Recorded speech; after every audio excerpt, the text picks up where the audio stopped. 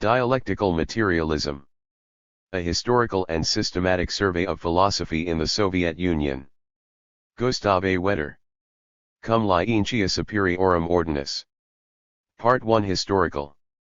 I. The Philosophical Roots of Marxism 3-1 Hegel 4-2 The Hegelian Left 7-3 Ludwig Feuerbach 10-4 Marxism and Positivism 15. 2 Karl Marx and Friedrich Engels 17-1 Karl Marx 17-2 Friedrich Engels 41. 3 Revolutionary Movements in Russia, The Origins of Russian Marxism 58-1 Origins, Russian Nihilism 59-2 Narodnichestvo 62 3 Russian Marxism 68. 4 Philosophical Tendencies in Russian Marxism before the Revolution 73 1 The philosophical conflict between Marxism and Narodnichestvo 73 2 Criticism in Russian Marxism 83 3 The God Seekers and the God Builders 90. 4 Bogdanov's Empirio-Monism 92. 5 Plekhanov 100 v. Vladimir Ilyich Lenin 110 1 Life and Philosophical Activity 111 2 Leninism 126. 6 Philosophical Developments in the USSR. Up to 1931 128. 7 Mechanism 137. 1 General Character of Mechanism 138. 2 Bukharin 143. 3 Axelrod 149. 8 Menshevik Idealism 154 1 General Outlines 155 2 Deborin 159 3 Trotsky 166. 9 Developments since 1931 175 1 Consequences of the Decree of the Central Committee of January 25, 1931 175 2 The Philosophical Institute of the Academy of Sciences 181 3 The Philosophical Discussion of 1947 and its Aftermath 183 4 From the Philosophical Discussion to the Death of Stalin 189. Stalin as a Philosopher 209. 11 Since the Death of Stalin 231. Part 2 The System of Soviet Philosophy. I. Conception of Philosophy 249 1 Philosophy and the Special Sciences 249 2 Individual Philosophical Disciplines 254 3 The Unity of Theory and Practice 256 4 The Partisan Character of Philosophy 268 5 The Philosophical Atmosphere in the USSR 274. The Theory of Matter 280. 1 Materialism or Realism 281. 2 The Leninist Concept of Matter 286. 3 Matter and Motion 296. 4 Space and Time 304. The Materialist Dialectic 310. 1 Stalin's Account of the First 2 Principal Features of the Marxist Dialectical Method 312. 2 The Law of the Transition from Quantity to Quality 319. 3 The Law of the Unity and Struggle of Opposites 333. 4 The Law of the Negation 355. The Theory of Categories 366. 1 Appearance, Essence, and Law 371. 2 Causality and Finality 375. 3 Necessity and Contingency. The Problem of Freedom 381. 4 Possibility and Actuality 396. 5 Form and Content 402. 1 Quantum Physics 406. 2 Relativity Theory 416. 3 Mass and Energy 424. 4 Chemistry 432. 5 Cosmogony 436. 6 The Origin of Life 442. 7 The New Cell Theory of O.B. Lepshinskaya 451. 8 The New Theory of Inheritance. I.V. Michurin, T. D. Lysenko 455 9 Anthropology and Psychology. I. P. Pavlov 469. 6 The Dialectical Materialist Theory of Knowledge 488 1 The Priority of Matter over Consciousness 492 The Copy Theory 498 3 Practice as the Foundation of Knowledge and Criterion of Truth 507 4 Objective, Relative and Absolute Truth 512. 7. Logic 51g. 1. The Materialist Dialectic as Logic and as Theory of Knowledge 518. 2. The Controversy over Formal Logic 523. 3. Individual Logical Operations 535. Preface. The present work is the outcome of a course of lectures originally delivered by the author in the summer of 1945 at the Papal Oriental Institute in Rome, in which, as part of a more general survey of the history of Russian philosophy, he also had to deal with pre-revolutionary Russian Marxism, and with Soviet dialectical materialism. From these lectures there sprang the first version of this book, which was published in Italian late in 1947. It was followed in 1952 by a very extensively revised German edition, which had to be reissued, in unaltered form, in 1953 and 1956. 2. The present English translation is based on the text of the fourth German edition, now in the press, which has again been very thoroughly revised and supplemented with new material. The doctrinal edifice of Soviet philosophy is divided into two parts, dialectical and historical materialism. The author has here had to confine himself to the first of these, namely, dialectical materialism, including the philosophy of science, in effect to the properly philosophical portion, as the term philosophy is understood in the West. Historical materialism, which in Soviet usage includes the theory of society, could not be dealt with as such. The problems of ethics, aesthetics, and the philosophies of history and law are also assigned, under the Soviet scheme of things, to the field of historical materialism. There would certainly have been some justification for enlarging the scope of the accurate to some extent and bringing these subjects also within our purview, since in Western usage, at all events, they undoubtedly rank among the philosophical disciplines properly so called. The reason why this has not been done is that the author originally hoped later on to be able to follow up the volume on dialectical materialism with a second one on historical materialism, and because lack of both time and space have compelled him to this self-imposed restriction. The present revised version of the book differs in the first place from previous editions of the German version in that the historical part has been carried up to the XXTH Party Congress of the CPSU. In the systematic part, the chief need was to take account of the changes wrought by the de-Stalinization campaign. These have consisted chiefly in a reversion from the Stalinist account of the theory of dialectic to that of Engels, and a corresponding rehabilitation of the law of the negation, together with the theory of categories and certain philosophical problems raised by modern science. The chapter on dialectical materialism and modern science has therefore been completely rewritten and very much enlarged. The section on the unity of theory and practice has also been rewritten almost in its entirety. In working over the remaining chapters, however, the author has been compelled by technical considerations of publishing to limit himself more severely, and to depart less extensively from the earlier text.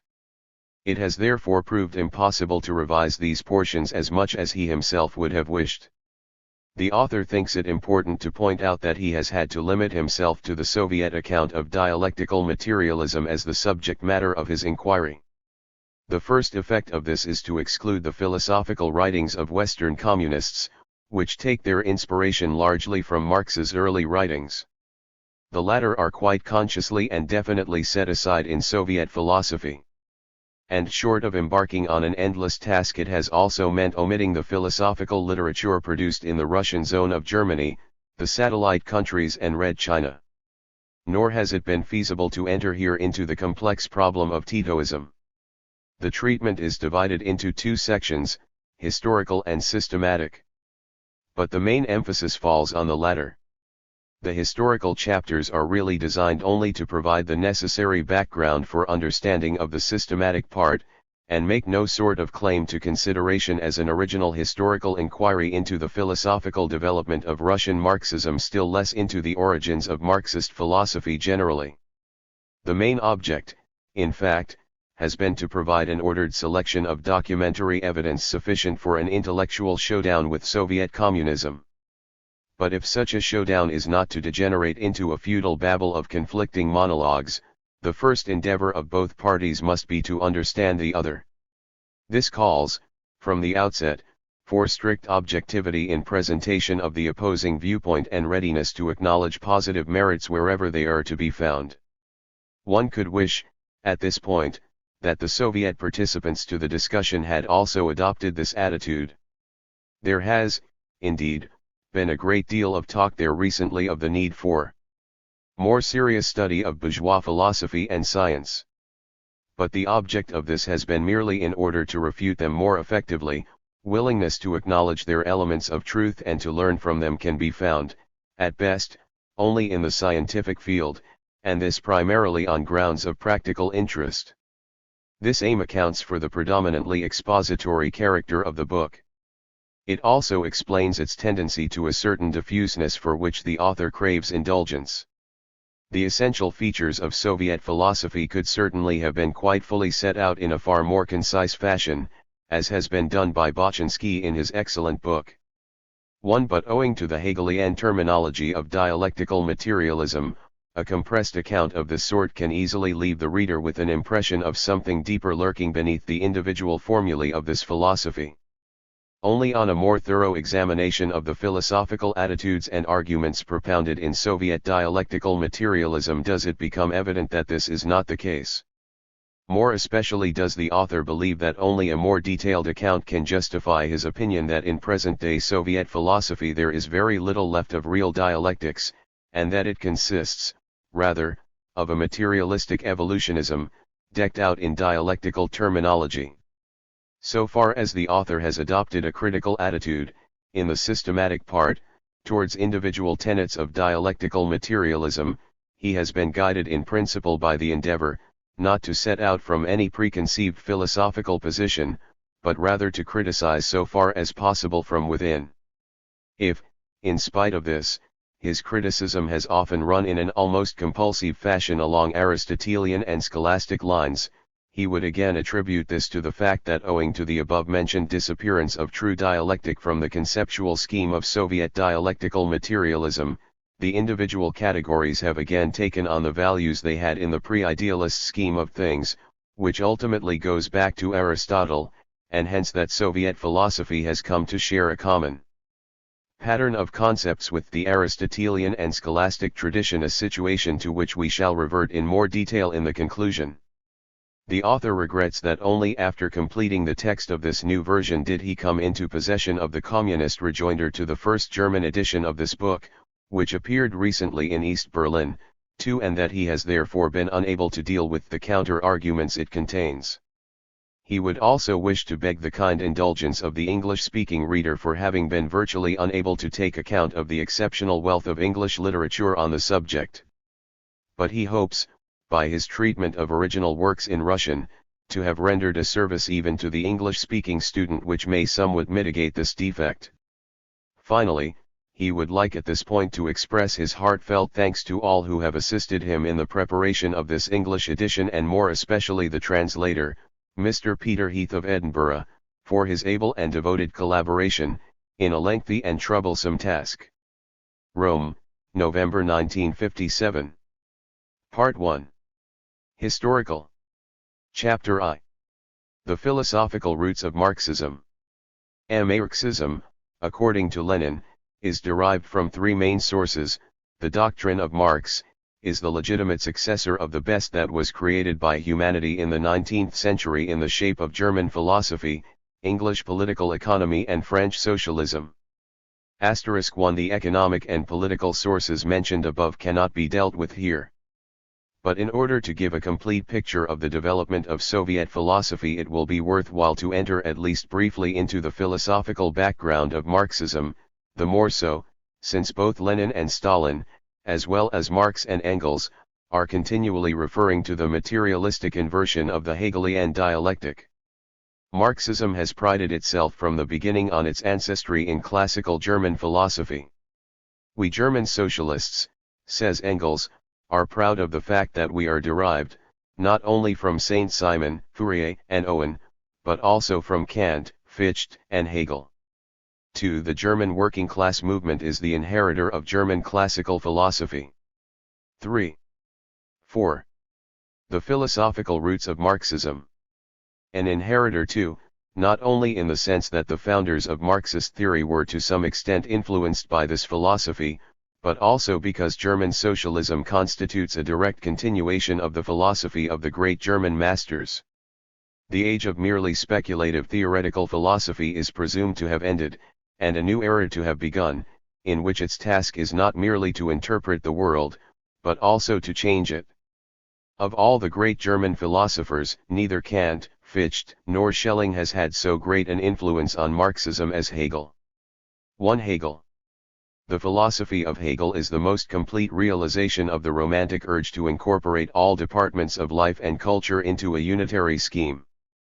Fichte and Schelling had already made the first moves towards deriving everything from a single ultimate principle.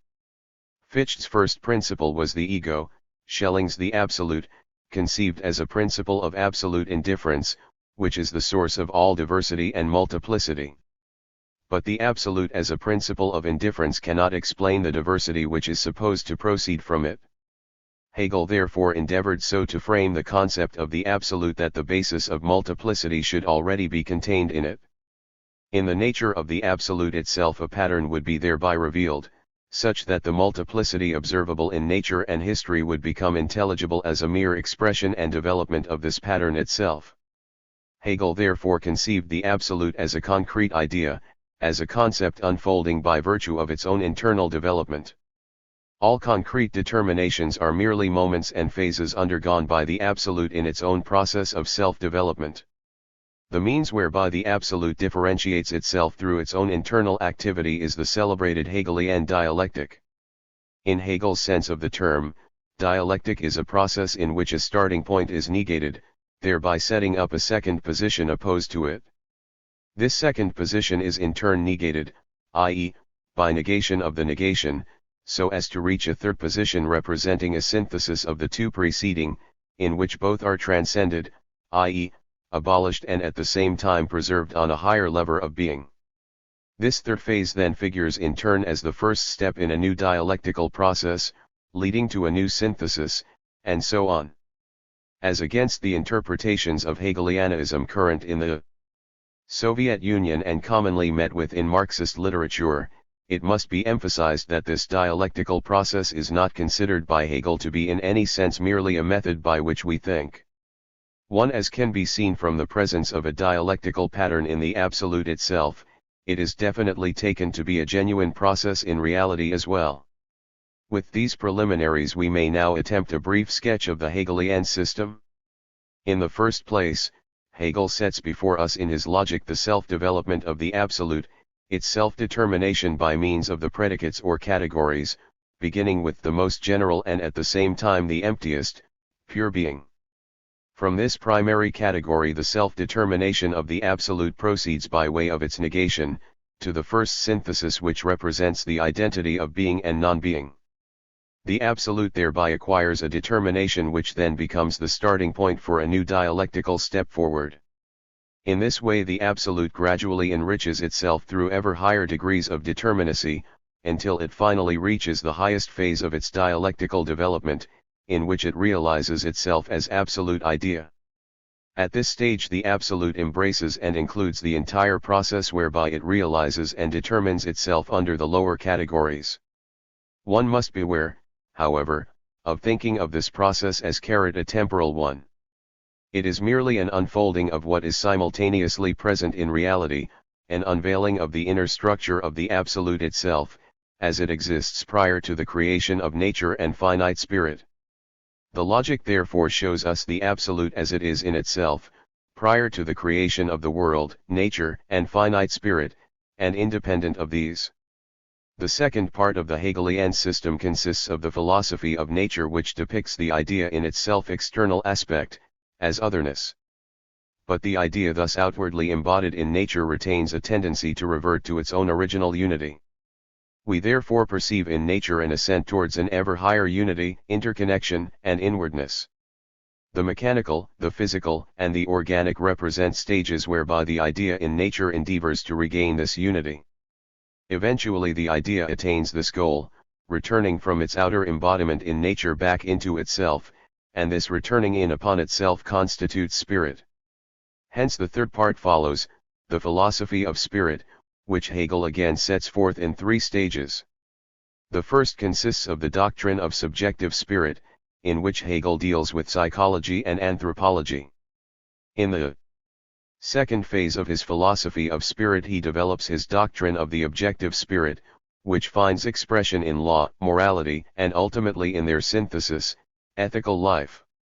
The highest realization of this ethical life is discerned by Hegel in the state, and more particularly in the Prussian monarchy of his own day.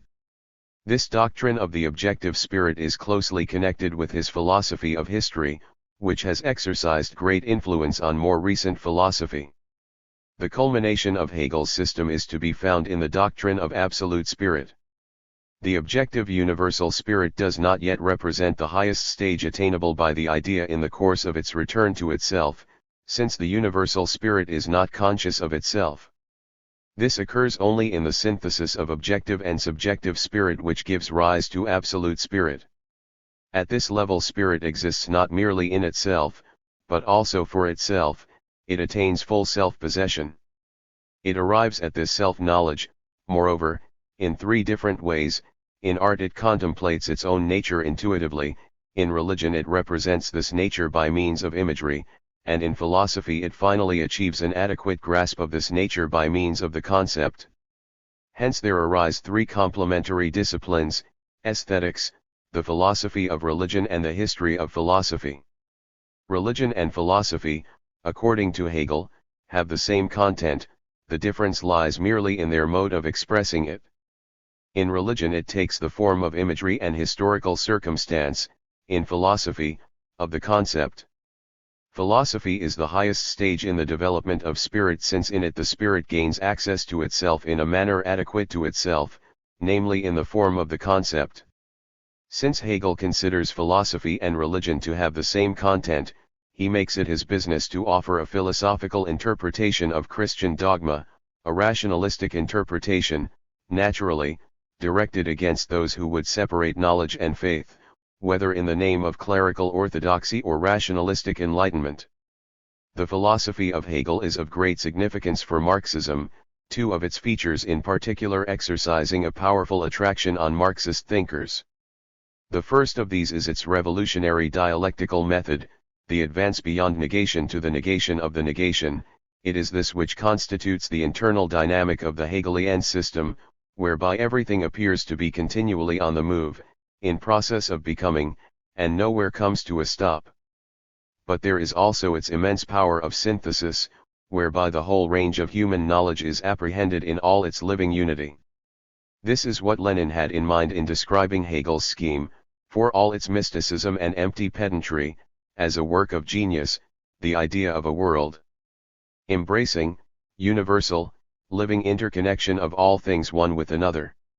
What Marxism could not tolerate, however, was Hegel's idealism, and the reactionary, anti-dialectical tendency of his system in presenting itself as the summit of philosophical development, and the Prussian monarchy as the final incarnation of the spirit. This conservatism of outlook leads Stalin to interpret Hegelianism as a philosophy of aristocratic reaction against the French Revolution.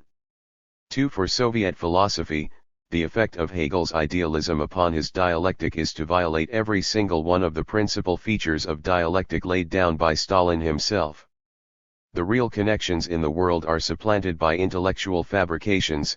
An ascending order of development occurs, for Hegel, in the realm of spirit only, and not in nature.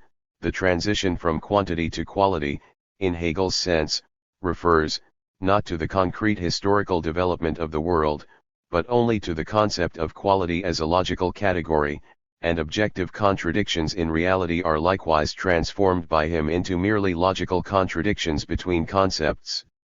3. For these reasons, Marxism has set itself all along to preserve what is valuable in Hegel, namely the dialectical method, while replacing idealism by materialism, and so transforming the idealist dialectic into a materialist one. In thereby turning Hegel upside down, however, Marxism retains not only an immediate link with Hegel, but also an indirect one, by way of Feuerbach and the Hegelian left. Soon after Hegel's death in 1831, his disciples split into two groups. The rift occurred chiefly in the field of philosophy of religion. The right remained more or less loyal to the traditional outlook expressed in the doctrines of the churches, but there was also a left consisting of those who supported the liberal opposition to Prussian absolutism, and made use of Hegelianism as a weapon against it.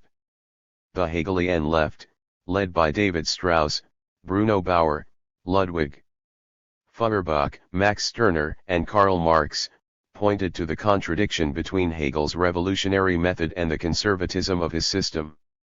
It arises from the fact that the dialectical method involves a continual progress, a ceaseless development, for which no specific state of affairs can be laid down in advance as an ultimate conclusion. The principle of dialectical progress implies that every reality is thereby already in process of losing the character of logical necessity it possesses at that moment. At any subsequent moment it is no longer rational and appears destined to give place to a new reality. But this dialectical character of Hegel's method is at variance with his system, which differs entirely in recognizing a particular state of affairs as final. The left-wing Hegelians simply took over the revolutionary method, and turned it into a philosophy of action. For Bruno Bauer, this action consisted in philosophical criticism. Its task is to ensure that the irrational element is eliminated from the historical unfolding of reality. As Reinhard Loth has recently shown, there were two Slavs in particular, in the ranks of the young Hegelians, who played an altogether critical part in the intellectual development of the youthful Marx. Loth regards this as one of the decisive reasons why Marx's doctrine should have proved so particularly influential in the Slavonic East. The first of these two, Count August von Tsieszkowski, found the answer to the general perplexity which had overtaken the minds of Hegel's disciples after the master's death.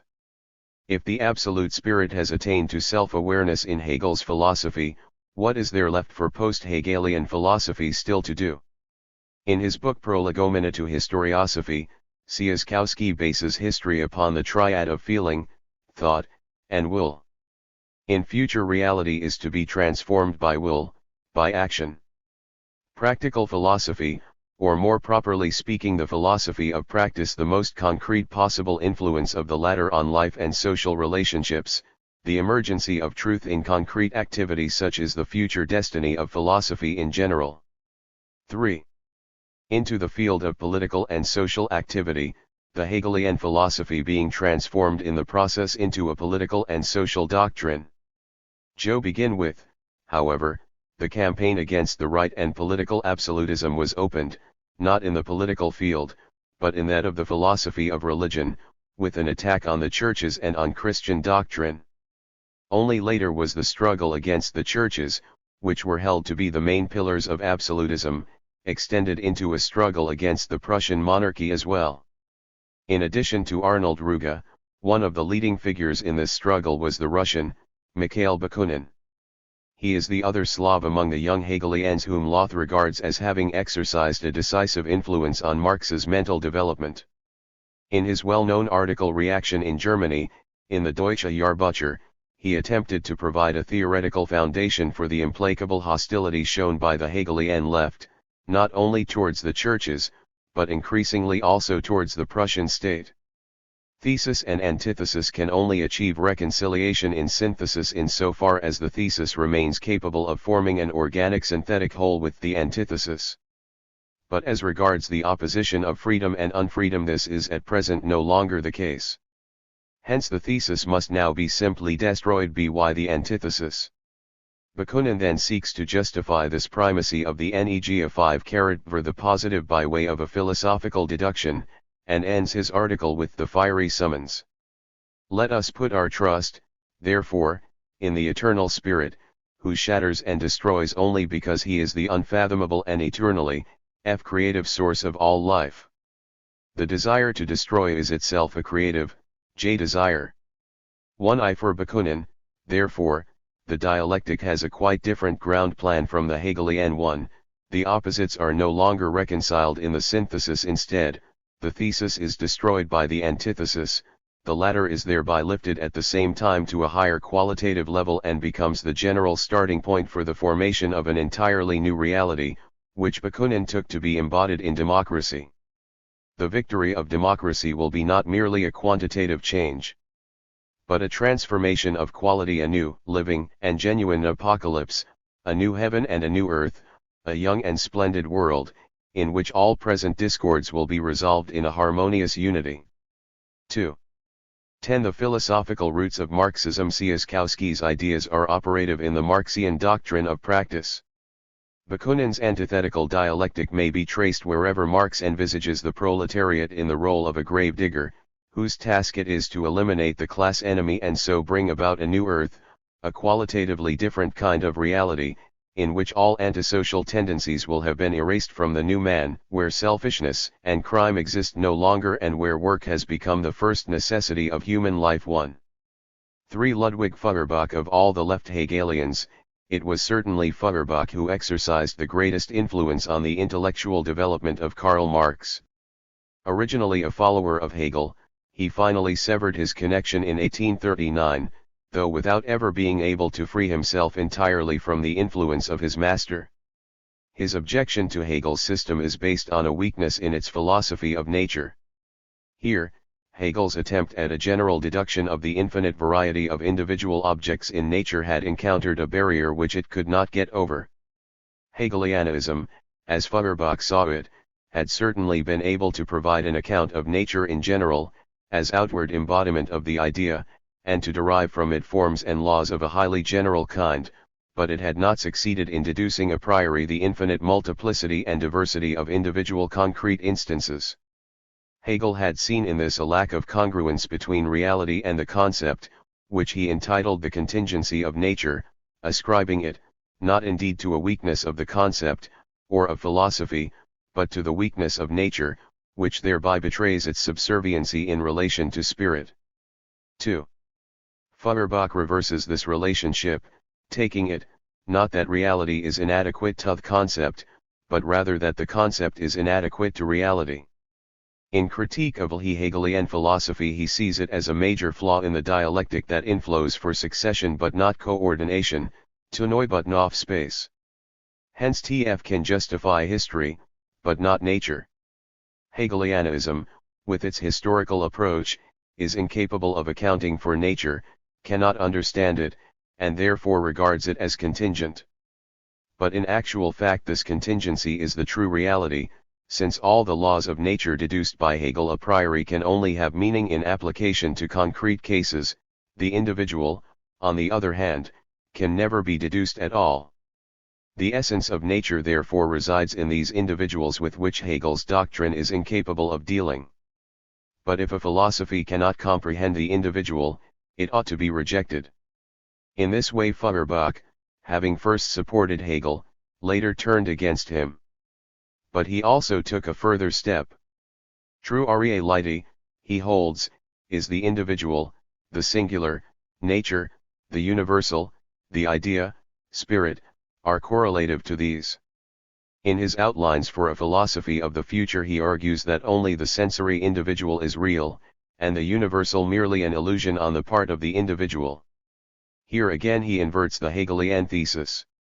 Hegel considered spirit, the idea, to be the true reality, and nature merely the external guise, a necessary self-division on the part of spirit, which apprehends itself by means of the sundering and separation from itself. According to Feuerbach, however, the opposite happens. Spirit is merely a duplication and disuniting of the individual within itself, not a real entity, but only a pale reflection of nature. German idealism thereby terminates in a crude materialism, and there its tragedy lies. The basic flaw in idealism, its inability to derive nature and the individual from the idea and the universal, led, in Feuerbach's teaching, to its own self-destruction through the disavowal of its one creative principle, spirit. And yet this materialism and naturalism still bears traces of its idealistic origin. The influence of the dialectic remains, as can be seen in the conception of spirit as the negation of matter, as a sundering of nature over against itself. This materialism is the twin brother of dialectical idealism. Feuerbach's teaching is merely inverted Hegelianism. 1. Starting from this point of view, Feuerbach carried Strauss's criticism of Christianity to its logical conclusion. Strauss's historico-philological methods had already shaken the foundations of religion. Feuerbach attempts to uproot them psychologically, by seeking to lay bare the origins of the idea of God, and so to liberate humanity from this idea. Our religion, in his view, is an illusion arising from the fact that man ascribes RET to his own nature, of which he forms a concept for himself, and sets this up over against himself as something alien to him. Religion, at least the Christian, is the relation of man to himself, or more correctly to his own nature, but a relation to it, viewed as a nature apart from his own. The divine being is nothing else than the human being, or, rather, the human naturel puis maîtrise from the limits of the individual man, made objective, i.e., contemplated and revered as another, a distinct being. One man sets up his own nature as God to himself by magnifying it to infinity. Hence this nature appears to him as something alien to himself. God is that which man would wish to be. Religion thereby becomes a product of human needs and wishes. Religion is the disuniting of man from himself. He sets God before him as the antithesis of himself. God is not what man is not what God is. God is the infinite, man the finite being. God is perfect, man imperfect. God eternal, man temporal. God almighty, man weak. God holy, man sinful. God and man are extremes. God is the absolutely positive, the sum of all realities, man the absolutely negative, comprehending all negations.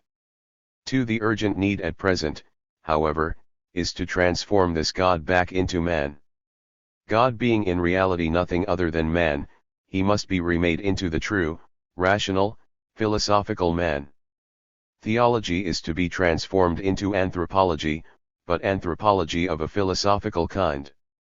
In this way Feuerbach seeks to liberate man from the illusion of God, to restore him his full freedom, and to make a true man of him.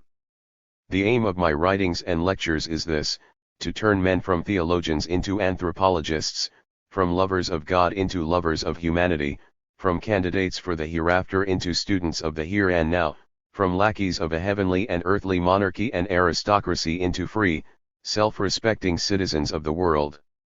3. And at the end of the final lecture Feuerbach expresses the hope that he has not failed in his task, the task, that is, of turning you from friends of God into friends of man, from believers into thinkers, from praying theory into working man.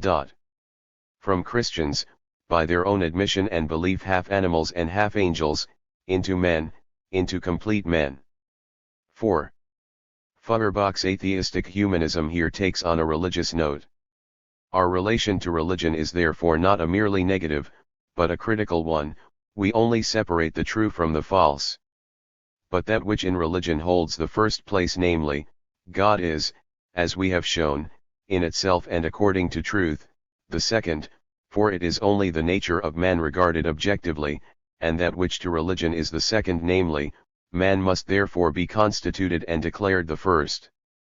Love to man must be no derivative love, it must be original. If human nature is the highest nature to man, then practically also the highest and first law must be the love of man to man.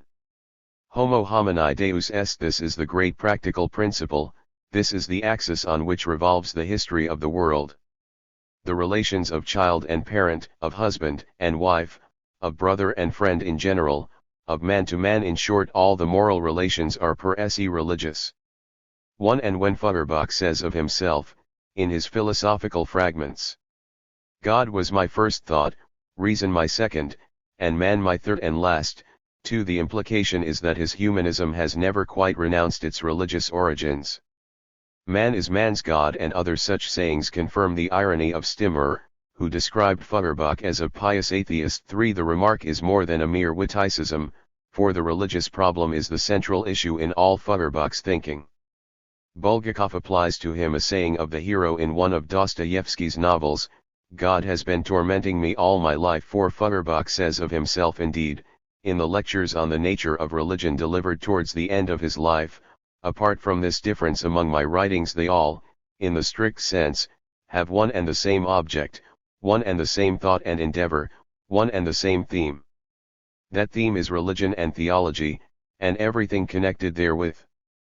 5. This is all of considerable interest to our inquiry, this religious aspect of anthropologism, the cult of God-man, to borrow an expression from Bulgakov, is also evident, as a legacy from Feuerbach, in Marxism and Bolshevism, though it is not in fact acknowledged, Feuerbach himself being disapproved of precisely because of his religiosity. But when Feuerbach asserts that man is man's God, he is thinking of man as a social being, in community with other men.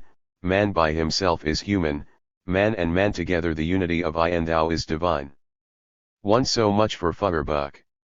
We have dealt with him in some detail, since his doctrine had a great influence on that of Marx, and hence on the whole of Marxism. Feuerbach's influence on Marx is expressly underlined by Masaryk, who ends his exhaustive account by remarking, anyone who has mastered these few pages on Feuerbach knows more of Marxism than he would from an undigested reading of the first volume of Capital. 2. Bulgakov goes further still, I should like to endorse this judgment with redoubled emphasis, even a well-digested reading of all 3 volumes of Capital will give no such idea of the basic standpoint, the ruling spirit of Marxism, as familiarity with Feuerbach. 3. Marx's chief debt to Feuerbach is the idea of humanism. This humanism, the struggle to free humanity from oppression, led Marx to socialism. Feuerbach is also the source of the notion of anthropomorphism, which Marx, as we shall see, was to apply not only to philosophy and religion, but also in the social field. The influence of Feuerbach, and that of all the Hegelian left, especially the fact that they began their campaign against the Hegelian right and the whole social order dominant at the time, with an attack on traditional Christianity, also helps to explain how Marxism could take on such a violently anti-Christian and anti-religious character. From the standpoint of contemporary Soviet philosophy, however, Marx's significance is not to be seen merely in the fact that he combined the Hegelian dialectic with Feuerbach's materialism. Such a view would mean looking at Marx's philosophical work too much from the logical angle, as a purely ideal development, whereas in reality his philosophical career must be viewed in the closest possible connection with the proletarian struggle for liberation. In detail, the following objections are more particularly raised by the Soviet philosophers against Feuerbach's philosophy. In his revolt against German idealism, Feuerbach paid insufficient attention to the importance of the dialectic, hence he confined himself to dissenting from Hegelianism without overcoming it. Owing to his neglect of the objective significance of the dialectic in everyday life, his materialism has an excessively abstract, contemplative, metaphysical character, in conceiving of man as an absolute, unalterable entity, given once and for all, regardless of his historical development and concrete situation. His humanism is too religious. Feuerbach does no more than replace the religious link between man and God by an equally religious relationship of men to one another. 4. Marxism and positivism. In addition to Hegel and Feuerbach, Masaryk also mentions positivism as a further source of Marxist philosophy. Apart from the latent positivistic elements in some of the German philosophical systems, Marx was especially influenced, in Masaryk's opinion, by French positivism, with which he came into contact particularly during his stay in France from 1843 onwards. Communist reviewers of earlier editions of this book have taken violent exception to this suggestion. A Soviet reviewer in Voprosi Philosophii describes it as a scoundrelly fabrication to identify the dialectical materialist rejection of metaphysics with that of positivism, since the latter also regards materialism as metaphysics and rejects all philosophy whatsoever. A further major argument put forward is the hostile attitude which Marx and Engels adopted towards Kant. 2. That the Soviet elaboration of Marxism does indeed concede the right of philosophy to exist, and differs from positivism in this respect, is something we have always been at pains to acknowledge, even in earlier editions of this book. But it still does not follow from this that in earlier days also Marxism was always similarly anti-positivistic in its attitude, nor yet that even in Soviet Marxism some other positivistic elements may not be discernible. And if Marx and Engels took issue on occasion against Comte, this too is no guarantee of their entire immunity from positivistic habits of thought, for positivism had already come into being earlier than this. Indeed, Feuerbach himself, who exercised so decisive an influence on the two founders of Marxism, is commonly referred to as one of the main representatives of German positivism. As for the concrete evidence of Marxism having absorbed a measure of positivism, it is clearly traceable from the first at many points in Engels.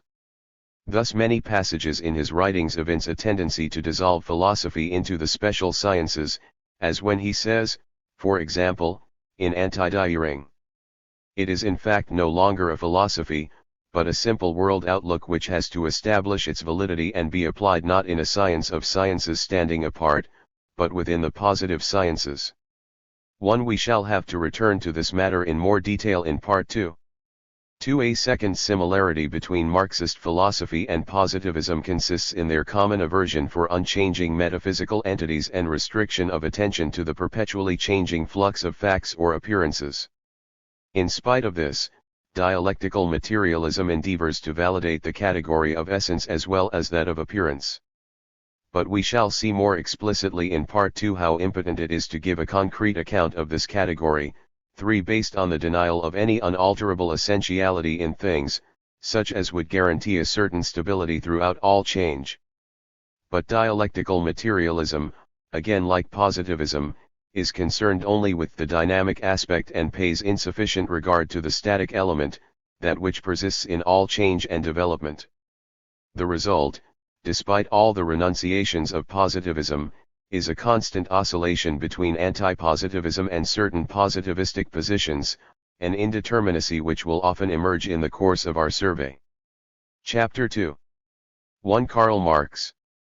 Karl Marx was born in Trier on May 5, 1818. His father, an advocate, was a Jew who became converted to Protestantism in 1816, in which faith his son was also brought up, after having received baptism in 1824. The latter attended the gymnasium in Trier and later studied at the universities of Bonn and Berlin. At his father's wish he matriculated in the faculty of law, but was far more strongly attracted to philosophy and history, and devoted himself almost exclusively to these subjects after the death of his father in 1838. The focus of his intellectual activities was provided, however, not by the teaching in the university, but by the meetings of a philosophical society in the Berlin suburb of Strehlau, where both he and his respected teacher Gans were then living. The members of this circle consisted of young lecturers, zealous adherents of the Hegelian philosophy, and included Bruno Bauer, who had been a Privatdozent in the Berlin theological faculty since 1834. Under the influence of the discussions in this Strehlau Graduates Club, Marx seceded from the philosophies of Kant and Fichte to that of Hegelianism. Soon afterwards he was already in the camp of the Hegelian left. In company with Bauer he cultivated criticism which held that reality could be transformed through the development of the idea and the elimination of the irrational. But Marx soon became convinced that philosophy alone was not in a position to alter the real world and that for this purpose it had to be supplemented by practical action. Frederick William III died in 1840 and was succeeded by Frederick William IV, who attempted to revitalize the regime on a basis of absolute monarchy and Protestant pietism. This development brought about a simultaneous change in the position of the Hegelian left. Till then the Hegelian philosophy had enjoyed the favor of the government, and even the Hegelian opponents of the regime, who confined themselves to the sphere of ideas, had been tolerated on that account. All this was now at an end. The veteran Schelling was recalled to the University of Berlin, the government hoping that he would counterbalance the influence of Hegelian radicalism. Cheated in their hope of winning over the authorities to their own ideas, the Hegelian left was forced into opposition and transferred its campaign from the religious to the political field. Already in 1838 Ruge and Ichtermeyer had founded the periodical Hall-esche Jahrbucher, which furthered the application of criticism to the political sphere. In spite of their opposition views, the Hegelian left remained loyal at first to the cult of the idea of the state, and of its concrete embodiment, the Prussian state, which they had taken over from their master. Basing themselves on the Hegelian philosophy of right, they still saw the state as the embodiment of reason and morality. Their criticism was therefore chiefly directed against religion, which they held responsible for the faults of the regime. But very soon their opposition also turned against the monarchical principle and finally against the idea of the state itself, so that only their faith in humanity was left to them. This change did not take place without leaving a profound impression on the mind of the youthful Marx. He became increasingly estranged from Bauer and allied himself at first with Ruge. At this juncture he wrote his doctoral dissertation on the distinction between the Democritean and Epicurean philosophies of nature 1. There he argues that criticism, by secluding itself from reality, becomes incapable of having any effect on the world, and goes on, already clearly under the influence of Tsiolkovsky's ideas, to call for a supplementation of critical theory by means of practical activity. This thirst for activity soon brought Marx into politics. He began contributing to Ruge's Jahrbucher, though somewhat dissatisfied with its policy, which seemed to him too remote from politics and life. In 1842 the Rheinische was founded in Cologne. Marx and Bauer were invited to become contributors. After obtaining his doctorate, Marx had originally returned to Trier, from thence he moved first to Bonn and later to Cologne. It was not long before he was in virtual control of the paper. He was lucky to be able to seize this opportunity, for this journal enabled him to apply the doctrines of criticism direct to political questions. Marx's work on the Rheinische had a great influence on his development, leading him to busy himself not only with political questions but also with economic ones. When he began he was still imbued with Hegel's ideas, believing that the progress of the idea would necessarily bring about progress in reality, and that philosophical criticism must necessarily result in changes in the actual situation. Traces of a Hegelian outlook are clearly visible in his first article, in which he criticizes the debates of the Rhenish Diet on press freedom. He came out as a determined champion of the liberty of the press. In order to support his claims he brings the Hegelian concept of the state into action. Present-day philosophy regards the state as a great organism, dedicated to the realization of legal, ethical, and political freedom, in which the individual citizen, when he obeys its laws, is merely obeying the natural laws of his own, and indeed human, reason. In Marx's view this concept of the state requires freedom of the press, for the press is the seeing eye of the spirit of the people. It is the intellectual mirror in which a people contemplates itself. It is the ideal world, forever springing from the real and pouring new life back into it, from the ever-increasing riches of the spirit. In October 1842 Marx became chief editor. In further articles dealing, inter alia, with the debates in the Diet on the law against theft of timber, 2 and the state of the peasant wine growers on the Moselle, 3 he became increasingly concerned with social and economic problems. Since the Rheinische was also conducting a campaign against the Christian religion and the Christian state, this led to ever more serious trouble with the censorship, until finally in March 1843 the publication of the paper was forbidden by the government. But in spite of its brief duration, this episode had a decisive effect on Marx's career. On the one hand, his preoccupation with economic and social questions led to an ever-increasing divergence from the Hegelian philosophy. The rapid strides made by science and industry were already making the Hegelian view of nature, which depicted it merely as an external manifestation of spirit, increasingly unplausible. On the other hand, the closer study of reality resulting from his journalistic activities led him to see the interconnection and relationship of facts and ideas in a new fight. Hitherto, as a follower of Hegel, Marx had referred the process of history to the development of the spirit. He now tends increasingly to invert the relationship, and to ascribe a much more decisive significance to material facts in determining the course of events. In this reversal of his position, Marx was notably influenced by Feuerbach's Essence of Christianity. A further consequence of his work on the Rheinische was that Marx also became progressively less friendly to Bauer's criticism. This period of his activity had shown him that the progress of the idea was incapable of transforming reality, that facts are more powerful than theory. Marx therefore gradually drifted away from Bauer and the Berlin members of the Hegelian left, who still clung to the abstract and fruitless program of criticism.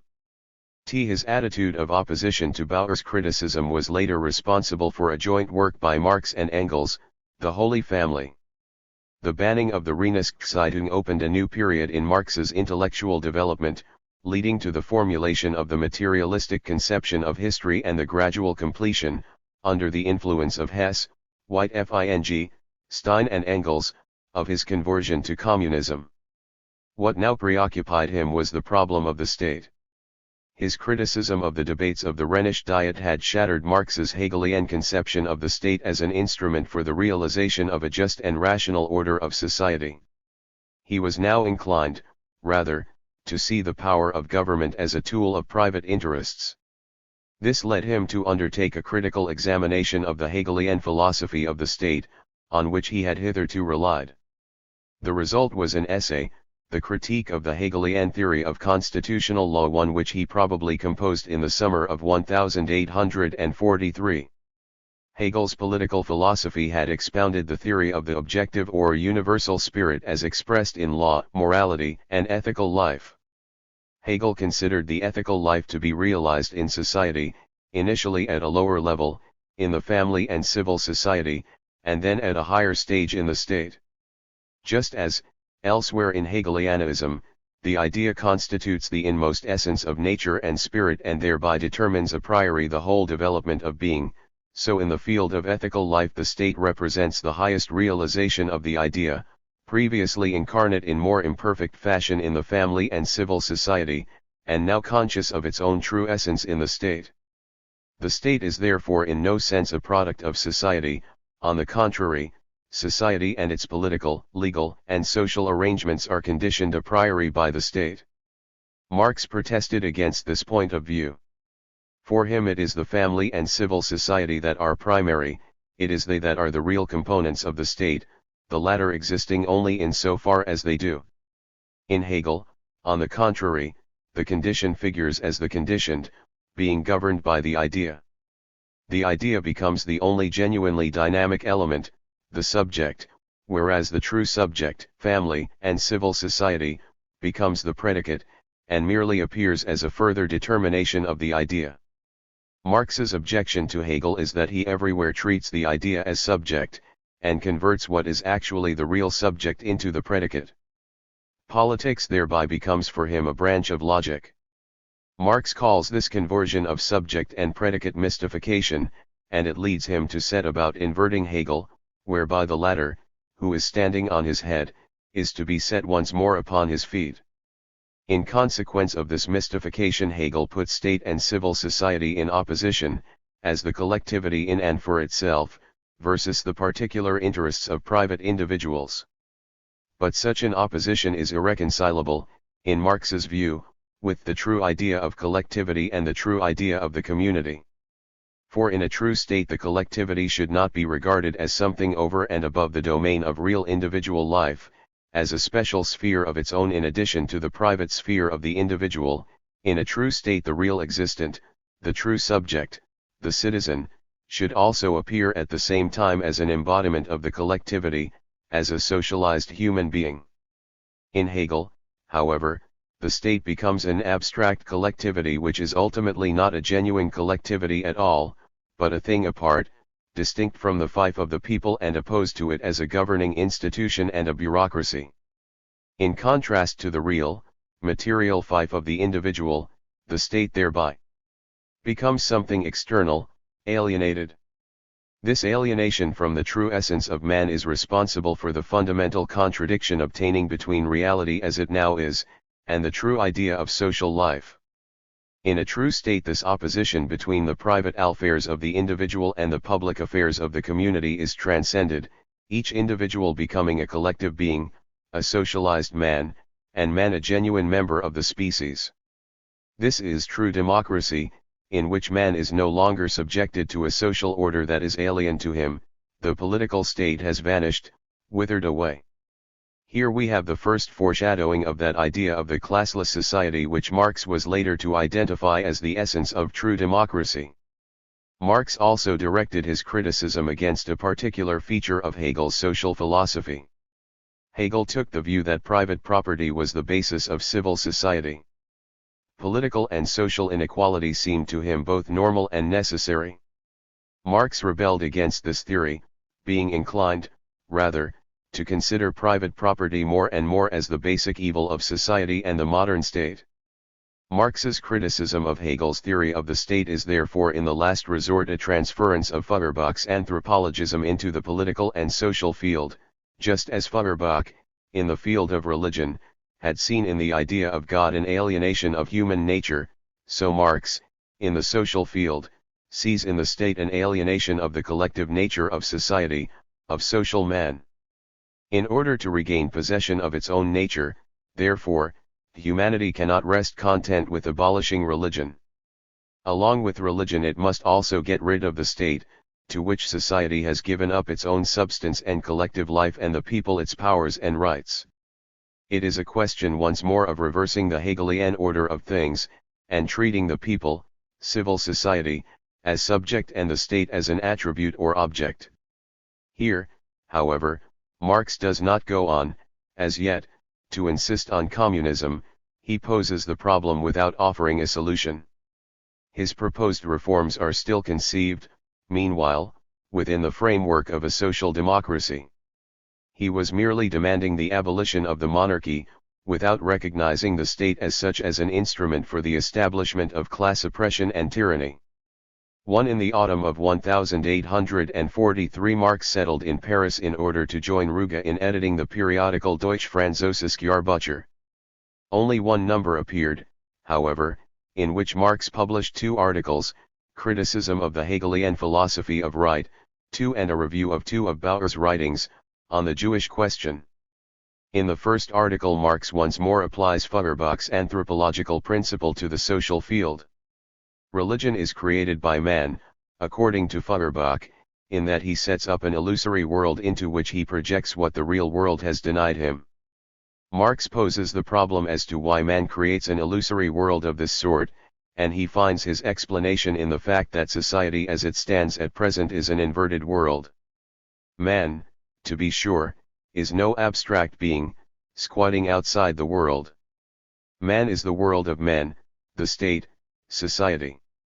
And if society creates, in religion, such an inverted consciousness of the world, in which illusion becomes reality and reality illusion, this comes about because the world itself is upside down, alienated from its nature. Religion, in fact, is a spiritual mirror image of the world and society, the general theory of this world. It is the fantastic realization of human nature, inasmuch as the latter has no genuine reality. It is the opium of the people, because it holds out hopes of an illusory happiness and thereby diverts them from the struggle for their real happiness.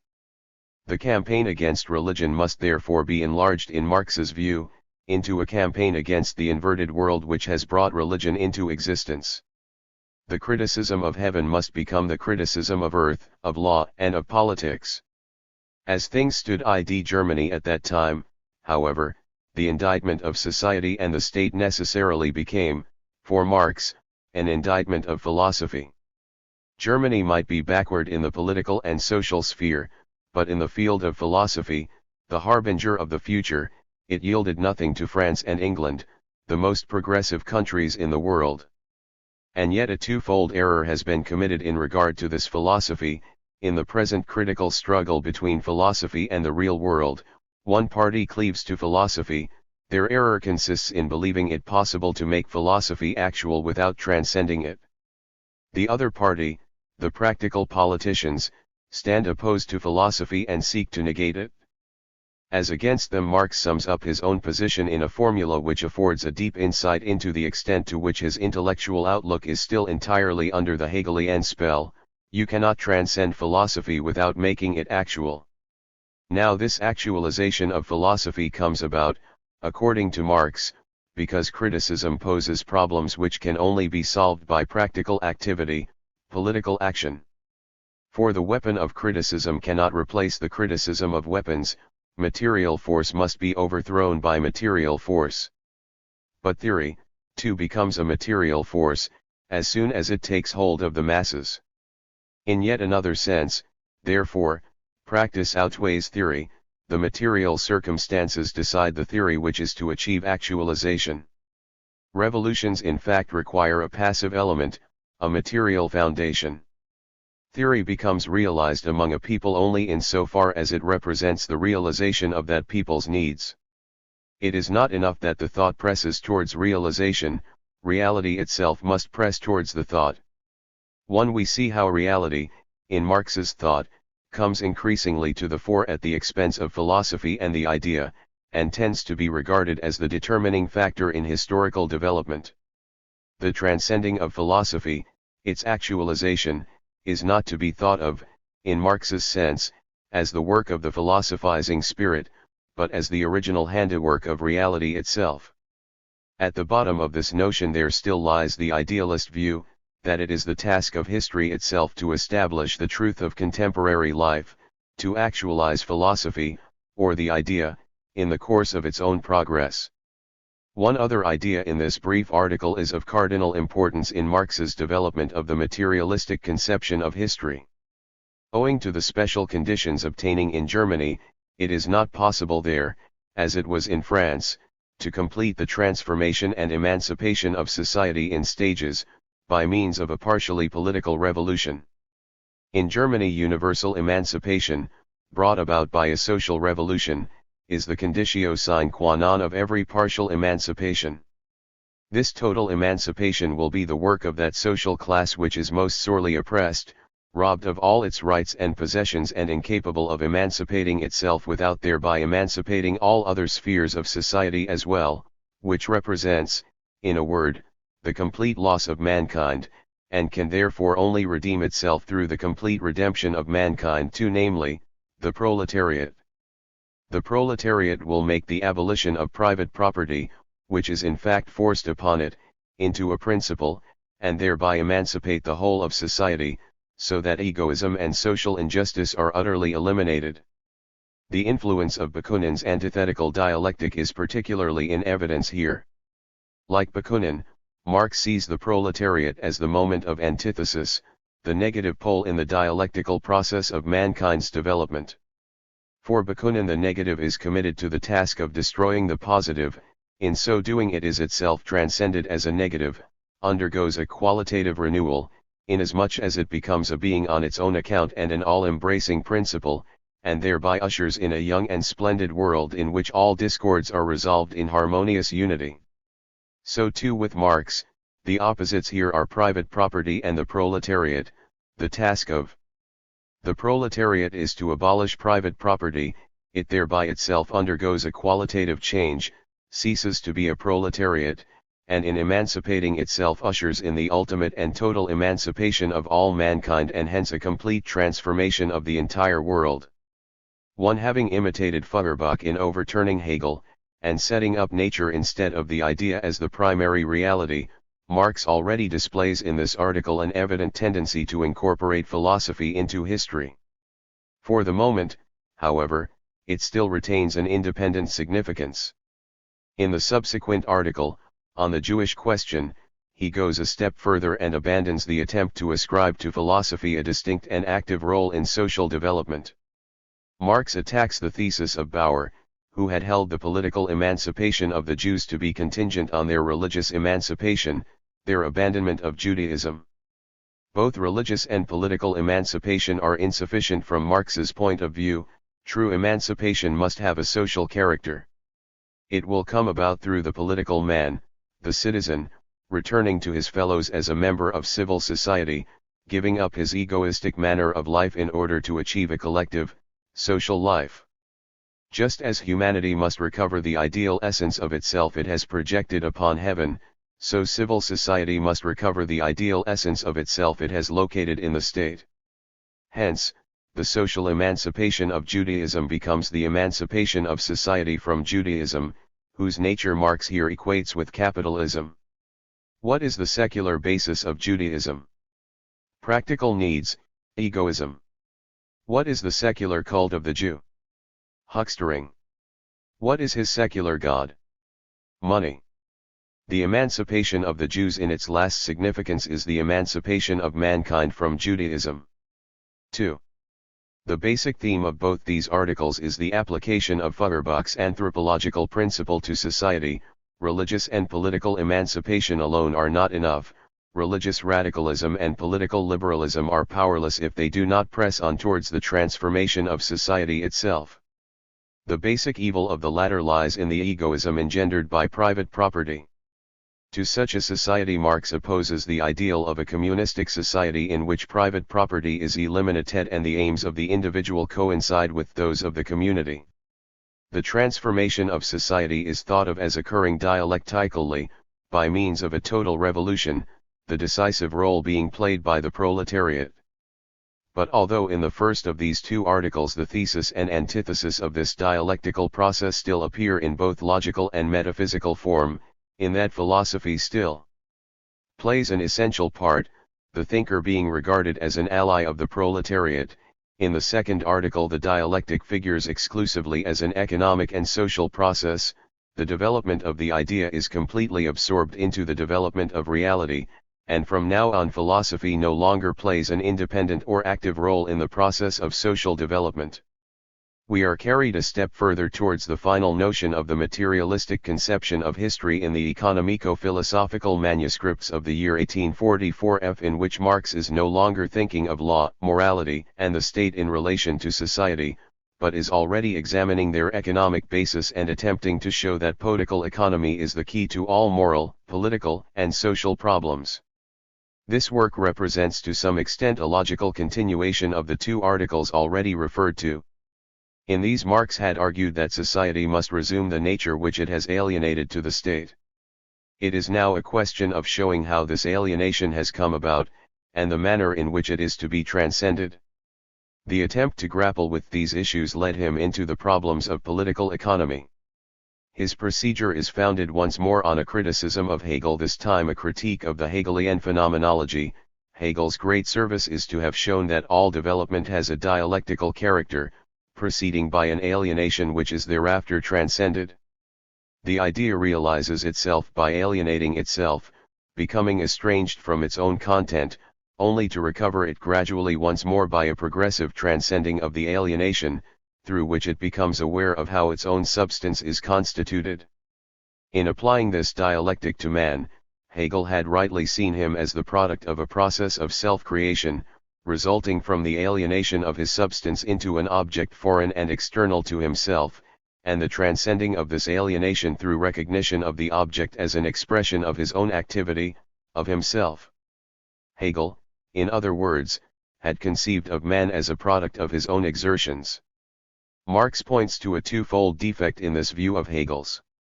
Its basic error is to represent the idea as a genuine reality.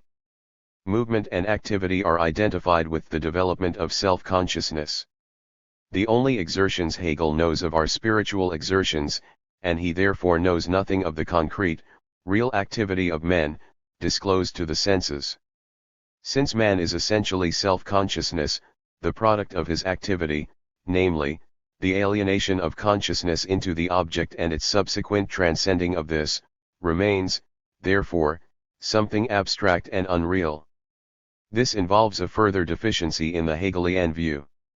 Since every opposition between subject and object remains within consciousness, the Hegelian conception of dialectic is inherently liable to transcend the object itself by demonstrating it to be merely another aspect of consciousness. The recovery of what was alienated becomes not so much a matter of overcoming the estrangement of the object as of transcending the object itself. Instead of achieving a genuine synthesis between thought and being, the Hegelian philosophy tends towards a disavowal of being and reality, and their dissolution in consciousness. Marx joins Feuerbach in once more turning Hegel upside down. Man conceived as self-consciousness can make nothing of his alienation beyond an abstract objectivity, he never arrives at concrete material objects. But if the real, concrete man, standing with his feet on the ground, alienates from himself, as external objects, his own substantial, real, and material energies, the objective character of his being can equally be deduced from the objective character of these his activities. Only an objective being has objective efficacy. Man creates and constitutes objects only because he is himself constituted by objects, being himself in origin a part of nature. Hence again for Marx it is not the idea that is primary, but nature. Man himself is only a part of nature, tied to her apron strings. His primary activity is not spiritual, not cognitive, but a real material activity in which he produces real objects and puts his energies, himself in fact, into them. As an objective creature in nature, man is in one sense an active being, equipped with natural vital forces. In another sense he is also a passive being, insofar as he is subject to numerous objects existing independently of himself and confronting him from without. A being having no objects external to itself is not an objective being, and a being that is not, in its turn, an object for some other being has equally little claim to objectivity. Thus there is no opposition in this respect between man and nature, subject and object, but only a mutual interfusion and dependence. Man becomes a product of nature, and nature a product of man. The adjustment of nature to human needs furnishes the content of history. Man's activity is at first instinctive, like that of animals. The objects of his activity simply exist outside him, though connected with him by the fact that he has need of them to supply his wants. Man, however, is not a natural being pure and simple, like an animal, which accepts nature as it finds her. He exerts himself consciously upon her, struggles to bend her to his needs, and also, on the other hand, to adapt himself to hers. This twofold adaptation constitutes the essence of labor. It is the stuff of practice, which from now on becomes a key concept in the philosophy of Marxism. The nature of practice is further elaborated by Marx along the lines of Hegel's conception of knowledge. In both cases the dialectical element is of cardinal importance. As in the case of knowledge for Hegel, so labor, practice, for Marx consists essentially in an alienation of the subject. But this alienation differs from that implied in the Hegelian conception of knowledge in being concerned with the creation of real, externally existing objects, into which man puts his energies, alienates his own self. And as in Hegel's knowledge, so in Marx's practice, this alienation must be followed by a recovery of that which is alienated. But while in Hegel the recovery tends, as Marx objected, to suppress the object itself, in practice this recovery is supposed to be merely a matter of eliminating the estrangement between subject and object, i.e., overcoming the fact that man looks on the result of practice, the product of his labor, as something external and alien to him. In this fashion, by a joint use of Feuerbach's anthropologism and Hegel's dialectic, Marx arrives at the materialistic conception of history and the demand for communism. The social order based on private property is an order of estranged, alienated labor wherein the nature of man, which he has externalized in the product of his labor, is not recovered, but remains alienated from him. This accounts for the weakness of man's position in the present social order. Feuerbach's supposed discovery in the field of religion, namely, that man becomes ever weaker in himself, the more of himself he projects into an object independent of him, is confirmed by Marx in the social sphere. Man becomes ever weaker, the more he produces, the labor which remains divided from man's nature becomes, in the shape of capital, a means to his enervation and oppression. The more wealth the worker produces, the greater the increase in the power and scale of his production, the poorer does he become. The more the worker exerts himself, the mightier grows the alien, outer world that he has raised up against him, the poorer he becomes in his inner world, the less it belongs to him for his own. So it is also in religion. The more man ascribes to God, the less he retains for himself. The worker puts his fief into the object, yet it now belongs, not to him any longer, but to the object. The greater his efforts in this direction, the more destitute is he left. The product of his labor is something not himself. The greater the product therefore, the less he is in himself. The worker's alienation of himself in his product signifies not only that his work has become an object, an externally existing thing, but that it exists outside him, alien to him, independent of him, has become a self-subsistent force opposing him, and that the life with which he has endowed the object is pitted in estranged hostility against him. 1. And Marx again draws the conclusion, neither the abolition of religion, nor philosophical criticism, are sufficient to restore human nature. This can only be done by a transformation of the social order, the abolition of private property and the removal of the material restrictions which are responsible for this estrangement. This will be the task of the social revolution, which will be brought about through the development of the property-owning social order itself, for this presently dominant order is creating, in the proletariat, the instrument which is to effect its own downfall. Communism, with its abolition of private property and removal of all alienation, represents the return of man to true human life. And just as this alienation has operated simultaneously in the sphere of consciousness and in that of concrete life, so the emancipation achieved by communism in the social and economic sphere will also bring about a religious emancipation and so give validity to atheism. But this liberation will not come about through deliberate intervention, it will be effected rather, through the inner law of development of the present order itself, which already carries within itself the seeds of its own destruction. In so saying, MKRX has not only arrived at the demand for communism, but also approximates closely already to the final formulation of the materialistic conception of history. Whatever occurs in consciousness is merely a reflection of what is going on at the economic foundations of society. Economic changes necessarily bring with them a transformation of political and social organization, and the moral and religious outlook. A twofold legacy from his idealist Hegelian upbringing is still, however, traceable. Firstly, the fact that criticism still plays a role, in that it serves, by discovering the contradictions in the social order, to indicate the road of historical development, and secondly the view that these contradictions are still to be thought of as proceeding from the idea of a moral defect, a discordancy between present-day reality and the true nature of man, a legacy from which neither Marx nor Marxism were ever able to free themselves entirely. In Paris, Marx busied himself with an exhaustive study of the French Revolution and delved into the works of the classical political economists, Adam Smith and David Ricardo. In addition to these theoretical concerns, he also continued his practical revolutionary activity. He launched into active propaganda among the German emigrants, kept in touch with the clandestine French trade unions, made the acquaintance of Fouan, Bakunin, Louis Blanc, Cabet, and others, and became friendly with George Herwegh and Heinrich Heine. The all too revolutionary tone of the article he had published in the first number of the Jahrbucher led to a breach of relations with Ruge. In Paris he also worked on the staff of Vorwärts, a German periodical appearing there, and published in it a series of articles in which he attacked Prussian absolutism and derided Frederick William IV.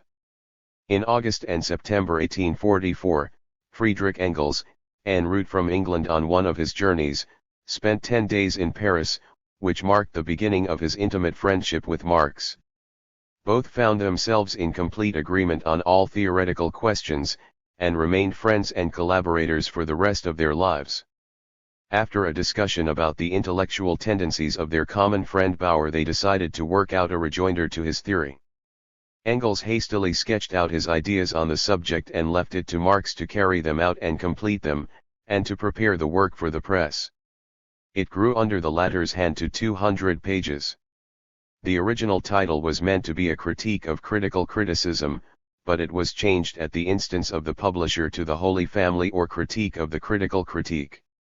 Against Bruno Bauer and Co., the words Holy Family are used by Marx and Engels as an ironical description of Bauer and his associates, because they had created out of spirit and consciousness a transcendent entity, namely criticism, which had been made incarnate in the members of the group. If the Holy Family did not give Marx the opportunity of presenting his materialistic conception of history, the fruit of his labors in philosophy and political economy, in systematic form, it at least enabled him to give it precise application in certain concrete instances. As against Bauer's idealism, he explains how the state, law, religion, and morality are conditioned by the class struggle. Marx's articles in Vorwärts impelled the Prussian authorities to take steps with the French to have the author evicted from France. The French government were only too willing to comply, and Marx was obliged to leave France in January 1845. He went to Brussels, where he spent 3 years. Here, as in Paris, he pursued his theoretical and practical activities, working in conjunction with the trade unions and carrying on an intensive propaganda. In the theoretical field he was especially anxious to put the finishing touches to his philosophical development in the years preceding. This he did, in the first instance, by laying down 11 briefly stated theses against Feuerbach, and later by composing a more elaborate treatise, the German Ideology. The theses against Feuerbach were drawn up in March. They are not aimed at Feuerbach alone, since they also take issue against all earlier materialism, and idealism as well. Feuerbach's error, according to Marx, lies in his purely contemplative attitude to reality, which represents for him a mere object of sensuous contemplation, rather than positive activity. He treats man as an abstract entity, an isolated individual, not as a member of a concrete society. Against Feuerbach's picture of man, Marx again puts forward his own doctrine of practice. Man's primary attitude to the world is not one of passive contemplation, but a sensuous activity seeking to change the world, namely practice. It is also a practical question whether objective truth can be attributed to human thinking, and it is in practice that man must prove the reality and power, the this-sidedness of his thinking. The subject of practice is not the abstract, isolated individual, but social man in the historical course of his social life. The result of this practice is the revolutionary transformation of the world, socialized humanity. And Marx concludes, the philosophers have only interpreted the world, in various ways, the point however, is to change it.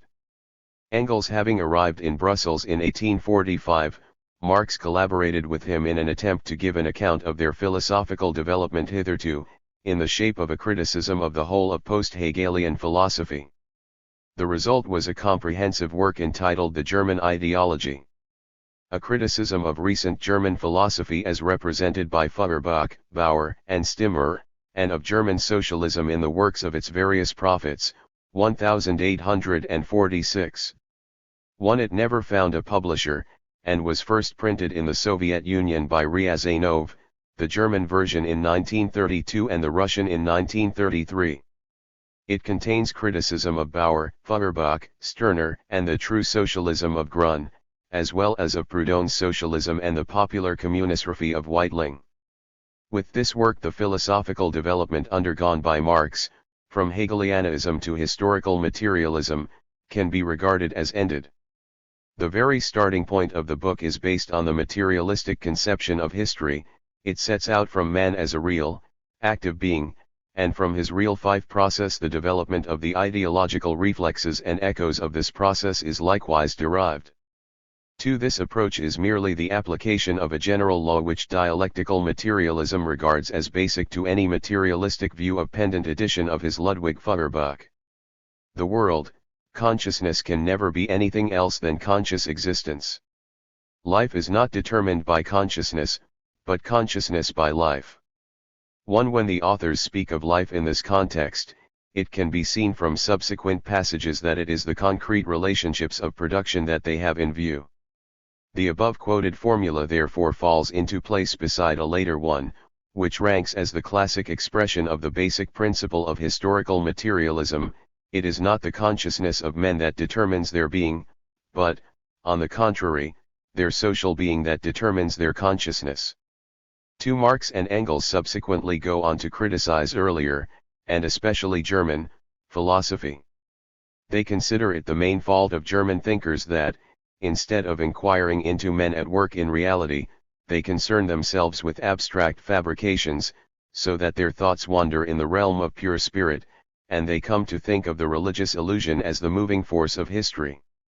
In contrast to this, the authors devote their entire energies to studying the actual history of man in his concrete activity on earth. They see in the process of material production the factor which conditions the whole of social life. This basic law gives rise to others: the law of division of labor, of the formation of classes, of the class struggle, etc., whose effect is to ensure that historical development will lead to the proletarian revolution and the establishment of communism. 3. This work effectively represents the end of Marx's philosophical development. In 1847 he published in Brussels The Poverty of Philosophy, 4, containing a rejoinder to Proudhon's book, Système de contradictions économiques, ou Philosophie de la misère, which had appeared in 1846. Marx here applies his materialistic theory of history to the explanation of social relationships, formulates the doctrine of the class struggle, and has already begun to lay the foundations of the theory of surplus value. His practical activities go hand in hand with his theoretical, being centered especially on the Communist League. The Second Congress of this organization, held in London in November 1847, entrusted him with the task of drawing up a condensed account of their program. The result was the Communist Manifesto, one published in German, in London, a few weeks before the Revolution of February 1848, the French version appeared in Paris shortly before the June Rising of the same year. In this year a large part of Europe was convulsed by revolutionary movements.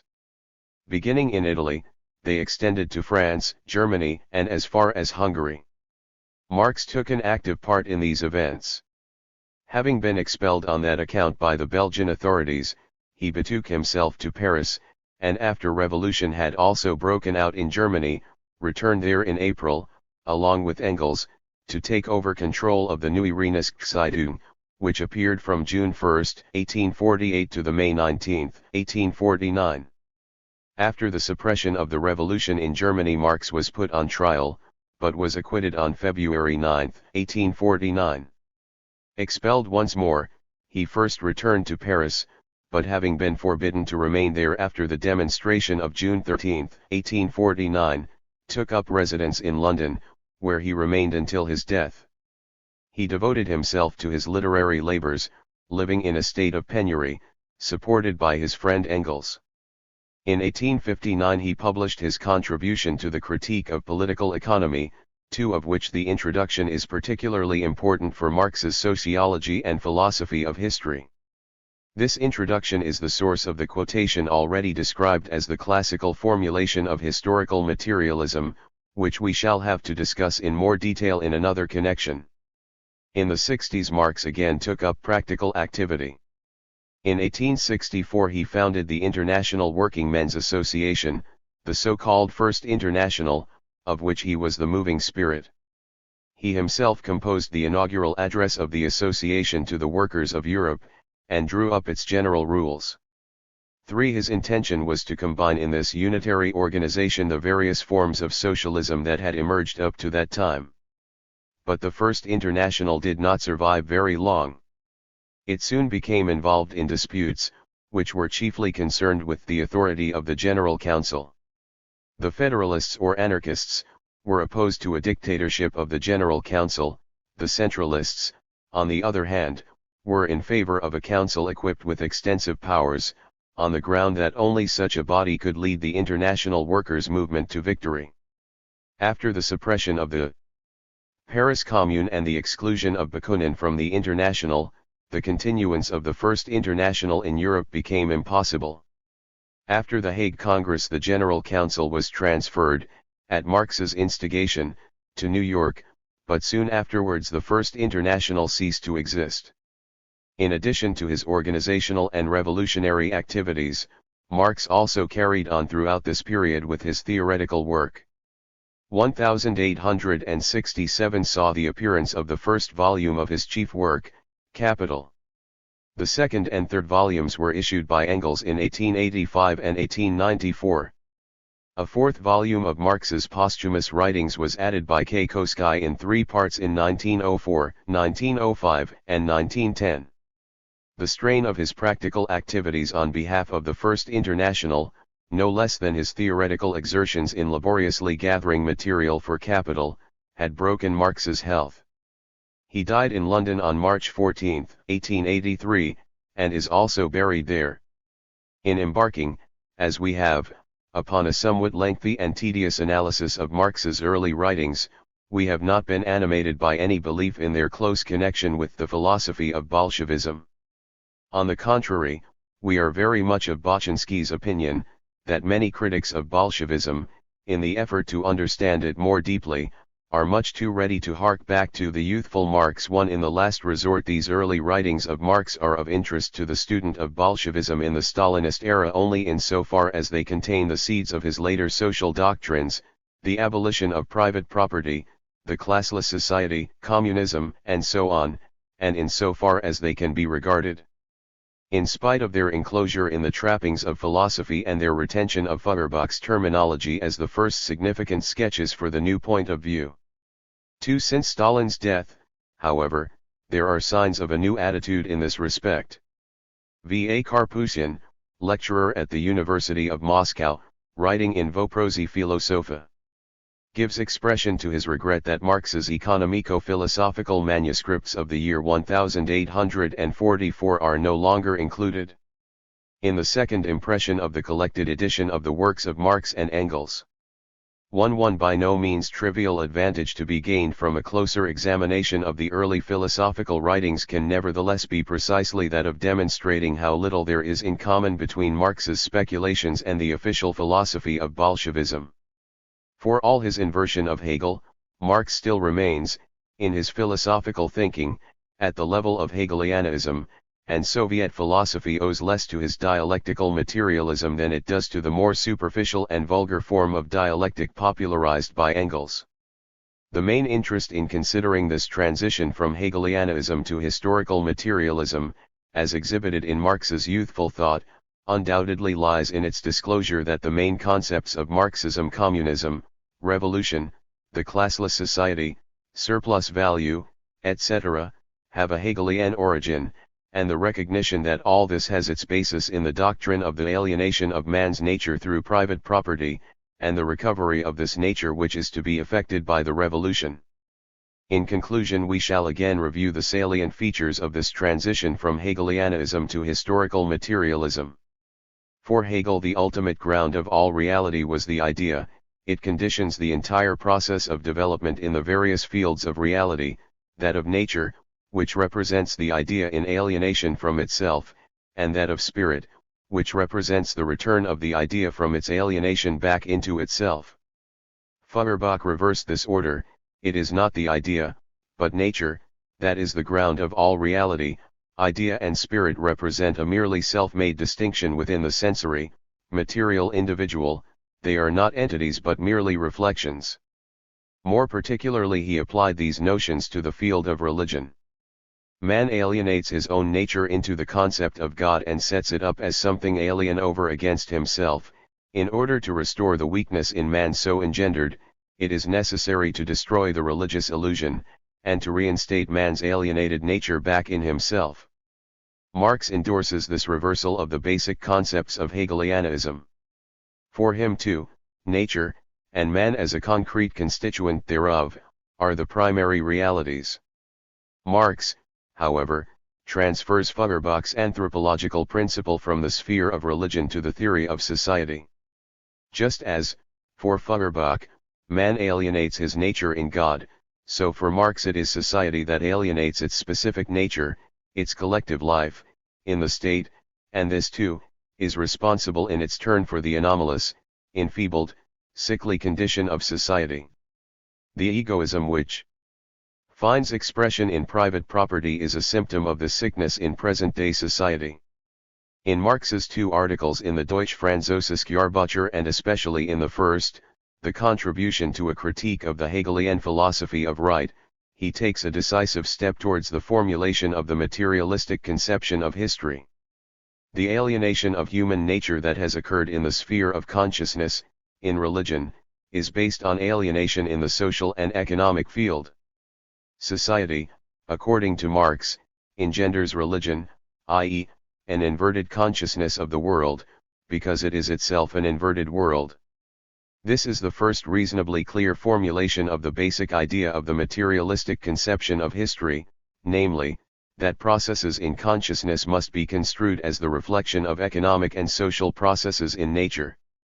In later writings, and above all in the economico-philosophical manuscripts, Marx gives closer attention to the course of these processes occurring in the economic and social substratum, just as it is not the idea, but nature and man as a concrete constituent thereof, that is the primary reality, so also it is not thought nor even the merely passive contemplation of nature that represents man's primary activity, but rather practice, i.e., concrete operations upon nature for the production of material commodities, economic activity.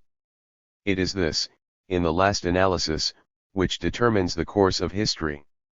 It represents, however, not merely an alteration of nature, but at the same time an alteration of man himself.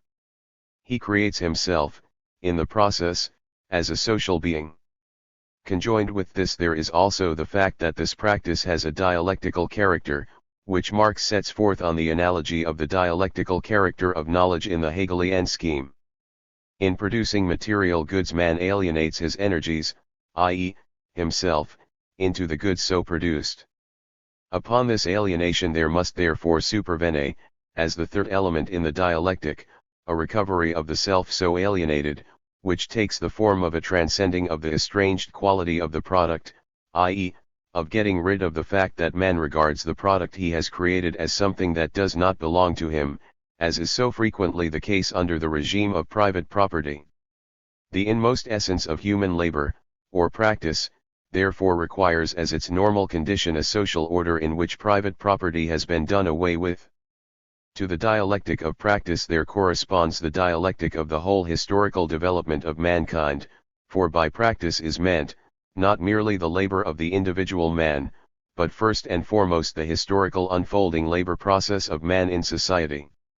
In the social order based on private property the nature of man, which he has alienated into the product of his labor, remains estranged from him. This gives rise to that debilitation of man which reaches its ultimate limit in the formation of the proletariat, and becomes a negation of true humanity. But that in itself creates a historical necessity for a dialectical reversal of the historical process of development of social man. By social revolution the proletariat will smash the social order built up on private property, and so make possible the recovery of man's nature hitherto alienated in the product of his labor. This economic emancipation will necessarily lead to social and political emancipation as well, the realization of true social man, in whom the individual's private sphere of interests coincides with the public interests of society, also implies the elimination of the state. Social and political emancipation will in turn be followed, as a necessary consequence, by religious emancipation also. All the elements of the materialistic conception of history are already present here in Marx's thought. The decisive factor in historical development is the economic one. It conditions social and political development. Even man's intellectual activities are nothing more than a reflection of these economic and social processes in the consciousness of social man. This development has a dialectical character, leading to the formation of social contradictions which find expression in class war. The class struggle of the proletariat, however, implies the final removal of class contradictions. In emancipating itself the proletariat will also be emancipating the whole of society.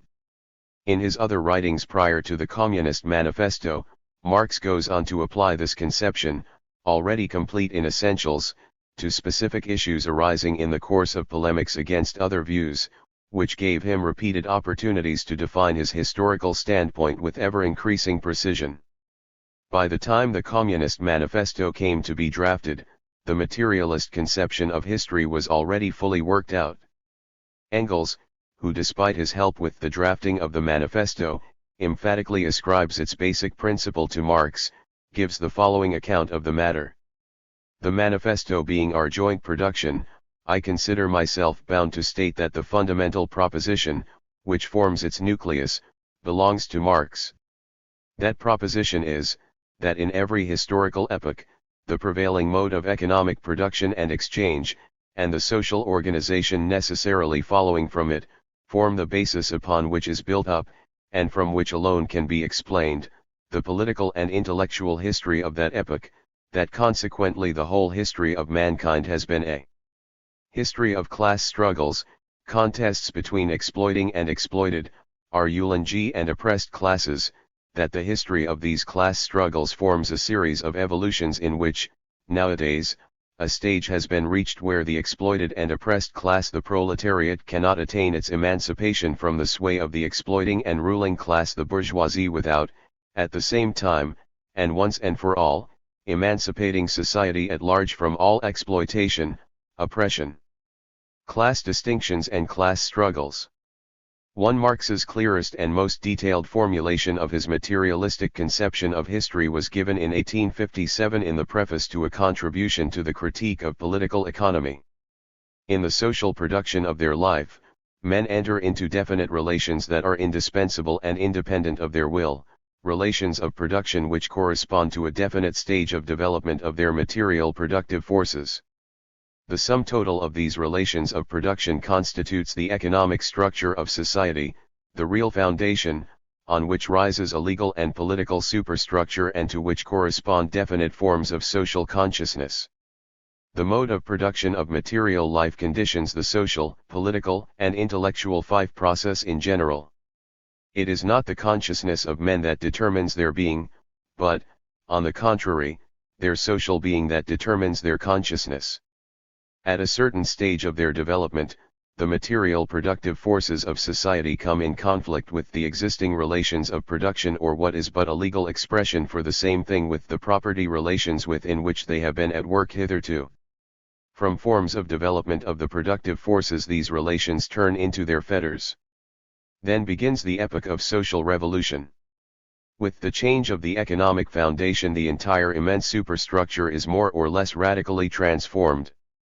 In considering such transformations, a distinction should always be made between the material transformation of the economic conditions of production, which can be determined with the precision of natural science, and the legal, political, religious, aesthetic, or philosophic, in short, ideological forms in which men become conscious of this conflict and fight it out. Just as our opinion of an individual is not based on what he thinks of himself, so can we not judge of such a period of transformation by its own consciousness. On the contrary, this consciousness must be explained rather from the contradictions of material life, from the existing conflict between the social productive forces and the relations of production.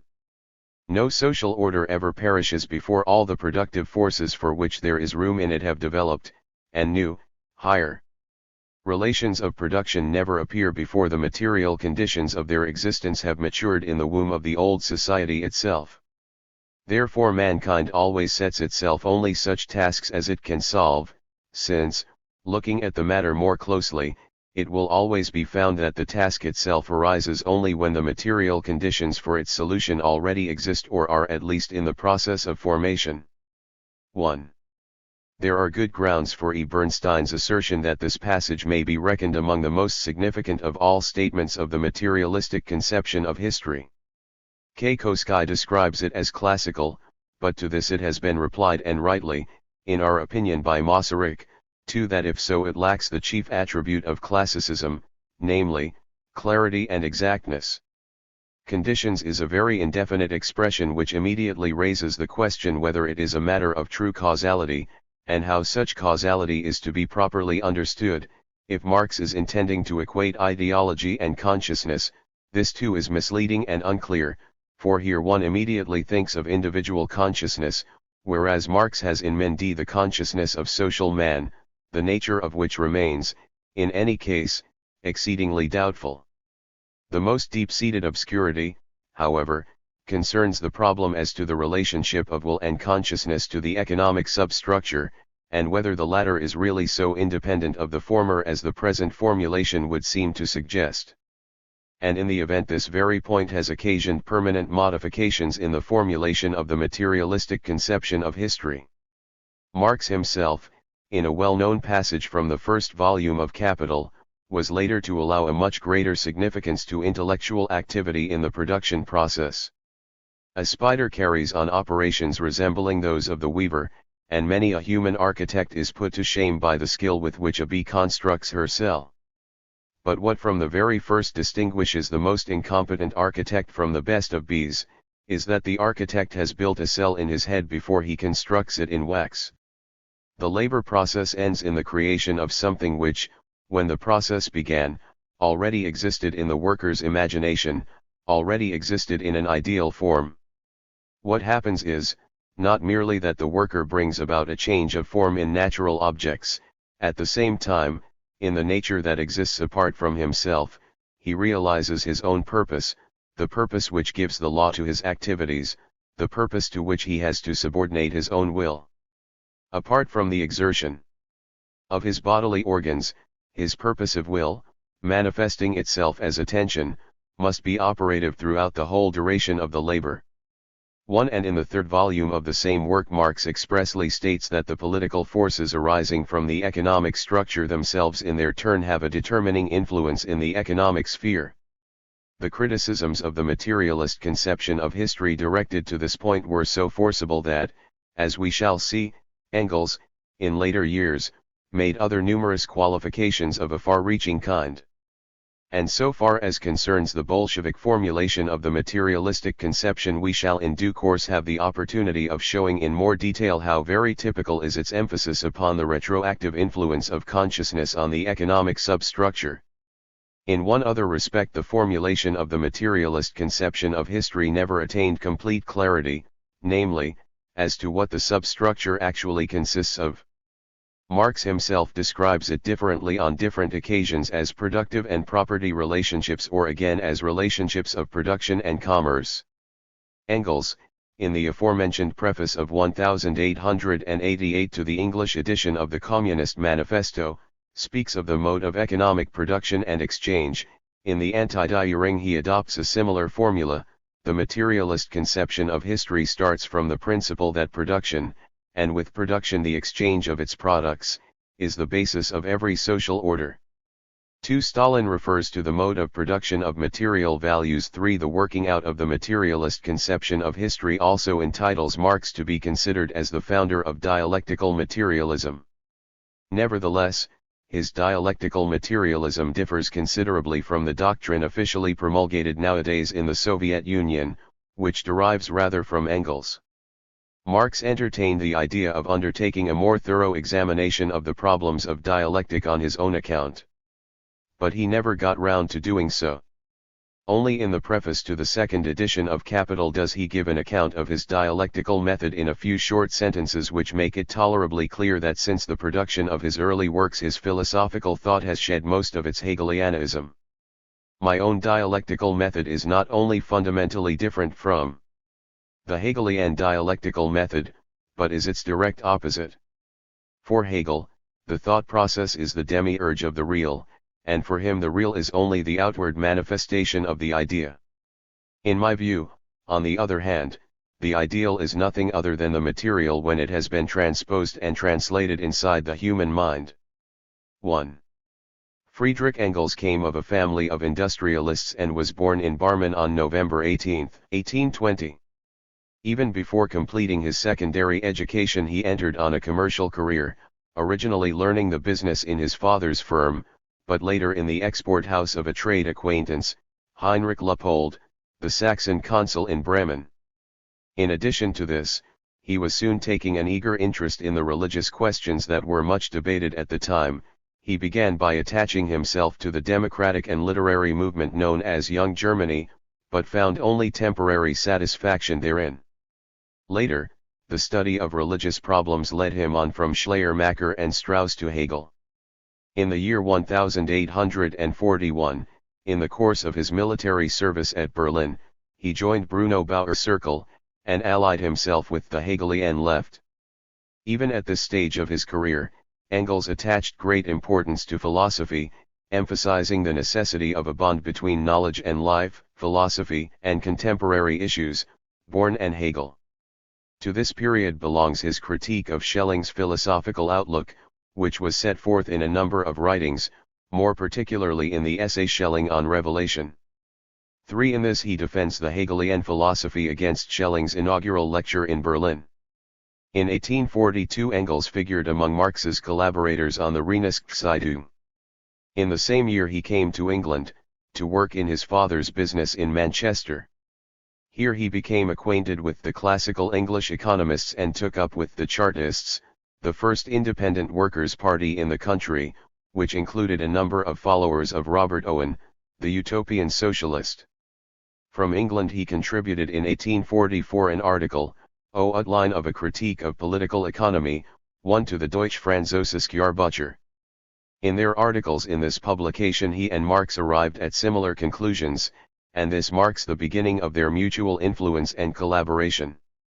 In the same year, 1844, in the course of a trip from England to Germany, Engels spent some days with Marx in Paris and communicated to his friend and ally his ideas concerning their joint publication already mentioned, The Holy Family. In 1845 he published a work already completed in Manchester, The Condition of the Working Classes in England. In this same year also he travelled with Marx to Manchester, where they established contact with the Chartists, and with the London organization of the German émigrés, the so-called League of the Righteous. In the years 1845 and 1846 he collaborated with Marx on their comprehensive work The German Ideology, to which reference has already been made. Like his friend, Engels also took an active part in the revolutionary movements of the years 1848-9, acting as adjutant to Willich during the armed uprisings in Bavaria and the Palatinate. After the suppression of the revolution he returned to England by way of Switzerland and Italy, and resumed work in his father's business. This made it possible for him to support Marx from his own income. About this time Engels also began to busy himself with military matters. During the organization of the First International he supported Marx with advice merely, but in 1869 he became a member of the General Council and was actively engaged in the leadership of the International until its removal to the United States. He did not accompany it, remaining in London and lending his support to the workers' parties in the various countries concerned. In the years that followed Engels devoted himself chiefly to theoretical concerns. Between 1878 and 1882 he was working on his treatise Dialectics of Nature. In 1877 he published in Vorwärts the articles attacking Dühring, which subsequently appeared in book form in 1878. After Marx's death he brought out, in 1885 and 1894, the second and third volumes of the latter's Capital. Shortly before this, in 1884, he published The Origin of the Family, Private Property and the State, an inquiry in which he set out to trace the origin of social classes and the state from the institution of private property. In 1886 there followed, in the periodical Die Neuzeit, his articles on Feuerbach, which were later collected in a separate pamphlet. At the same time Engels worked energetically to revive the International. His efforts led to the calling of conferences at The Hague and Paris which resulted in the founding of the Second International. The years which followed were devoted to the building up of workers' organizations in Austria, France, and elsewhere. Engels died of cancer in England on August 5, 1895. In accordance with his own wishes his body was cremated and the ashes strewn to the winds over the open sea. The friendship of Engels and Marx had a decisive influence, in each case, upon their philosophical development. In their joint works, The Holy Family and the German Ideology, they traversed together the road to dialectical materialism, though at this time it was Marx who was the more active in the philosophical sphere. Their later philosophical works also give evidence of close collaboration. Engels' polemic against Dühring, for example, was the product of cooperation with Marx. This work, Herr Eugen Dühring's Revolution in Science, known for short as Anti-Dühring, gives an account, not only of the economic doctrines of Marxism, but also of the dialectical materialism which forms its philosophic basis. Dühring having sought to advance from supporting socialism to reforming it, the German workers asked Engels to pass criticism on this new doctrine. This was no easy task, for as Engels explains in his preface, the new doctrine was the outcome of a new system of philosophy, so that it proved necessary to follow the philosopher step by step into that vast territory in which he dealt with all things under the sun and then a few more. The result was a series of articles which were first printed in Vorwärts and later appeared in book form. Another work of great importance in the philosophical field is the pamphlet Ludwig Feuerbach and the End of Classical German Philosophy. Its origin derives from the period when Marx and Engels were collaborating in Brussels in an attack on post-Hegelian philosophy. The result of their labors, the German ideology, could not find a publisher at that time, and had to be consigned to the gnawing criticism of the mice. During the 40 years which elapsed before the publication of the pamphlet on Feuerbach, there was no occasion to revert to the problem of the relationship of Marxism to Hegelian and post-Hegelian philosophy. With the worldwide growth and prestige of the workers' movements, however, the need again made itself felt. The appearance of a book on Feuerbach by Stark occasioned Engels' decision to satisfy this need. He subjected the work in question to criticism in 4 successive articles in Die Neue Zeit, which together make up the contents of Ludwig Feuerbach and the End of Classical German Philosophy. It provides a systematic account of the relationship of Marx and Engels towards Hegel and Feuerbach. Great importance, especially for his view of dialectic, is attached to Engels' book Dialectics of Nature, in which he criticizes the vulgar materialism of the day, contrasts it with dialectical materialism, and discourses, from this standpoint, on problems in natural science. This work, which was never completed, comprises a series of drafts dating from the years 1873 to 83. 1. The preface to the Russian edition of 1948 has provided us with some exceptionally interesting details concerning the composition of these fragments and their subsequent literary vicissitudes. From 1873 onwards, Engels had entertained the idea of writing a major work on the dialectic in nature. He began collecting material and working on several chapters. The death of Marx compelled him, however, to postpone the work in favor of more pressing obligations, so that it remained unfinished until his death. The manuscripts subsequently came into the hands of the German Social Democratic leaders, who conspired for years on end to hide this extraordinarily valuable work from sight, and have continued to do so right up to the present day. The Dialectics of Nature was first published in Moscow in 1925, from photographic copies of the manuscript, in the German text with a Russian parallel translation. As is explained, however, in the preface aforementioned, the execution of this task was utterly inadequate in point of scholarship, the deciphering of the manuscript having been done with extreme carelessness, such that a number of passages, including several directly concerned with the basis of Engels' theoretical views, were completely misrepresented. In spite of a certain amount of revision, the German edition of 1927 and the Russian of 1929 still preserved all the major failings of the 1925 edition, as did all subsequent Russian editions. On the occasion of the 40th anniversary of Engels' death, the Marx-Engels Institute brought out a new version of the Dialectics of Nature, in the original, as part of its collected edition of the works of Marx and Engels. This edition represents a certain advance, both in its deciphering of the manuscript and in its more appropriate arrangement of the material in the Engels' philosophical development begins, like Marx's, with Hegel, and proceeds by way of the young Hegelians to its termination, under the decisive influence of Feuerbach, in materialism. This reversal of his philosophical outlook, equally typical of Marx's case also, is vividly described by Engels himself in his tract on Feuerbach. Then came Feuerbach's Essence of Christianity. With one blow it pulverized the contradiction, in that without circumlocution it placed materialism on the throne again. Nature exists independently of all philosophy. It is the foundation upon which we human beings, ourselves products of nature, have grown up. Nothing exists outside nature and man, and the higher beings our religious fantasies have created are only the fantastic reflection of our own essence. The spell was broken. One must himself have experienced the liberating effect of this book to get an idea of it.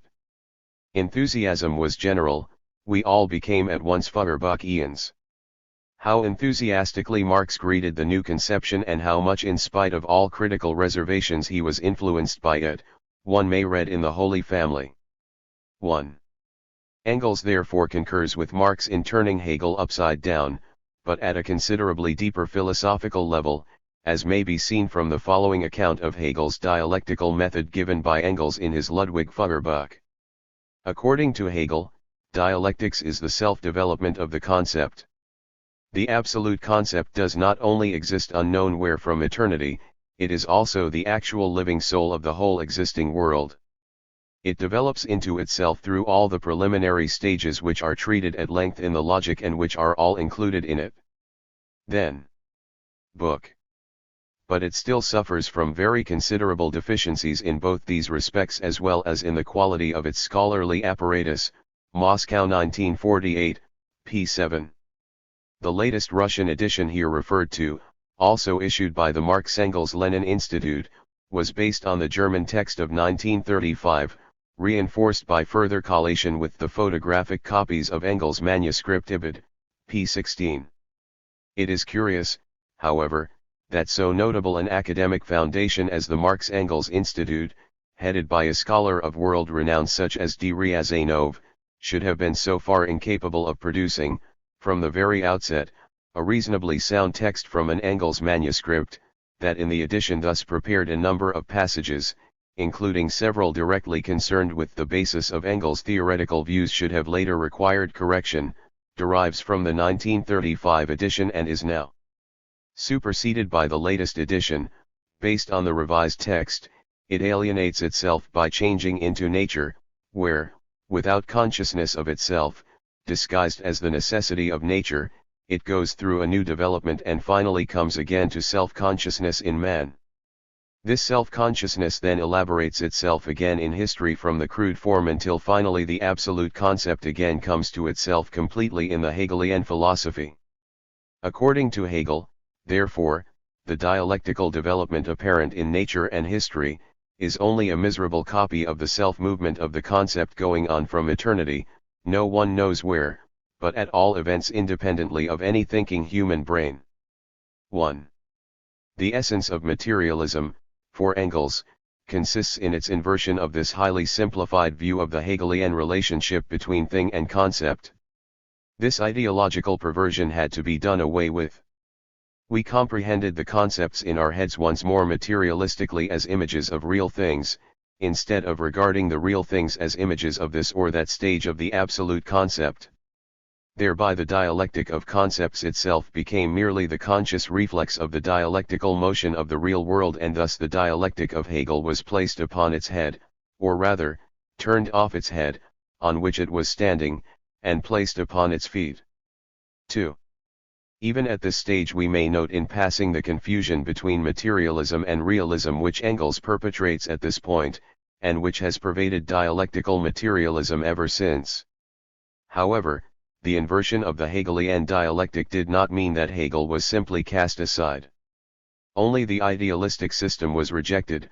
The dialectical method, on the other hand, whereby the entire world appears as an interconnected complex of processes, commended itself to Engels as the really valuable feature of Hegel's philosophy, which ought to be retained.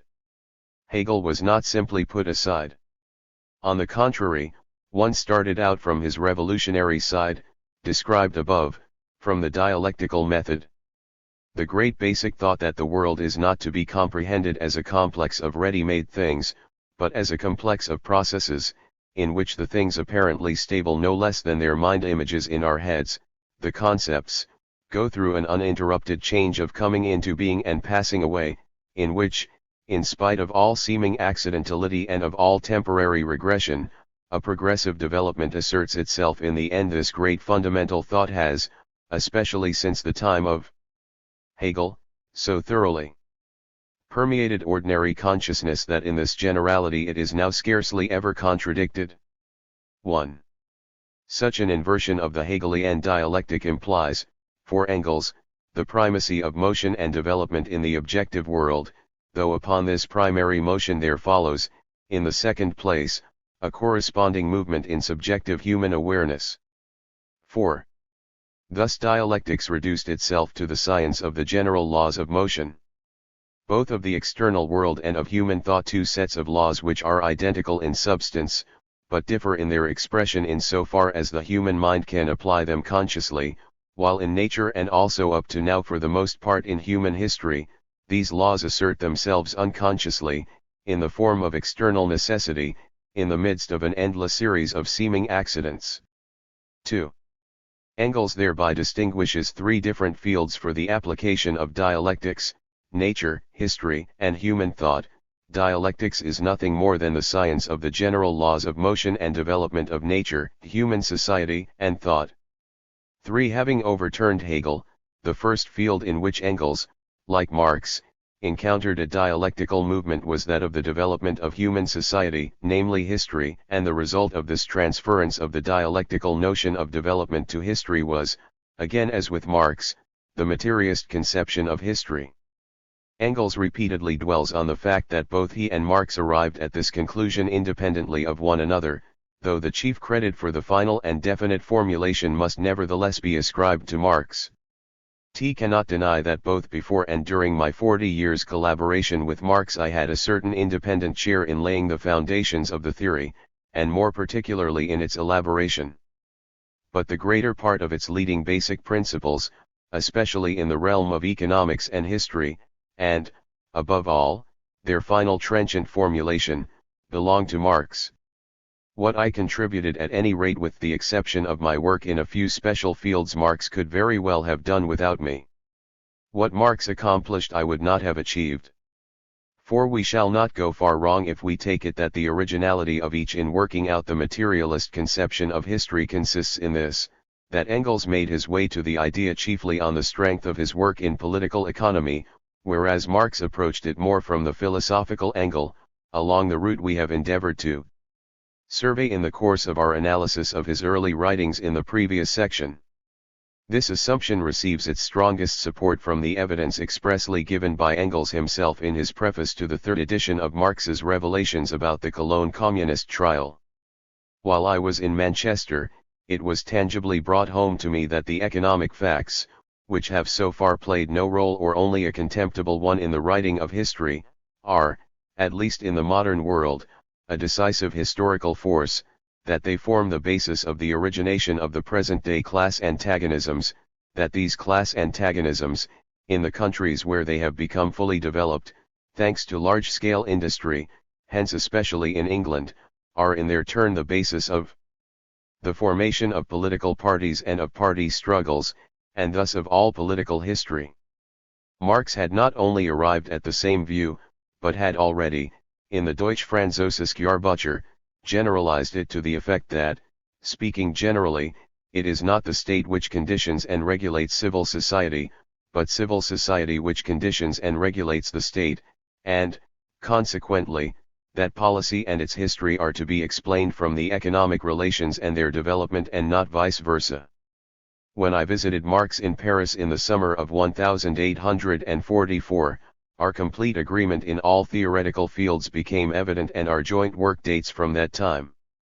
When, in the spring of 1845, we met again in Brussels, Marx had already fully developed his materialist theory of history in its main features from the above-mentioned basis, and we now applied ourselves to the detailed elaboration of the newly won mode of outlook in the most varied directions.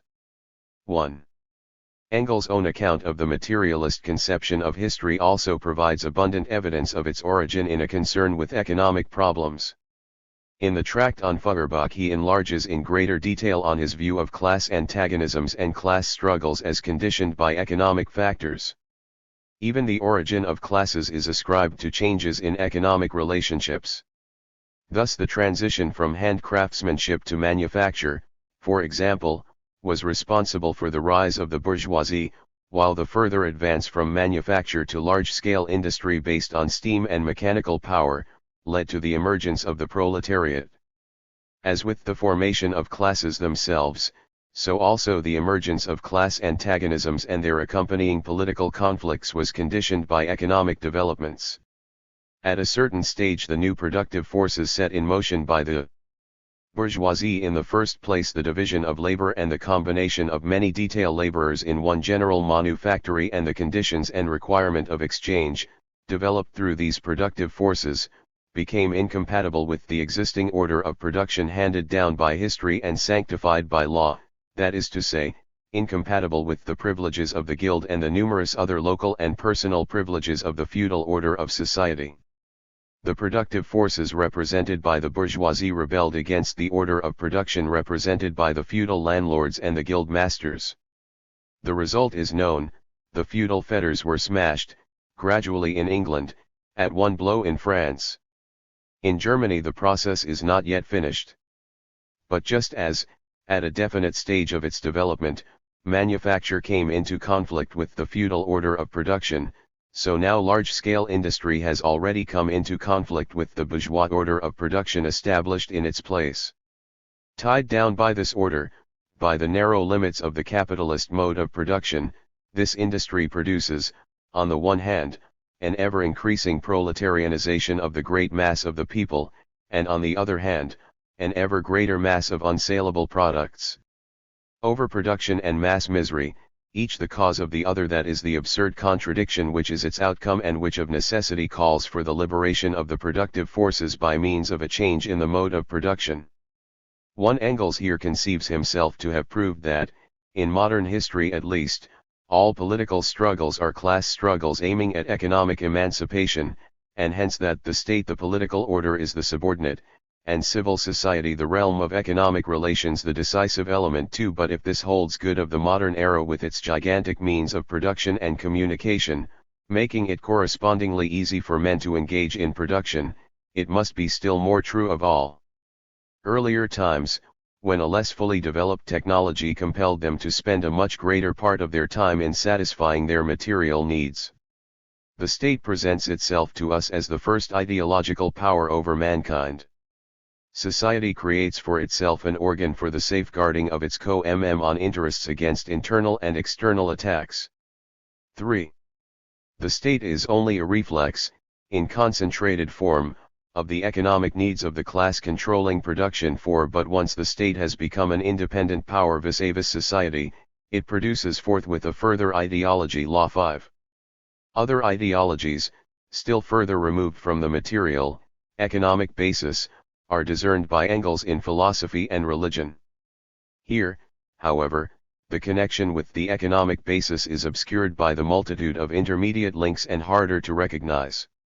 Engels endeavors, for example, to depict the Renaissance and the new awakening of philosophy which then took place as a product of the towns and the burghers, to account for the rise of Christianity in terms of the need of the Roman world empire for a world religion, and to contrast Protestantism, as the religion of the burghers, with the feudal character of Catholicism.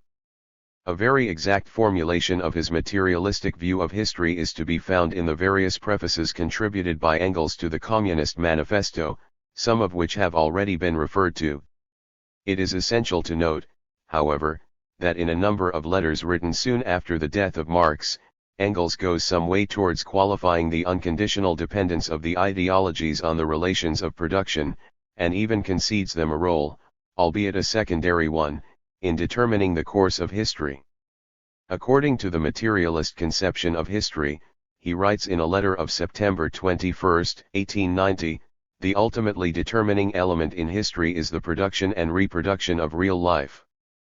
More than this neither Marx nor I have ever asserted. Hence, if somebody twists this into saying that the economic element is the only determining one, he transforms that proposition into a meaningless, abstract, senseless phrase. 1. In his application of dialectics to the field of history, and in his working out of the materialist conception of history, Engels keeps closely in step with Marx, but his dialectical approach to the field of natural science is very much more his own work. Even so, the idea of such an approach would seem to have occurred to both of them together.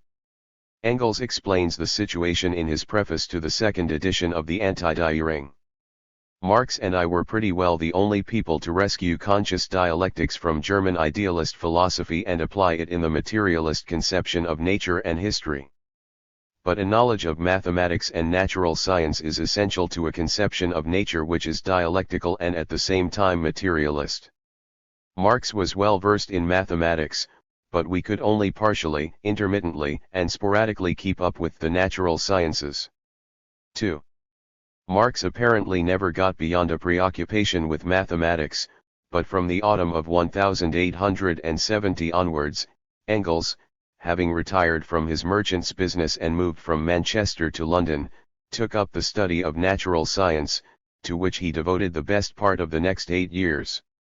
The death of Marx, which left Engels with the task of editing the second and third volumes of Capital, led to an interruption of these scientific studies. Their literary outcome is to be found in his preoccupation with the problems of dialectics in nature, both in the Anti-Diaring and in the unfinished sketches and notes which were later published under the title of Dialectics of Nature. In pursuing this task, the goal which Engels had in mind was, to convince myself in detail of what in general I was not in doubt, that amid the welter of innumerable changes taking place in nature, the same dialectical laws of motion are in operation as those which in history govern the apparent fortuitousness of events.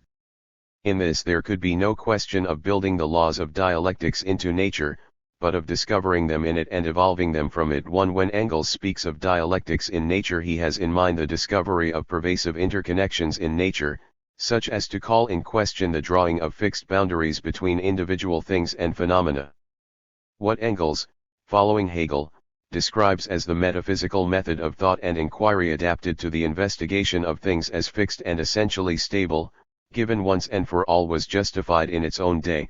Things had first of all to be examined before it was possible to go on to inquire into the changes going on in them and the processes which link individual things together.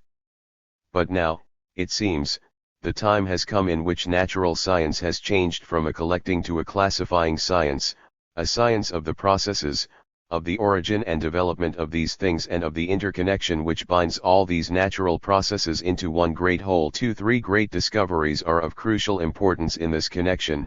First, the discovery of the cell as the unit from whose multiplication and differentiation the plant and animal body develops, and whose capacity to change harbors the possibility of a more than individual development. Second, the law of the transformation of energy, which demonstrates that all forces operative in the first instance in inorganic nature are different forms of manifestation of universal motion, so that all motion and change in nature can be reduced to a process of incessant transformation from one form of energy into another. And finally, the proof which Darwin first developed in connected form, that the stock of organic products environing us today, including mankind, is the result of a long process of evolution from a few originally unicellular germs, and that these again have arisen from protoplasm or albumin, which came into existence by chemical means. 1. The main business of the dialectics of nature, according to Engels, is to demonstrate that, in spite of all antagonisms and distinctions, a thoroughgoing interconnection obtains among individual natural objects. The recognition that these antagonisms and distinctions are in fact to be found in nature, but only with relative validity, and that on the other hand their imagined rigidity and absoluteness have been introduced into nature only by our mendes. This recognition is the kernel of the dialectical conception of nature. 2. In his Dialectics of Nature, Engels gives a more specific formulation of the 3 laws of material dialectics, which were later to become the keystones of Soviet dialectical materialism: the law of the transformation of quantity into quality, the law of the mutual interpenetration of opposites, and the law of the negation of the negation. Just as reality, for Engels, is essentially in process, so that the singling out of stable things has only a prima facie validity, so human knowledge also is essentially a process which never comes to an end, in that there are no final solutions or eternal truths. This is precisely what he considers to be positive in Hegel's philosophy. That it once for all dealt the death blow to the finality of all products of human thought and action. Truth, the cognition of which is the business of philosophy, was in the hands of Hegel no longer an aggregate of finished dogmatic statements, which, once discovered, had merely to be learned by heart. Truth lay now in the process of cognition itself, in the long historical development of science which mounts from lower to ever higher levels of knowledge without ever reaching, by discovering so-called absolute truth, a point at which it can proceed no further, where it would have nothing more to do than to fold its hands and gaze with wonder at the absolute truth to which it had attained. 3. Already, in dealing with Engels' proposed inversion of Hegel, we have seen how he treats the dialectic of concepts as merely the conscious reflex of the dialectical motion of the real world, and how both sets of dialectical laws, those of the objective process of development in the world and those of the subjective process of knowledge, substantially coincide. From this view of knowledge as a never-ending process reflecting the perpetual flux of development to be found in the objective world, Engels draws two conclusions. The first is the abandonment of the hope that any philosopher or philosophical system should ever attain to absolute truth, which implies, once it is fully thought out, the positivistic renunciation of philosophy. As soon as we have once realized, and in the long run no one has helped us to realize it more than Hegel himself, that the task of philosophy thus stated on principle, only he does not know how to, or he does not want to, or he is too lazy to say so concretely and in detail, simply and without any excessive frightening of the public by using philosophic subtleties. And whatever happens, I shall say this in my own way. 1. In fulfillment of this criticism there appeared in 1909 his well-known book Materialism and Empirio-Criticism. 2 Bolshevik writers have bestowed extravagant praise on this work.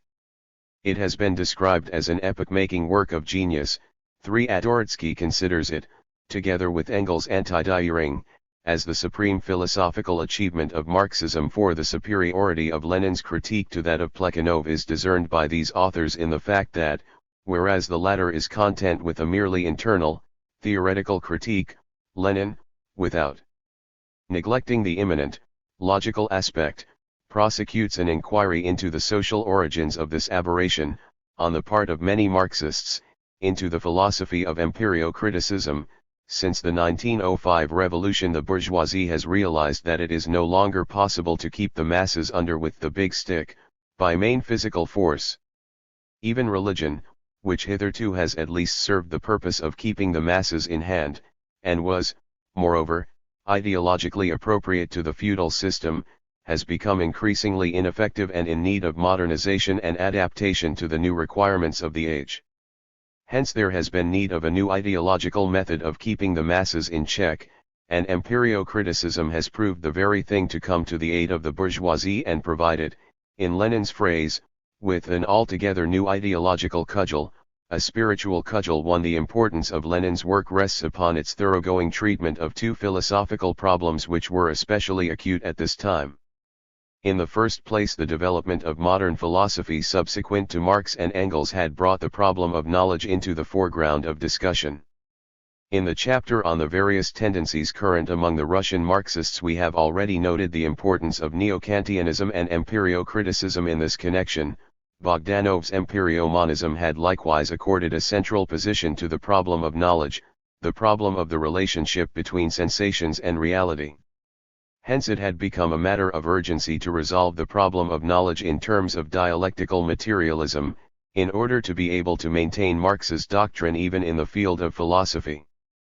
Secondly, there was need to take account of the fact that since the time of Engels, the last great theorist of Marxism, the problem of matter had acquired fundamental significance in the natural sciences.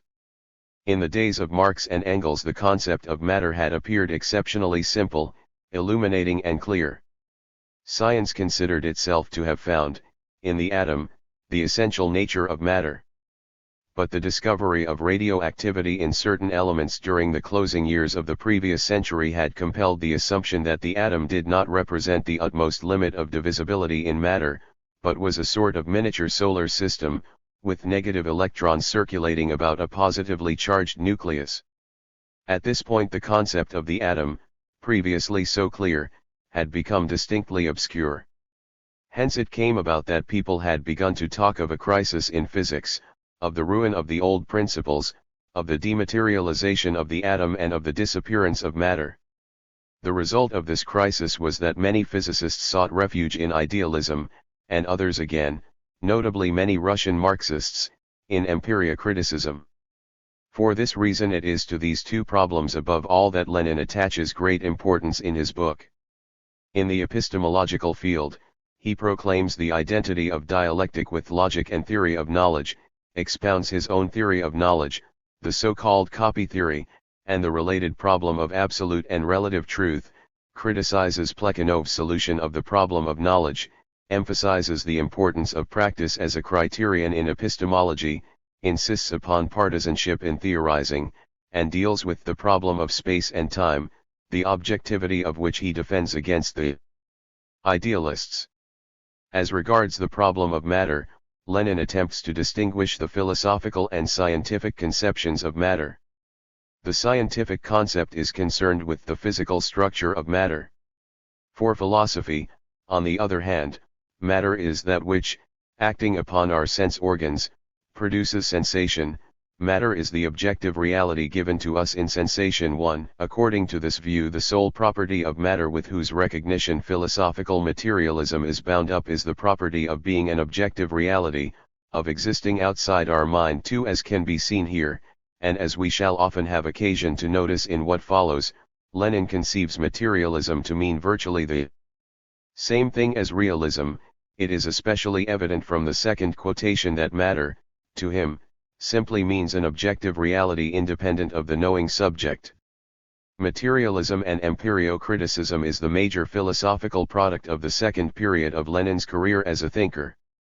The outbreak of the World War marks the beginning of the third phase, the period of preparation for the Russian Revolution. No sooner had war broken out than Lenin launched a furious attack on the socialist parties, who in each case supported the war along national lines.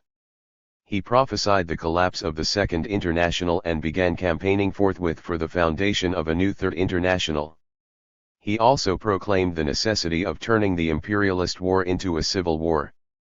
Lenin took part, with the Russian delegation, in congresses of socialist opposition groups from the various belligerent countries, held at Zimmerwald and Kienthal, at which he continually pressed for the foundation of a new international, though without making headway with this idea. In Switzerland, during the war years, he also devoted himself to an intensive study of philosophy. His notebooks are still extant, containing extracts from the works he read and the notes he made on them. Thus he made excerpts from Feuerbach's book on Leibniz, Hegel's Logic, Philosophy of History and History of Philosophy, Lassalle's essay on Heraclitus, and finally Aristotle's Metaphysics. These notebooks were included after his death in the XLTH and XLLTH volumes of Leninsky Spornik and issued in 1933 by V.V. Adoritsky and V.G. Sarin as an independent publication under the title of Philosophical Notebooks. Lenin's whole manner and method of ordering this material makes it clear that he was getting it together to write a book, though he never succeeded in completing it. The center of his inquiries and interests was occupied by the problem of dialectic. Even in earlier years his attention had been particularly drawn to this topic, which he considered the essential element in Marxism. And this explains his preoccupation with inquiry into the laws and essential nature of dialectic at this time of European conflict, in which his dialectical materialist outlook discerned the emergence of the contradictions inherent in the social structure of the bourgeois world, and perhaps also a presentiment of the impending proletarian revolution. The accelerated tempo, the abundance and pressure of incident, provided Lenin with rich sources for the study of those laws which govern the course of events. The root of the matter is to be found in the unity of opposites, which he sees as the heart of the dialectic too. The division of the one into its opposing elements, and the clash between them, is the immanent source of all activity and development. For all its abundance, complexity, and variety, the objective world is none the less a unitary whole. Here we find in Lenin the same motive by which so many other Russian philosophers before him had already been drawn, with irresistible force, towards Hegel, the vision of the world as a universal web of connection and of a continuous process of development shaping its course through a clash of warring opposites. This notion comes out especially in a statement of the essential features of dialectic drawn up by Lenin in the course of his extracts from the chapter on the absolute idea in Hegel's Logic. He there lists 16 elements constituting the essence of dialectics. These elements may be represented in detail as follows: objectivity of approach, the totality of this thing's manifold interconnections with other things, development of this thing, its individual movement and life, the internally contradictory tendencies in the thing as a sum and unity of opposites, conflict or disclosure of these opposites, contrariety of tendencies, etc., union of analysis and synthesis, dissection of individual parts and the whole, the summation of all these parts together. The relationships of everything are not only manifold, but general, universal. Everything is bound up with every other, not only unity of opposites, but transformation of every degree, quality, feature, aspect, trait into every other, endless process of deducing new aspects, relationships, etc., man engaged in endless process of deepening knowledge of things, phenomena, processes, etc., from appearance to essence, and from superficial to deeper layers of being, from coexistence to causality, and from one form of interconnection and reciprocal dependence to another. Deeper, more general one, recapitulation of specific traits, properties, etc. on the lower level at the higher one, and apparent reversion to the old form, conflict of content and form, and vice versa. Discarding of form, transformation of content, transformation of quantity into quality and vice versa. And are examples of 1. If this be compared with Engels' account of the materialist dialectic, it will be seen that Lenin is far more emphatic in putting the main accent on the unity of opposites, which Engels only mentions in second place, whereas the transition from quantity to quality, which Engels puts first of all, is here left to the last. And Lenin goes on to add, in doing so, that points 15 and 16 are merely examples of the unity of opposites. 2 asterisk. Shchevsky 1 remarks of this, that such a notion of dialectic on Lenin's part already implies an abandonment of naturalism. The unity of opposites only makes sense when the question is no longer one of spatio-temporal being, but rather of an ideal reality. This argument seems, however, to presuppose an unduly atomistic conception of matter. If one ceases to think of the nature of matter in atomistic terms and bears in mind the knowledge that has been gained from atomic physics, it is not immediately obvious why there should be no possibility of a unity of opposites in the sphere of material, spatio-temporal being. Dialectic, so understood, had a great attraction for Lenin, and enabled him to find much that was acceptable, and in many cases actually materialistic, in Hegel's logic. Very typical in this respect is a note he appends in conclusion to his excerpts from Hegel's Science of Logic. It's a remarkable fact that the whole of the chapter on the absolute idea has hardly a word to say about God and, moreover, mark this, that the chapter contains practically nothing specific about idealism. Its main topic is the dialectical method. From start to finish, the ultimate sum and substance of Hegel's logic is the dialectical method that is extremely remarkable. One thing more, this predominantly idealist work of Hegel's has very little idealism, and a great deal of materialism about it. Contradictory maybe, but it is a fact. 2. That Lenin should think it possible to find even materialism in Hegel is doubtless to be explained, on the one hand, from the fact that he interprets the dialectical method, the sum and substance of Hegel's logic, in terms of the unity of opposites, and could therefore transfer it without difficulty to matter and nature, and on the other from the fact that, as we have already had occasion to observe, he frequently uses materialism to mean realism, i.e., the priority of the real in relation to the knowing subject. Now, since Hegel's absolute idealism by no means resembles subjective idealism in attributing the external world to the activity of the individual knowing subject, but postulates, rather, a certain independence of the one from the other, the result is that Lenin, contrary to his expectations, finds much in Hegel to support his own realistic propensities. All in all, Lenin has a very high opinion of Hegel's philosophy. Its only failing lies, in his view, in its one-sidedness. It dwells too much on a particular aspect of knowledge. Philosophical idealism is only nonsense from the standpoint of crude, simple, metaphysical materialism.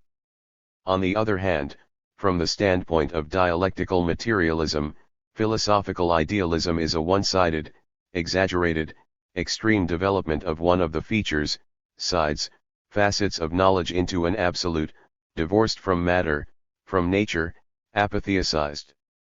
1. Even so, it was not through philosophical studies only that Lenin attempted to grasp the meaning of events during the years of the First World War. He also sought to prove on sociological grounds that the hour had come for the kindling of the proletarian revolution. After extensive preliminary studies and collection of material, Lenin spent the months of January to June 1916 in Switzerland writing his book, Imperialism, the Highest Stage of Capitalism. 345 This treatise, which Soviet propaganda describes as a work of genius, a direct continuation and extension of Marx's Capital *, and which has achieved the highest publication figures of all Lenin's works, 6 is in actual fact a work of little scientific originality. One of its main theories, the economic analysis of imperialism as originating primarily in the search for opportunities of investment, was taken over from an English author, J. A. Hobson. The theory of finance capital stems, on the other hand, from R. Hilferding, a German social democrat. This does not, however, discourage Lenin from attacking both authors, in the course of the book, for their lack of radicalism. 6 Lenin endeavors in this book to prove that capitalism in its imperialist phase is already ripe for revolution. Whereas in the early stages of its career capitalism actually played a positive, progressive part in stimulating economic development, in its imperialist phase it has become transformed into an inwardly rotten and parasitic economic system, hence imperialism is also the final phase of capitalism. The struggle for colonies, not only as new outlets for the export of commodities, but also more especially for the export of capital, leads to imperialist wars and hence to an internal weakening of the individual capitalist countries. This gives the proletariat the chance of severing the capitalist chain at its weakest link. And that is precisely the task of the Russian proletariat at the present moment. Lenin went on to argue from this theory that socialism will triumph, not in every country simultaneously, but successively in one country after another. It was on this thesis that Stalin later founded his doctrine of the possibility of socialism in one country alone. And it is also appealed to today, chiefly for the purpose of depicting the slogan of peaceful coexistence as a conclusion drawn from the inmost essence of Leninism. On the outbreak of the February Revolution, despite the British and French refusal to allow Lenin the transit facilities to Russia which were nonetheless extended to other revolutionary émigrés, Germany permitted H.I.M. to travel in a sealed train to Sweden, whence he returned to his native country. On the very day after his arrival he presented to a gathering of Bolsheviks his celebrated theses on the tasks of the proletariat in the present revolution. In them we find once more a clear indication of Lenin's character, the personality which set its stamp on the movement he had created. He rejects the idea of collaboration with the provisional government, which other Marxists were anxious to promote under guise of defending the revolution, and demands the transference of power to the proletariat, nationalization of the land, reform of the party and the foundation of a Third International. On this platform Lenin stood almost alone. Kamina published the theses in Pravda as Lenin's own private opinions. But the latter immediately set to work, displaying ceaseless energy in making speeches, writing to his supporters and so on. At the All-Russian Conference of the Bolshevik Party which took place soon afterwards his theses were adopted, though Plekhanov ridiculed them with biting irony as fantastic ideas, completely out of touch with reality. In July a Bolshevik uprising occurred in St. Petersburg. For 3 days the Bolsheviks were masters of the city, but the government succeeded in crushing the revolt. Lenin had to flee to Finland. There he wrote his book State and Revolution, the contents of which are entirely directed against the Mensheviks, but which still retains its importance since it embodies Lenin's theory of the state. The state, according to Lenin, is the product of the class struggle, the means whereby one class is able to dominate over the others. It is worth noting what Lenin says about the period of transition from capitalism to socialism: it is the period of the dictatorship of the proletariat. This theory is taken to be the essence and foundation of Leninism. Pending the transition from capitalism to communism, oppression is still necessary, except that now, in contrast to earlier times, it is the majority of those formerly oppressed who constrain the minority of former oppressors. The machinery of oppression, or in other words the state, is still needed, but only as a somewhat temporary arrangement, since oppression of the minority by the majority is assuredly a much easier, simpler, and more natural affair, which will not call for much bloodshed. Once the proletariat has finally achieved power, the state will gradually disappear. Communism will remove the causes of crime from the world, and only a few individual crimes will then be possible, which the citizens themselves, once the state has disappeared, will be able to repress without difficulty. Lenin distinguishes two phases in the development of communist society. During the first there is a common duty to work and each will be rewarded according to his labor. In the second, the phase of complete communism, in which there will be an unlimited abundance of goods, society will demand work from each in accordance with his capacities, while providing for each according to his needs.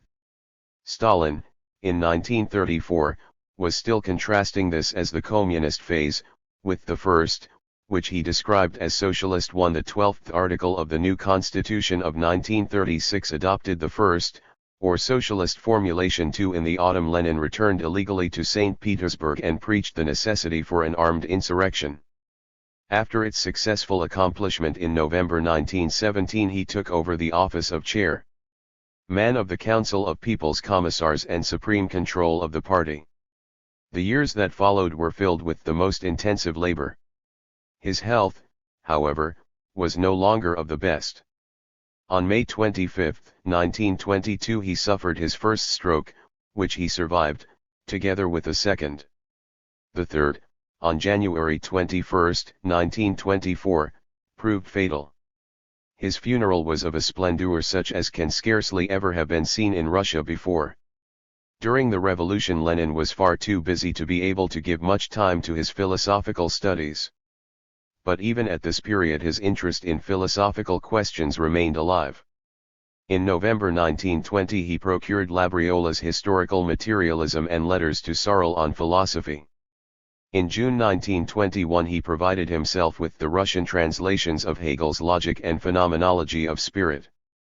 At about the same time he also wanted to read I.A. Ilyan's celebrated work, The Philosophy of Hegel as an Exposition of the Concreteness of God and Man. It is said that he liked this book so much that he had the author released from jail. But despite this Ilyan was expelled from Russia in the following year. In forming a correct estimate of the importance which Lenin still continued to attach to philosophy at this period, account must be taken of his letter addressed to the editors of the Soviet philosophical periodical Pod Znamenem Marxisma and published in that journal. In it he dwells, precisely as he did in his writings of the 1914-16 period, on the great importance of dialectic. He calls on Soviet philosophers to study the Hegelian dialectic, since this has become necessary owing to the revolution which has lately been taking place in the field of natural science. Failing a profound philosophical development of Hegelian dialectics, the revolution in science will lead to idealism and clericalism. Only a materialistic interpretation of the Hegelian dialectic can be in a position to give an answer to the problems thrown up by contemporary science. In Lenin's view, the editors and contributors of the journal should be a kind of society of materialist friends of Hegelian dialectics. To Leninism, the problem as to what Leninism consists in has been answered in a variety of ways. Ryazanov sees the difference between Marxism and Leninism in the fact that the one is theory, the other practice. Others see nothing in Leninism beyond an adaptation of Marxism to the particular circumstances prevailing in Russia. Zinoviev finds the key to Leninism in the significance it attaches to the agrarian question. In his view, Leninism is that theory of proletarian revolution which has evolved directly from a country in which the peasant element is the dominating one. Preobrazhensky distinguishes, within Marxism, between unchanging elements, those which have to be developed and completed, and ultimately those which have to be replaced by new and different elements. Its methodology, i.e., dialectical materialism, constitutes, however, an essential feature under the first category, and the identity of this dialectical materialism in Lenin and Marx betokens the basic theoretical identity of Leninism and Marxism. Bukharin, finally, makes a similar distinction between the aggregate of specific ideas, theses, etc., and the method whereby this aggregate is built up and analyzed. If the term Marxism is taken to denote, not the corpus of ideas to be found in Marx, but the methodology peculiar to Marxism, it follows that Leninism is not something which alters or disturbs the methodology of Marxian doctrine. On the contrary, Leninism in this sense represents a complete return to the Marxism formulated by Marx and Engels themselves. 2. It will be clear from this that orthodox Bolshevism was unable to tolerate a view of Leninism which would depict it as a correction of Marxism. It was therefore necessary to find a definition which would safeguard both Lenin's Marxist orthodoxy and the originality of his work. In Stalin's opinion, Leninism is to be regarded as a further development of Marxism in all its constituent elements, philosophical, economic and so forth. Leninism is Marxism of the era of imperialism and of the proletarian revolution. To be more exact, Leninism is the theory and tactics of the proletarian revolution in general, the theory and tactics of the dictatorship of the proletariat in particular. That is why Leninism is the further development of Marxism. 3. In Stalin's view, however, such a further development of Marxism in the field of historical materialism would not have been possible without a simultaneous extension and enlargement of Marxist methodology, i.e., of dialectical materialism. 1. Hence it was also necessary for Bolshevism to discover in Leninism a further development of the philosophy of dialectical materialism as well, and an adaptation of this to the new situation. Lenin's contribution to the further progress of Marxist philosophy is held to he chiefly in the following points: his deepening of the concept of matter, his establishment of the copy theory, and his emphasis on the necessity of uniting theory and practice and on partisanship in philosophy. To this one might add that Lenin's outspoken enthusiasm for dialectic, together with his great interest in Hegel generally, may well be responsible for the fact that dialectical materialism subsequently gained the upper hand over mechanism in the Soviet Union. 2. Chapter 6. Philosophical developments in the USSR. Leninist philosophy, after the victory of the Bolshevik Party, was not at first regarded as the only permissible view. In the early years of the revolution considerable freedom did in fact prevail in the philosophical field, so that not only materialist philosophy, but a variety of idealist systems were put forward and allowed to be taught. It was not until the autumn of 1921 that the majority of the older professors of philosophy were removed from the universities. 1. Even among the supporters of the Bolshevik Party, Lenin's dialectical materialism was not universally followed. The reason for this appears to have been that dialectical materialism was a platform on which revolutionaries of varying philosophical tendencies could find common ground. The two ingredients of this philosophy, materialism and dialectic, appealed equally to the exponents of a crude materialism which had remained active in Russia since the time of the nihilists, especially among the revolutionaries, who considered it to be the only revolutionary and progressive doctrine, and also to those who were more inclined to speculation. To the latter it was the element of dialectic embodied in dialectical materialism which appeared to promise an advance in the direction of a true philosophy, which should lead to the downfall of crude popular materialism. Hence, at a time which required the concentration of all energies on the struggle for power, the Bolshevik Party was able to enlist adherents of very diverse schools of thought in the common task. Once the revolution was over, however, and the transition to positive work of reconstruction had begun, differences of opinion on fundamental questions immediately came to light. Hence the remarkable way in which economic and political controversies in Soviet Russia have so frequently led to discussions on general questions of philosophy. 1. Adherents of vulgar materialism were so numerous among the supporters of the Bolshevik Party, that in the early years after the revolution this type of materialism became, as it had already done amongst the Russian nihilists of 1860–80, the dominating philosophy, and was reckoned the true philosophy of the revolution. These materialists held that all higher-order phenomena can be accounted for in terms of lower-order phenomena, the organic being reducible to the chemical to the physical, and the latter eventually to mechanical processes. Hence everything in the world, including the phenomena of consciousness and the social order, was explained in purely mechanistic terms.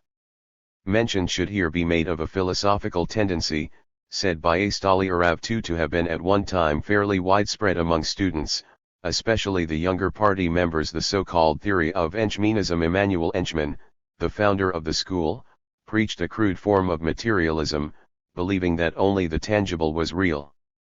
Though acknowledging that he himself received mental impressions, he did not admit their occurrence in other people, since in their case he only perceived expressions or physical correlatives of mental phenomena. 3. Enchmenism was vehemently assailed by Bukharin in the collective work at aka. About 1925, popular materialism gave place to the mechanist school, with whom we shall have to deal in greater detail. In the early years after the revolution there were many Bolshevik theorists to whom even materialism of this sort was ungenial, and who denied that philosophy had any title to existence whatever. The best known of them is Ominin, whose article, Overboard with Philosophy, written in 1922, defends this position as follows. Both V.I. Lenin, and Plekhanov also, employ old-fashioned terms, such as the philosophy of Marxism, the philosophical implications of the natural sciences and so forth, but these terms as used by Lenin and Plekhanov are merely slips of the pen and nothing more. In fitting out and trimming the ship of science we must take care to throw, not only religion, but also the whole of philosophy overboard. 1. This proposal was commended for its boldness by V. Rajat in the bulletin of the Central Committee of the Ukrainian Communist Party, and described as the true verdict of contemporary revolutionary Marxism. 2. The exponents of this popular materialism displayed the same contempt for aesthetic values as was typical of the Russian nihilists of 1860–80. Their attitude towards art was a utilitarian one, it being considered either as a means for the socialization of emotion, or, to borrow a phrase from L. Tolstoy, as a means to the emotional infection of humanity. 3. This popular and mechanistic materialism, whose leading spirits were I. Istvanov and A. K. Timir-Yazef, was offset, around 1925, by a strenuous reaction among the supporters of dialectical materialism, under the leadership of A. M. Deborin. The controversy was occasioned, on the one side, by various publications on the part of Stvanov, calling for a revision of Engels' materialism and dialectics in the light of the electron theory, and on the other by the appearance of Engels' hitherto unpublished work Dialectics of Nature, which heartened the supporters of dialectical materialism. 4. Prokofiev praises the philosophical quality of this work on the ground that, unlike Engels' other philosophical writings, such as Ludwig Feuerbach and Anti-Düring, it breathes the true spirit of Hegelianism. 5. The dialecticians took yet further courage from the first publication, in 1929, of Lenin's philosophical notebooks, 6 which likewise represent an advance, philosophically speaking, on his materialism and empirio-criticism, and show how thoroughly he had grasped the nature of dialectic. 1. The conflict reached a crucial stage around 1929. The main question at issue was as follows: can phenomena of higher order be deduced from those of lower order or not? This led to a metaphysical problem: can quality be completely deduced from quantity or not? The mechanists affirmed that it could, whereas the dialecticians denied it. Deborin and the dialectical materialists attached great importance to the problem of quality. Either there is an absolute identity between inorganic and organic matter, and organic matter can be completely derived from the inorganic, in which case there is no sense at all in speaking of a transformation of the inorganic into the organic, or else, besides the unity of inorganic and organic, there is also a difference between them, in which case organic matter represents something qualitatively and specifically different from the inorganic. 2. The philosophical explanation of the appearance of new qualities was seen in the transformation, already asserted by Hegel, of quantitative changes into qualitative ones. All change and development operates initially in the direction of mere quantitative change, but once this has reached a certain stage, dependent on the nature of the thing concerned, and is continued beyond this limit, it no longer results in merely quantitative change, instead, by a sudden leap, A qualitative change takes place, and something new emerges. This transformation of quantity into quality, or more precisely, the transition from quantitative change into qualitative, was regarded as the essence of the dialectic. Such a leap takes place in the transition from the inorganic to the organic, with the emergence of life, and also in the transition from organic matter to consciousness. A more detailed treatment of the laws of the materialist dialectic, which must be postponed to Part 2, will afford us a closer acquaintance with the significance of this train of thought.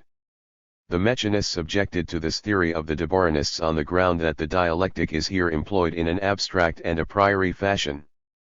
They emphasized, further, that the dialectic must be derived from nature, that it must be sought as an outcome of exact scientific investigation, though they were strongly against the idea of using the dialectic as a method of discovery, by the application of already established general laws to new fields of inquiry. Deborin, on the other hand, appealed to Engels and Lenin in support of his view that the dialectic must also serve as a method of discovery, which should govern our scientific inquiries. This appeal did not, however, prevent the mechanists from accusing him of adopting a false methodology, which condemned the dialectic to idleness.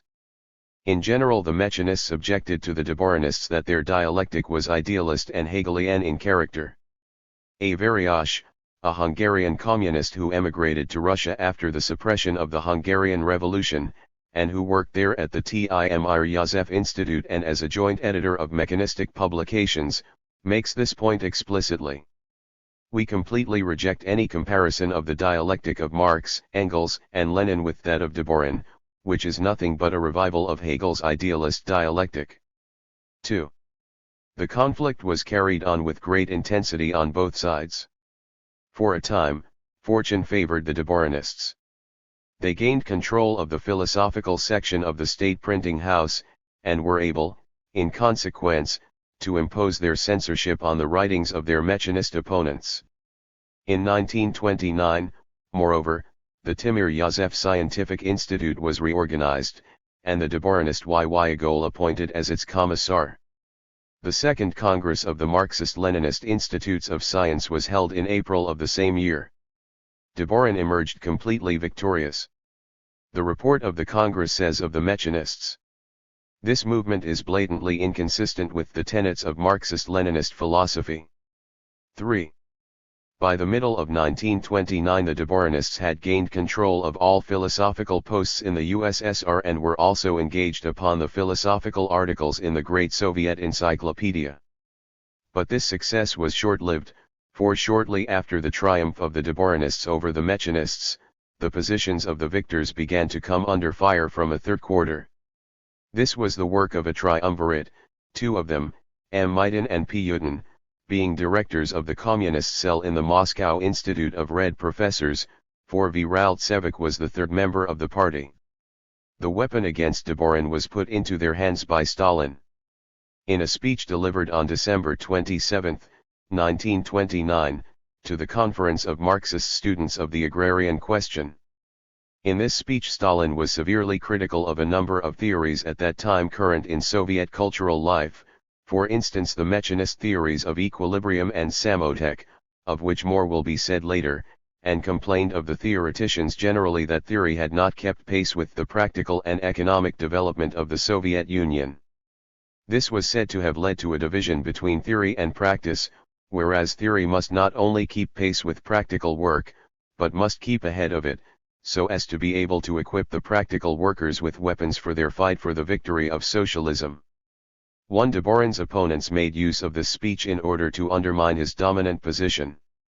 They blamed him for having given the party inadequate support in the fight against rightist deviationism, even after the latter had already been suppressed politically by the party he had set about criticizing its philosophical foundation, mechanism.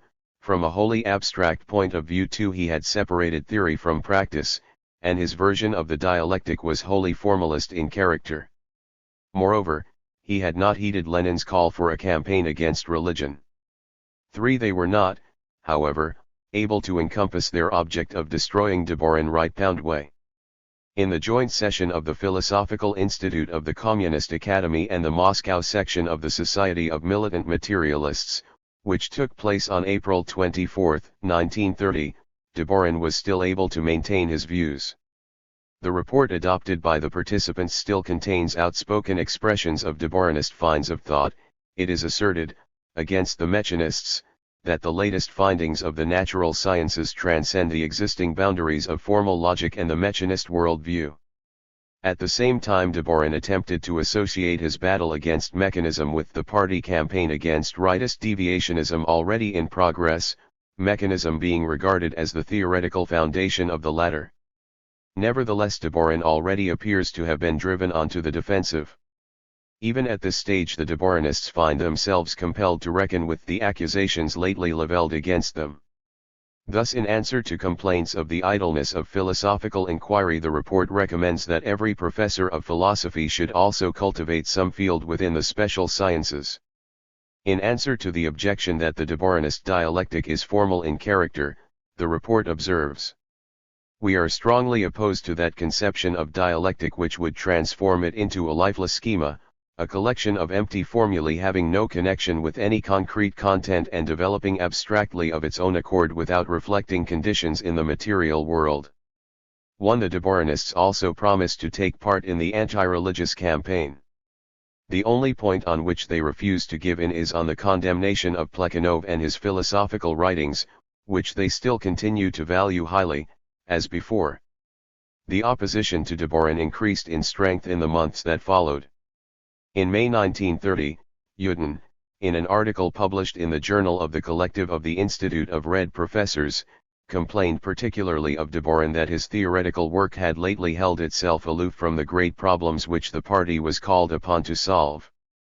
In the following month, on June 7, 1930, Pravda published an article, "The New Problems of Marxist-Leninist Philosophy," written by the above-mentioned triumvirate which, as Deborin put it, was struggling for power against him. In defending themselves, the Deborinists sought to hold fast to a number of positions which, by this time, had already become untenable in Russia. In May, the magazine Pod Znamenem Marxisma published an article by 10 authors, "The War on Two Fronts." The work of philosophy, in their view, must continue to preserve its special character, and cannot be replaced by commonplaces such as socialist construction. The working out of the materialist dialectic is, in fact, the chief service called for from philosophy by the class struggle and the construction of socialism. 2. By September 1930, however, the opposition to Deborin had grown so strong that it had become practically impossible for him to continue the direction of the journal Pod Znamenem Marxisma any longer. He was not in fact removed from his post, but his activities were brought to an end, in that publication of the paper was suspended for the time being. Finally, at the end of 1930, the whole affair reached a critical stage. In a discourse delivered on December 9 to the Bureau of the Cell of the Institute of Red Professors, Stalin gave vent to a strongly anti-Deborinist point of view. He described Deborin's doctrine as a form of Menshevizing idealism, and called for a war on two fronts in philosophy also, just like that which the party was already conducting against leftist and rightist deviation in the social and political sphere. The effect of the interview was that the cell immediately changed its attitude. Whereas, in a resolution adopted on October 10, it had still maintained that recent philosophical developments in the Soviet Union had conformed, by and large, to the indications given by Lenin. It now confessed that the philosophical movement had been inadequately characterized as a formalist tendency, and represented, rather, a real idealist revision of Marxism. 1. In this fashion, the formal condemnation of Deborin was already being set afoot by the authority of the party itself. On January 25, 1931, in its resolution concerning the journal Pod Znamenem Marxisma, the Central Committee of the party condemned both mechanism and Deborinism, and demanded of the new philosophical leadership a war on two fronts in philosophy also. In the field of philosophy, the journal must wage a relentless struggle on two fronts, against the mechanist revision of Marxism, as the chief danger at the present time, and also against the idealist distortion of Marxism on the part of comrades Deborin, Karev, Sten, and others. 2. The Deborinists were accused, above all, of having separated philosophy from politics, theory from practice. They were rebuked for not having understood that Leninism represents a new epoch in philosophy, a reproach directed at their high opinion of Plekhanov. All the same, it is noteworthy that it was mechanism which was described as the chief danger at the present time. In consequence of this condemnation, Deborin was removed from his position as responsible editor of the journal, though he remained on the board. Sten was completely excluded, Maidan and Yudin taking his place, of whom Maidan occupied the commanding position. After the condemnation of the Deborinists, the Soviet newspapers and journals also began to publish disclosures about Deborin. He had taken Plekhanov, the theoretician, as a compliment to Lenin, the man of action. He had constituted himself the uncritical apologist of Plekhanov's entire over-. He had taken over, lock, stock and barrel, the Hegelian dialectic. Under his direction the Hegelianizing of Marxism had reached such a point that for 3 or 4 years the whole work of the philosophical section of the Institute of Red Professors had been devoted to Hegel's logic, and the last 3 or 4 courses had given no opportunity even for making acquaintance with the work of Feuerbach, let alone that of Marx and Engels. In conclusion, Deborin had failed to inquire into the social roots of the various philosophical systems. 3. Chapter 7. Affectionism. Having depicted the struggle between the two philosophical movements of mechanism and Deborinism, and their supersession by Tertius Gaudens, we must now look more closely at their respective doctrinal contents. As we have seen, Deborin thought to gain an advantage in his struggle with Mechanianism by representing it as the theoretical basis of that rightist deviationism against which the party, under Stalin's direction, was already carrying on an energetic campaign. He therefore endeavored to couple his philosophical hostility towards mechanism with the party's political struggle against rightist deviationism. The expected success eluded him. Deborin had improvidently overlooked the fact that the party was waging war, not only against rightist deviation, but also against Trotsky, whose position was referred to as leftist deviationism, and that hence it was possible for a given philosophical tendency to be linked with this other aberration, as its philosophical basis.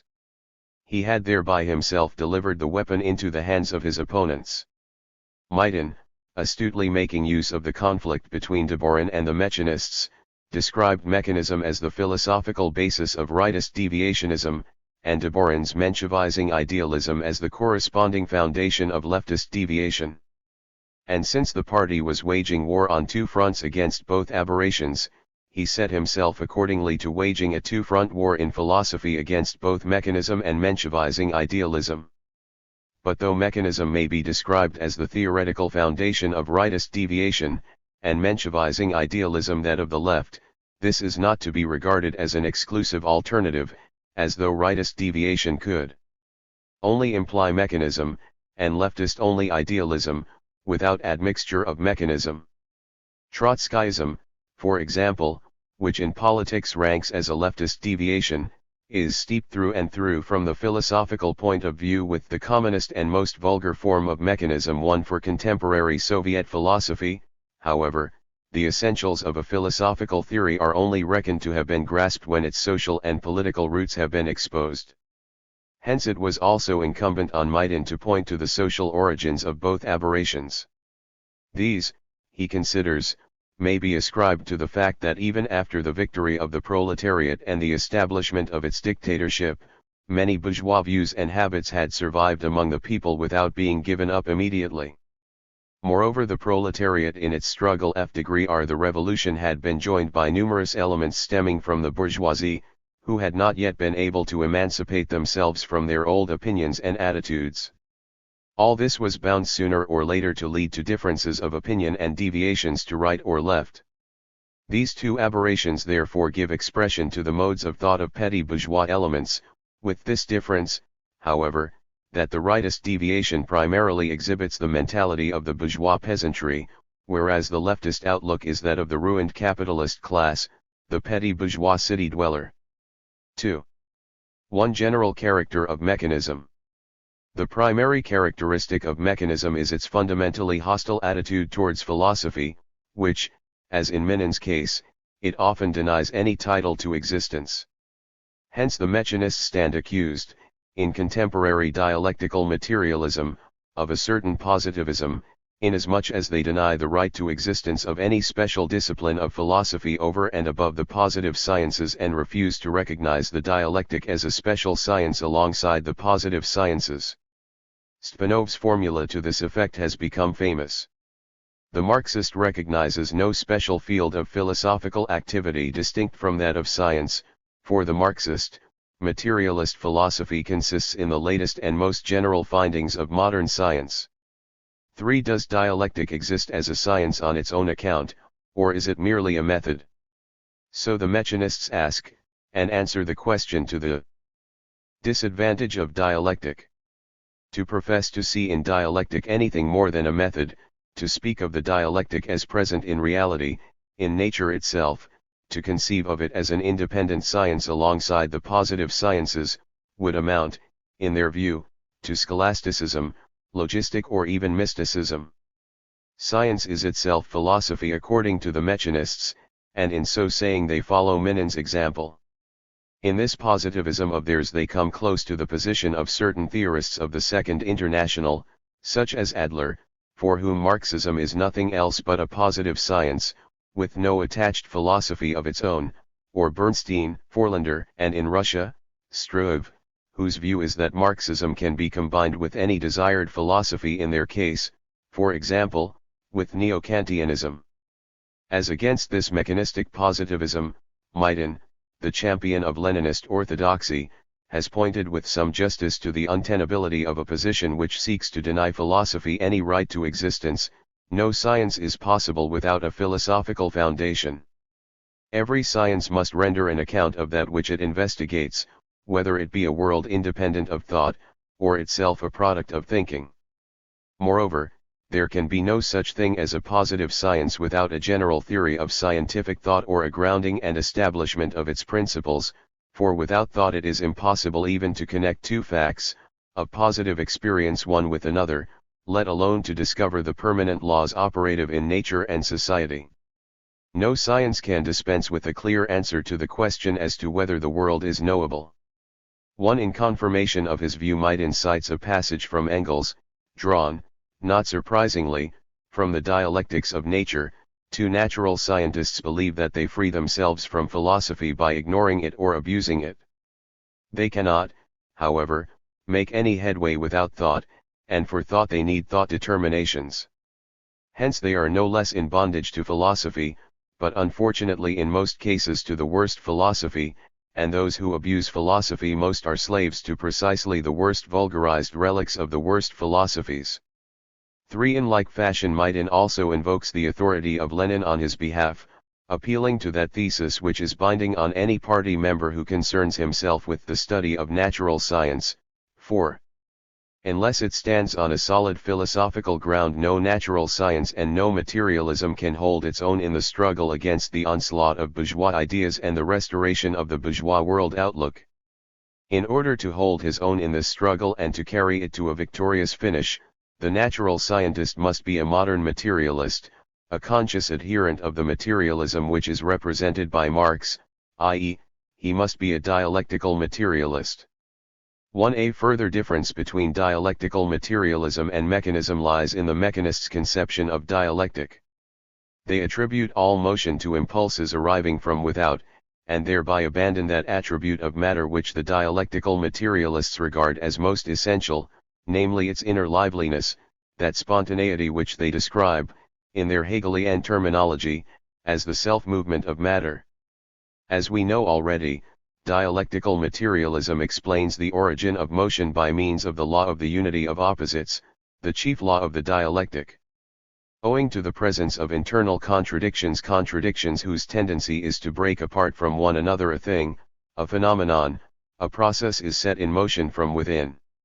According to the mechanist view, on the other hand, the origin of motion is ascribed to external impulses outside the thing. Lest they should be compelled, therefore, to acknowledge a first mover, the mechanists, like the old French materialists of the 18th century, conceive of nature as eternal and unchangeable. As already indicated above, the mechanists see something mystical, teleological, in the notion of dialectic. Bukharin accused Marx and Engels of having bequeathed to the proletariat a world outlook by no means free from a certain teleological flavor which inevitably clings to the Hegelian formula which speaks of a self-development on the part of spirit. 2 In spite of this, the mechanists themselves make use of the term dialectic, though interpreting it in their own mechanistic fashion. Bukharin proposes, in place of the mystificatory dialectic, to found Marxism on the theory of equilibrium, which would constitute a more general formulation, purged of idealist elements, of the laws governing material systems in motion. 3 More will be heard of this equilibrium theory in dealing with Bukharin, its principal exponent. One outcome of this basic conception is the denial of quality, and of the emergence of new qualities. The mechanists taught that phenomena of higher order are attributable to those of lower order, and hence that everything can be explained by means of mechanical laws. Thus Spinoza maintains that all phenomena in the universe can be traced back to simple physical and chemical processes.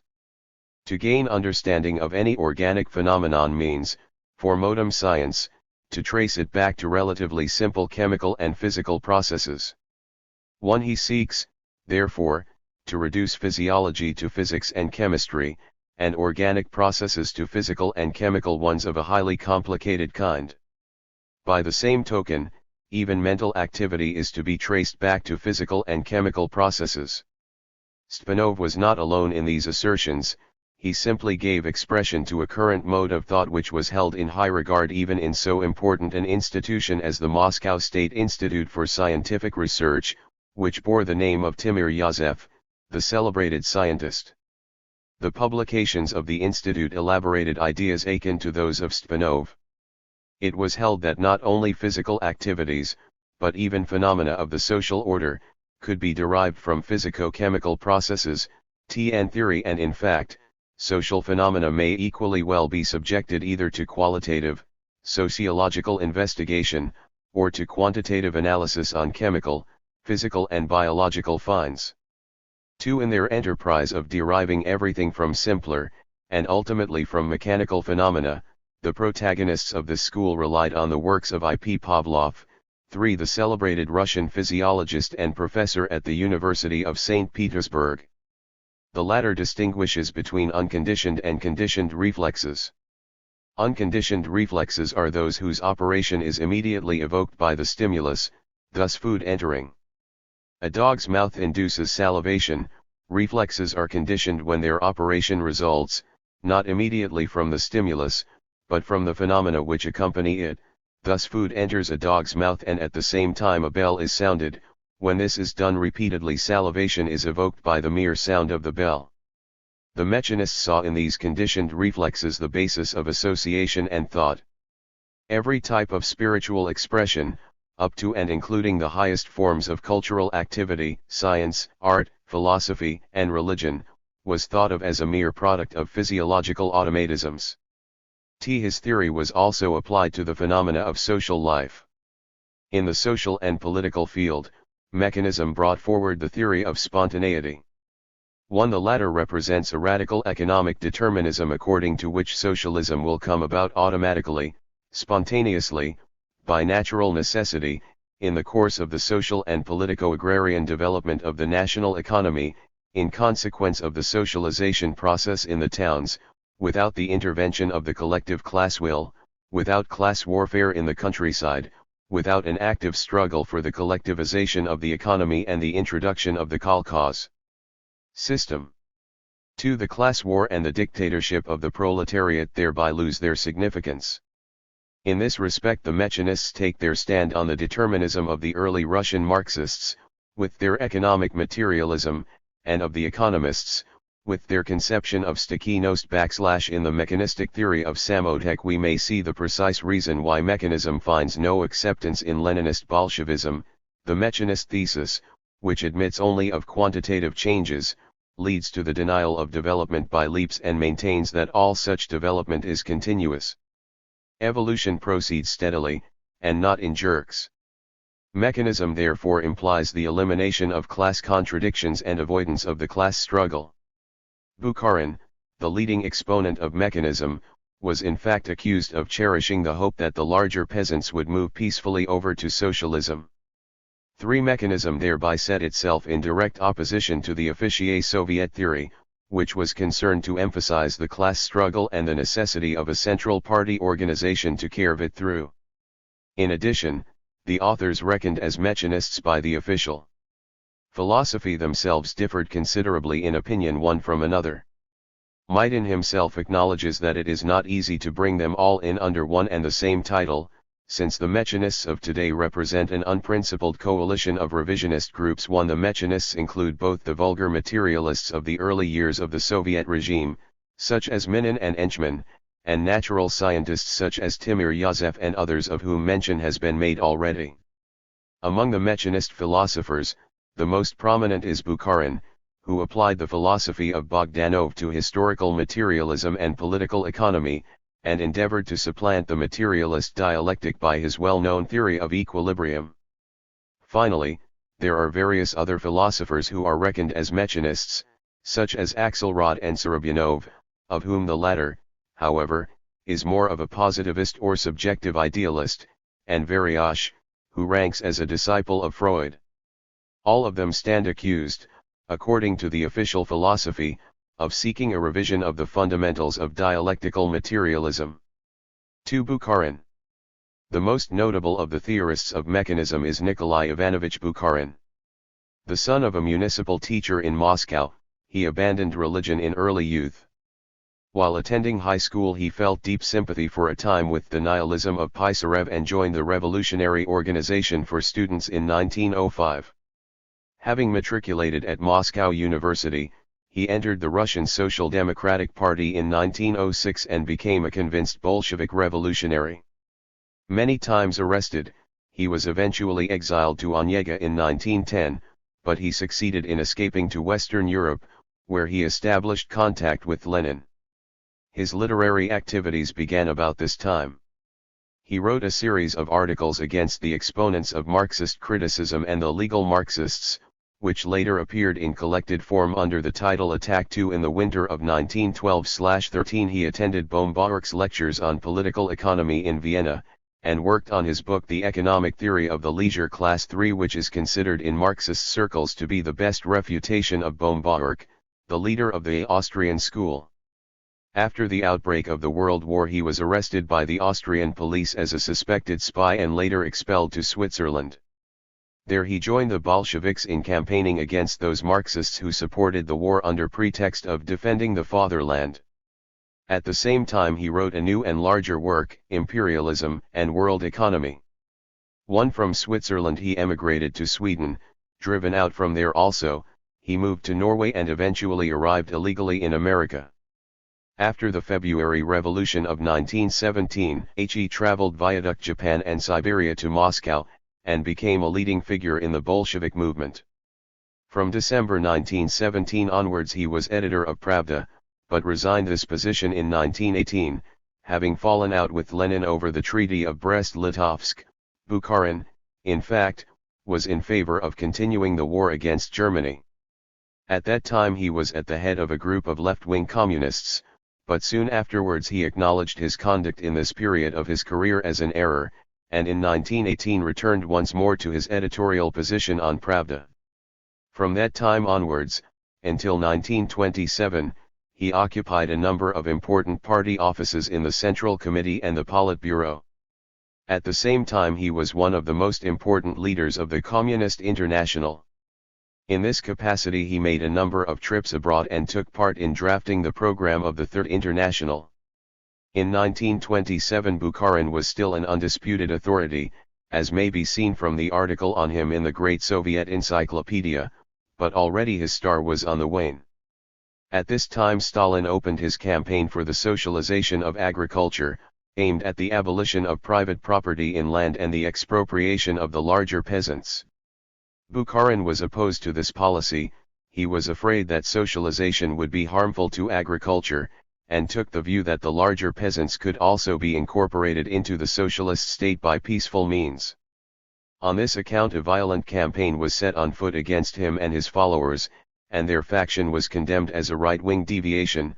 Bukharin himself and Rykov were officially regarded as the ringleaders. At the plenary session of the MKVKP in 1928, Stalin stressed the necessity of carrying on a war on two fronts. The right-wingers were denounced as kulak agents within the party too. In the years that followed, the campaign against deviations to right and to left was carried on with increasing intensity. Eventually, in 1937, both opposition parties were finally liquidated, their leaders being tried and executed. 3. Bukharin's philosophical development was much influenced by empirio-criticism, especially of the Russian variety, and by Bogdanov's empirio-monism and techtology.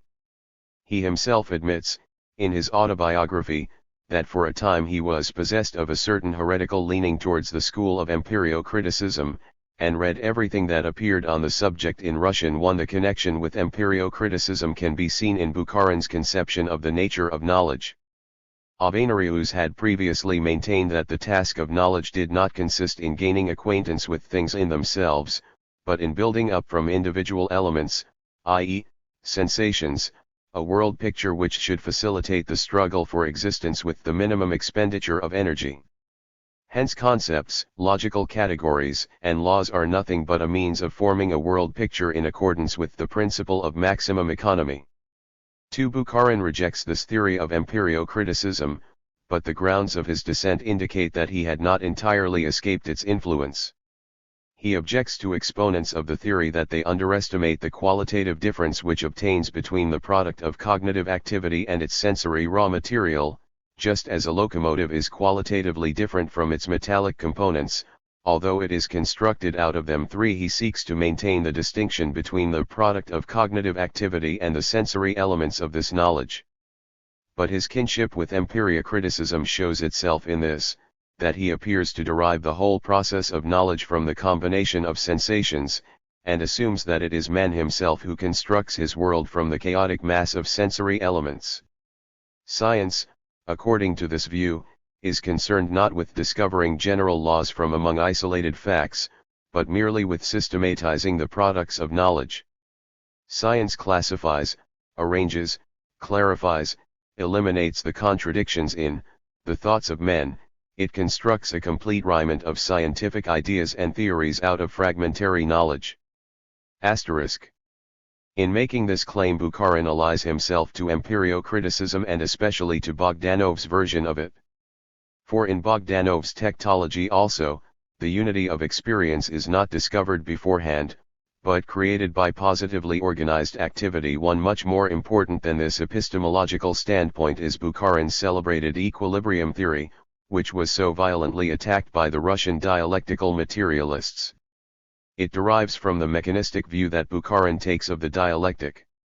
Like the mechanists in general, he takes over the term dialectical materialism and explicitly describes himself as a dialectical materialist. Indeed, he agrees with Lenin in defining the dialectic as a process of movement, the basis of which is the development of internal contradictions, too, and the term internal contradiction is repeatedly employed by him. But if one looks more closely, a great difference can be noticed between the Leninist conception and Bukharin's materialistic view. Lenin sees the heart of the dialectic in the unity of opposites. 3. And these dialectical opposites lie, moreover, in the inner nature of things and phenomena as such. Dialectic in the proper sense is the study of contradiction in the nature of things as such. 4. Hence it follows that things in dialectical opposition do not merely negate and exclude one another, but also presuppose and confirm one another. The bourgeoisie not only negates the proletariat but also presupposes it, for without the proletariat there can be no question of the bourgeoisie either. Bukharin and the mechanists also speak of the unity of opposites, but among such opposites they recognize only mutual negation, and not mutual presupposition or confirmation. Bukharin thinks of opposites in terms of antagonisms of opposing forces. Whereas for Lenin the internal unity of opposites gives rise to self-movement, a genuine movement of motion, for Bukharin, is the product of antagonisms between opposing forces. The origin of motion lies outside things, motion is conceived of mechanically as local motion, occasioned by an impulse supervening from without. 5. This has the further consequence that every process is thought of as conditioned by equilibrium and the disturbance thereof. According to Bukharin, every movement in the world proceeds from the operation of diverse opposing forces. If these forces did not operate on one another, the world would remain absolutely at rest. In the world it is the conflict, the contradiction, i.e., the antagonism of forces acting in various directions determines the motion of the system. 1. What sort of forces are intended here? They are those of the system and its environment. By system is meant anything whatever, for everything in the world consists of diverse elements.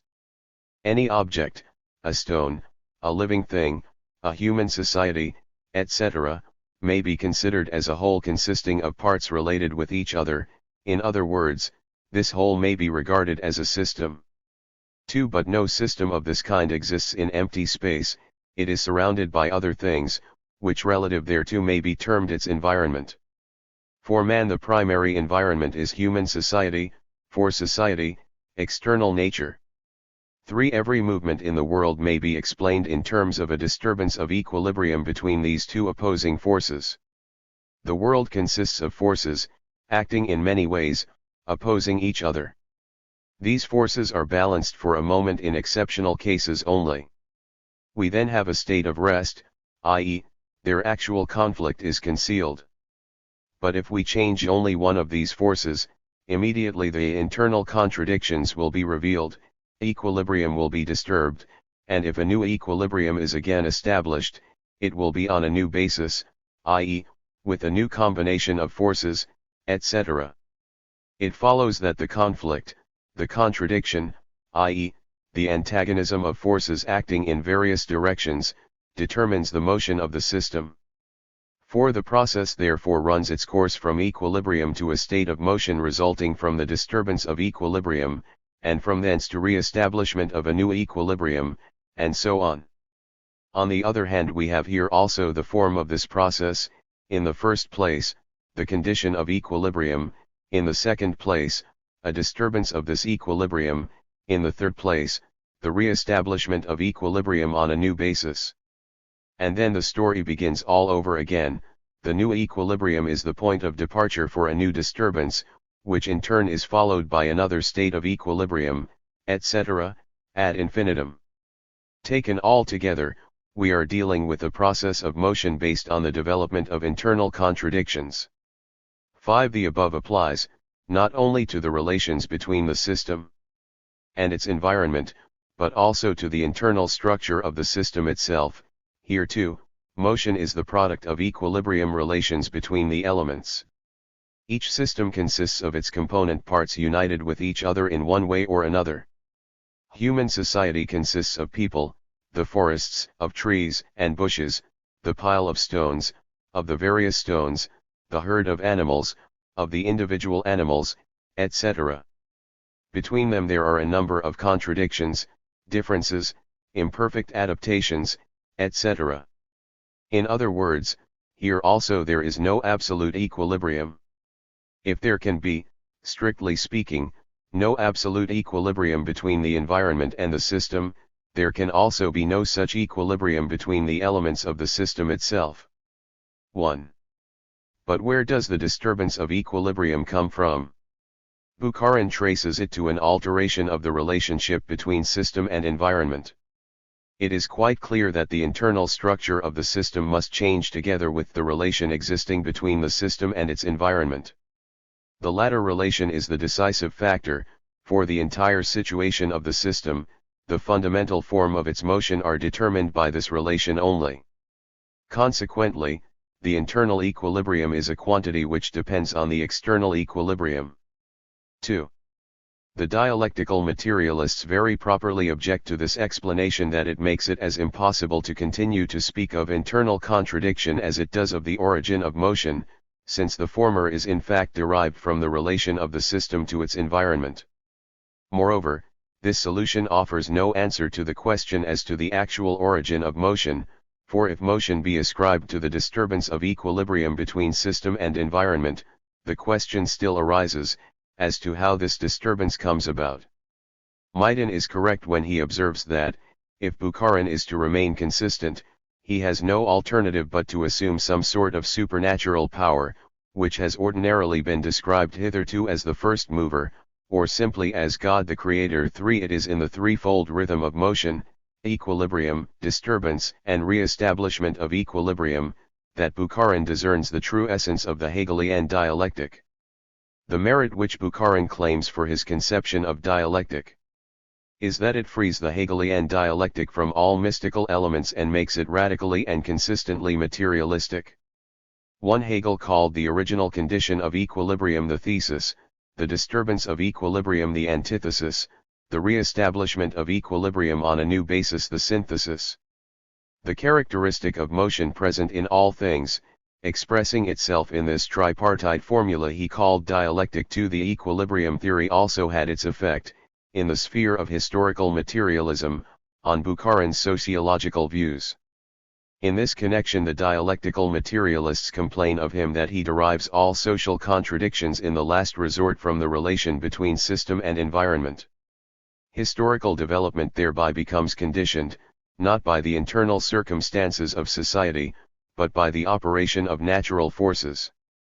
3. Hence his theory is also open to the objection that it is necessarily bound up with the bourgeois conception of society, which regards the capitalist order as one of harmonious cooperation between the classes and devotes all its energies to preserving the equilibrium of capitalist society. 4. 3. Axelrod. In the controversy between Mechanists and Deborinists, the Mechanists were joined by a lady of high philosophical attainments, Lyubov Isakovna Axelrod, who wrote under the pen name of Orthodox. Li Axelrod V was born in 1868. In 1887, after the attack on Alexander III, she was obliged to emigrate to Switzerland. There she completed her philosophical studies at the University of Bern and was awarded the doctorate of philosophy. About 1890 she joined the Social Democratic Party. After the amnesty of 1906 she returned to Russia, where she belonged to a number of Menshevik organizations. From 1918 onwards she stood outside the party, but occupied herself intensively with the development of Marxist theory. She died in 1946. Axelrod's philosophical importance rests on her polemic against the critical Marxists at the beginning of the century. As an orthodox Marxist she sided with Plekhanov in a highly effective defense of dialectical materialism. Her articles against various forms of neo-Kantianism directed, among others, against Berdyaev and Struve, were published in collected form as philosophical studies. Her later essays attacking empirio-criticism and Bogdanov also constitute a defense of dialectical materialism. After the revolution they appeared, with other works, in a volume entitled Against Idealism. 2. She also published, after the revolution, a collection of studies, Marx as a philosopher, 3*5 and a work devoted to historical materialism, Critique of the Foundations of Bourgeois Sociology and Historical Materialism*. The pamphlet in defense of dialectical materialism against scholasticism 5 belongs to the period of controversy between Mechanists and Deborinists. After the official condemnation of mechanism and Menshevizing idealism she published a further pamphlet, The Idealist Dialectic of Hegel and the Materialist Dialectic of Marx, 6, which stands out favorably, for its penetrating account of the Hegelian system, above many of the Soviet philosophical publications of the period. Axelrod was an energetic opponent of the critical Marxists and their war cry back to Kant as if Marxism possessed no theory of knowledge its own. She accused them of confounding the critical theory of knowledge with epistemology in general, and pointed out that the latter was older than Kant and that many materialist systems of the 18th century had already possessed a theory of knowledge. All the more true is this of Marxist materialism, which is not metaphysical, but dialectical. Dialectical materialism, moreover, is by nature epistemological in character, since it acknowledges neither a closed metaphysical system nor fixed metaphysical substances. 7. It is precisely in this metaphysical conception of knowledge that Axelrod sees the common failing of all the endeavors of modern philosophy, a conception which views all things as fixed, stable, isolated substances. This starting point has given rise to the problem of knowledge and to a metaphysical interpretation of subject and object in the knowing process as separate substances. It is the same mistake as that already found in Locke. He fails to conceive of our knowledge as a continuous uninterrupted process of development, in which consciousness has no function apart from the perception of external objects of experience, and hence cannot be divorced from them. Locke thinks of consciousness, rather, as a form independent of the effect exerted by the object. One consciousness divorced from the object of knowledge encounters in sensation a boundary, a limit. Between the object and consciousness sensation stands, therefore, as an impassable barrier. The result is that the influence of the object on our senses, instead of putting us in touch with it, cuts us off from it. 2. In consequence of this metaphysical method, Berkeley and Hume arrived at a total denial of the objective world. Kant's critical philosophy, which endeavored to reinstate the objective world and to provide a basis for the theory of scientific experience, suffers from the same Lockean defect. Here too, owing to the contradictory conception of the thing in itself, the influence of the object on the subject not only fails to effect any union between them, but sets up a severance of principle which makes the thing in itself unknowable. Registered. These metaphysicians, in Axelrod's opinion, have mistakenly isolated the thing from the knowing subject because they looked at knowledge from a metaphysical, not a historical point of view. Marx's dialectical materialism avoids this mistake. For dialectical materialism, all knowledge derives from experience and is therefore knowledge a posteriori. The possibility of a priori knowledge is emphatically rejected. It does not follow from this, however, that knowledge has no necessary or universal characteristics. It is a metaphysical prejudice that a priori knowledge alone has necessary and universal validity. Truth acquired by way of experience is universally binding, real, indubitable, and retains its full objective significance, so long as it does not itself contradict experience. A law inferred a posteriori serves therefore as an a priori guiding principle, so long as it is not confused by practical reality. 4. And here Axelrod appeals to the authority of Marx, who considered the question whether human knowledge could encompass reality to be not a theoretical, but a practical one, since it finds its solution in practice, and she continues. Our capacity for bringing about changes in the state of the object, our ability to shape the material order in accordance with our purposes and to predict phenomena and their mutual relationships, all this is a sufficient guarantee of the fact that material nature really exists and that we are acquainted with its characteristics. 1. For the same reasons as those she advances against Locke and Kant. Namely, to prevent subject and object being separated in the knowing process by sensation, Axelrod adheres to Plekhanov's hieroglyphic theory and criticizes the Leninist copy theory from this point of view. In Lenin's conception she sees an inverted Platonism, a dualism at variance with the materialist philosophy, which proceeds from a monistic principle. If sensations are copies of things, then the things themselves are rendered superfluous and become genuine examples of things in themselves, as they do in Kant. But this is to open up an unbridgeable gulf between subject and object. Plekhanov's hieroglyphic theory avoids this pitfall. The symbolic theory, which asserts the existence of both subject and object, unifies these two factors by treating the subject as a special sort of object, and its sensations as a product of the interaction between two objects of which one is at the same time the subject. 2. Hence, entirely in the spirit of the hieroglyphic theory, she concludes. But materialism adheres to the view that the sensations called forth by the operation of the various forms of motion in matter do not resemble the objective processes which give rise to them. 3. The Leninist dialectical materialists maintain that Axelrod has failed to grasp that in the copy theory the relation between subject and object is a dialectical one, and that subject and object are thereby united, whereas in her view, as in that of Kant, knowledge does not unite, it brings man no closer to nature, but simply disintegrates them both. For CJB in the controversy between mechanism and de Boerinism. Lyubov Axelrod took the mechanist side and was vehemently attacked by de Boerin on that account. 5. He objected to her that she denied not only the category of quality, but the dialectic itself, one turning it into a mere form of representation of scientific data, whereas in fact it must also be regarded as a science of the laws and objective forms of motion. 2. In general he accuses her of defending mechanistic materialism. 3. Since most of the discussions between mechanists and de Boerinists have not been made available to us in detail, we have, unfortunately, no means of deciding how far Axelrod carried her mechanist views. Meithen 4 also numbers her among the mechanists. If he is right in doing so, she too must have altered her position after the suppression of mechanism in the USSR. In her pamphlet The Idealist Dialectic of Hegel and the Materialist Dialectic of Marx she adheres on all the main issues in dispute to the viewpoint of orthodox dialectical materialism. Thus she now sees dialectic as a science of motion in reality itself. Hegel's dialectic is described as formal.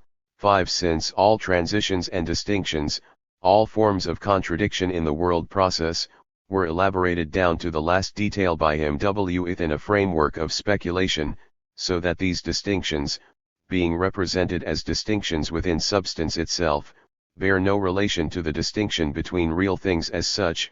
6. Dialectical materialism, on the other hand, when it employs the dialectic as a method of inquiry, requires that the dialectical movement shall also be disclosed in the object under investigation itself. 7. Axelrod also assumes here that this dialectical movement gives rise to new qualities in the world, new orders, in which the elements of the given order represent something more complex, something higher in comparison with previous orders, something constituting a new quality, which cannot be immediately traced back to the original elements of the starting point. 8. The orthodox dialectical materialists see the theoretical origins of leftist and rightist deviation in a one-sided attitude on the part of both tendencies in relation to reality.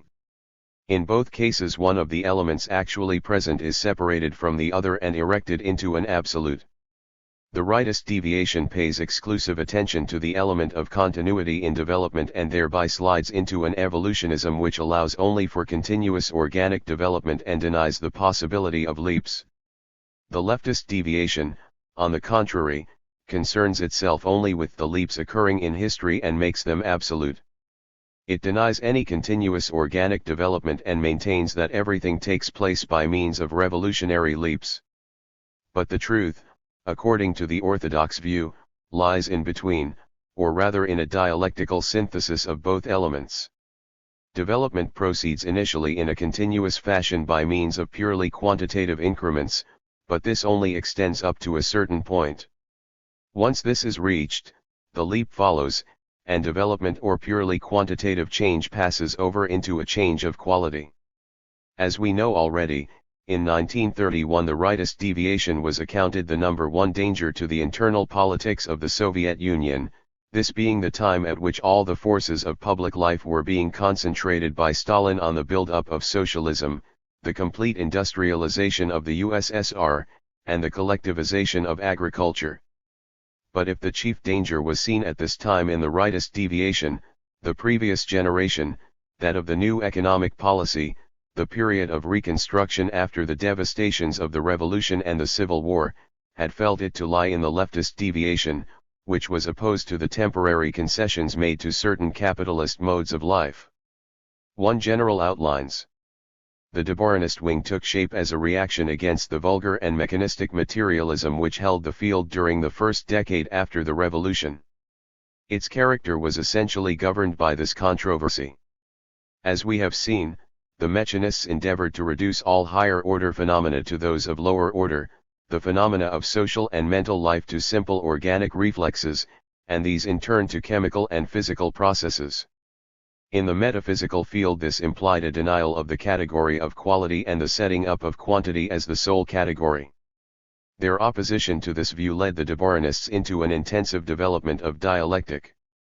As against the mechanists, they insisted with all possible emphasis on the independence of the category of quality, which can only be preserved through one of the so-called laws of dialectic, namely, that of the transformation of quantity into quality. After reaching a certain level of intensity, quantitative changes are transformed by a sudden leap into a qualitative change and lead to the emergence of a new quality, whereby the preceding one is negated. Hence it came about that the defense of quality drove them into the paths of dialectic. In the development of the system of dialectical materialism, this Deborahist materialism falls pretty well into line with that promulgated after 1931, which will be dealt with in detail in Part 2. We may therefore confine ourselves here to indicating the main points of difference between the two. A first such point of difference may be found in the accusation of Hegelianism which was levelled against Menshevizing idealism, and which came to light in the course of its elaboration of the dialectic. Its opponents could not, indeed, deny that Lenin himself had laid a special stress on the necessity of studying the Hegelian dialectic. But Lenin, so the official dialectical materialists said, had prescribed a critical attitude towards the Hegelian dialectic, and called for it to be reformed on materialist lines and applied to the concrete reality of the proletarian struggle for existence. Deborin, however, had done neither the one nor the other. In the first place, the Deborinists had taken over the Hegelian dialectic as it stood, without transforming it into a materialist dialectic. 2. They had supposed that in Hegel's philosophy it was only the system that was idealistic, the method itself being a materialistic one. Deborin had thereby arrived at the assertion that dialectical materialism was merely a synthesis of Hegel's dialectical method and the materialist conception of nature and history one. In addition to their unmodified acceptance of the Hegelian dialectic, the Deborinists had committed a further error in taking an entirely abstract view of the dialectic, without applying it to the concrete problems of Soviet reality. Their whole activity had been occupied almost exclusively with Hegel's science of logic, without taking any account of the questions of the day, the problems of politics and economics, the dictatorship of the proletariat and its struggle for the establishment of socialism. For them it was only the dialectic of logic that counted, not the dialectic of reality and the social struggle. All this led to the complaint preferred against this school, that they separated theory from practice, philosophy from politics, and had given themselves up to a sort of formalism by making form prior to content. But it was not only in this Hegelian conception of dialectic that the idealism of the Deborinists presented itself to the eyes of the orthodox dialectical materialists. Their conception of matter is almost equally erroneous. 2. They banish from it, indeed, everything which constitutes, in the Leninist view, the essential nature of matter, namely its character as an objective reality independent of our consciousness which gives rise to our sensations. 3. The nature of matter in this sense is misrepresented in the definition given by Deborin, whose book Lenin the Thinker begins by framing the concept of matter correctly enough, but then goes on, in the broader sense matter is the whole infinite concrete totality of mediations, i.e., ties and relationships. 4. Idealist views of this sort are still more palpably evident in Deborin's disciples. Hessen, for example, alleges that dialectical materialism conceives of matter as a synthesis of space and time. 6. In the eyes of the orthodox, the error of such a standpoint lies in this, that it gives expression only to the form in which matter exists, and not to matter itself. A still more extreme position in this regard is adopted by another of Deborin's followers, Milonov, who considers the attribute of extension to be inessential to matter. There is absolutely no necessity for assuming extension to be everywhere present. A dialectical materialist is under no sort of unconditional obligation to insist on the attribute of extension. One other supporters of Deborin again laid so much stress on the attribute of thought that the mechanistic materialists became seriously concerned about it. One of them, Perlman, asks, what becomes of matter if we deprive it of the attribute of extension and leave it that of thought? The result is a moving thought, i.e., spirit. The Deborinists, for their part, gladly invoked in their support against the oversimplified mechanist conception of matter the words of Lenin on the subject, an intelligent idealism stands closer to us than a stupid materialism. 2. The third main ground of complaint against the Menshevizing idealists relates to their undue regard for the achievements of Plekhanov and their underestimation of Lenin's importance in philosophy. So far as concerns Plekhanov, approval of him was not, as such, ill thought of, for Lenin himself had held him in regard, but the objection was that the Dvorinists went too far in this respect and followed him uncritically. Dvorin takes over from Plekhanov precisely what is least valuable in him, his apology for Feuerbach, the application of Feuerbach's anthropological principle to epistemology, the discounting of Lenin's theory of knowledge, the attempt to solve the epistemological problem of the subject-object relation in terms of purely metaphysical categories without regard for historical and revolutionary reality. The whole non-political, unrevolutionary spirit of Dvorin's philosophy resembles that of Plekhanov's. This attitude towards Plekhanov is paralleled, on the other side, by an inadequate appraisal of Lenin's significance in philosophy, a failure to understand the fact that he is actually the inaugurator of a new epoch, not only in political life, but also in philosophy. The Orthodox found Dvorin's judgment on Lenin in his book Lenin the Thinker completely unacceptable. Both thinkers are in a certain sense complementary to one another. Plekhanov is essentially the theoretician, Lenin essentially the man of action, the politician, the leader. 3. Obviously such a judgment, which virtually installed Plekhanov as Lenin's teacher in matters of theory, was bound to arouse violent opposition. Elsewhere, in his introduction to Volume 9 of Lenin's selected writings, Dvorin modifies his opinion to some extent, maintaining that Lenin and Plekhanov represented different stages in the development of Marxism. There is a difference between Plekhanov and Lenin which reflects what is peculiar to the historical phases of development in the revolutionary movement and the class struggle of the proletariat. 1. To this the Orthodox objected that the most important works of Plekhanov and Lenin, and not only the philosophical ones but also others, such as the polemic against the Narodniks, belong to the same period. Another well-known Dvorinist therefore deals with the question in a rather different fashion. In an article in the magazine Pod Znamenem Marxisma he writes, Plekhanov and Lenin are representative, not of different periods in the workers' movement, but of different currents in it and in Marxism, a different type of insight into the same thing. 2. But even this approach found no acceptance from the orthodox point of view. To speak of different currents and tendencies in Marxism is to abandon Marxist-Leninism. It would mean reverting to the standpoint of the Second International, which looked on Marxism as an agglomeration of movements, tendencies, etc.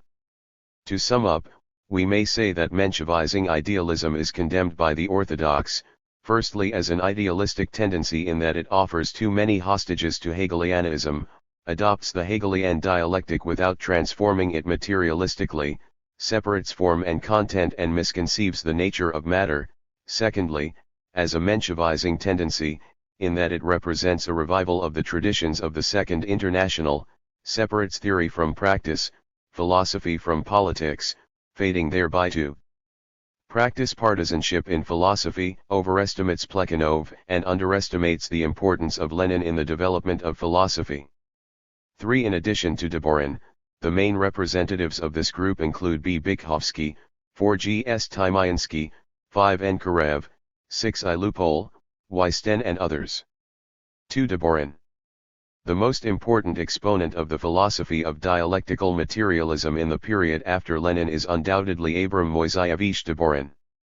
Born in 1881, he was first apprenticed as a locksmith in Kovno. In 1899 he entered the government service in Kherson, where he frequented illegal societies, was soon dismissed on that account, and returned to Kovno. Here too, however, he was arrested by the police in 1902 and placed under supervision. In 1903 he left Russia and emigrated to Switzerland where he studied philosophy at the University of Bern. He became an adherent of the Bolshevik group, but left it in 1907 to join the Mensheviks. In 1908 he returned to Russia. After the February Revolution of 1917 he abandoned Menshevism and remained without party ties until 1928, only then did he become a member of the Bolshevik Party. After the revolution he devoted himself entirely to teaching and research, working at the Sverdlov University, the Institute of Red Professors, the Communist Academy and the Marx-Engels Institute. He took a leading part in the founding of the journal Pod Znamenem Marxisma, of which he became chief editor. In 1929 he was also nominated a full member of the Academy of Sciences of the USSR. Since the above-mentioned condemnation of Menshevizing idealism by the party Central Committee, Deborin, having bowed to this decision and acknowledged his errors, has been able thereafter to occupy leading positions in the scientific work of the USSR. In November 1935 he was elected Secretary of the Social Sciences Division of the Academy of Sciences. In 1938 we find him on the Council of the Philosophical Institute of the same Academy of Sciences, while in 1939 he was elected to the Presidium of the Academy itself. At present Deborin is a member of the editorial board of the Vestnik, the official organ of the Academy of Sciences of the USSR. Throughout the years 1905 to 1917 he was one of the chief defenders of dialectical materialism against mechanism and neo-Kantianism.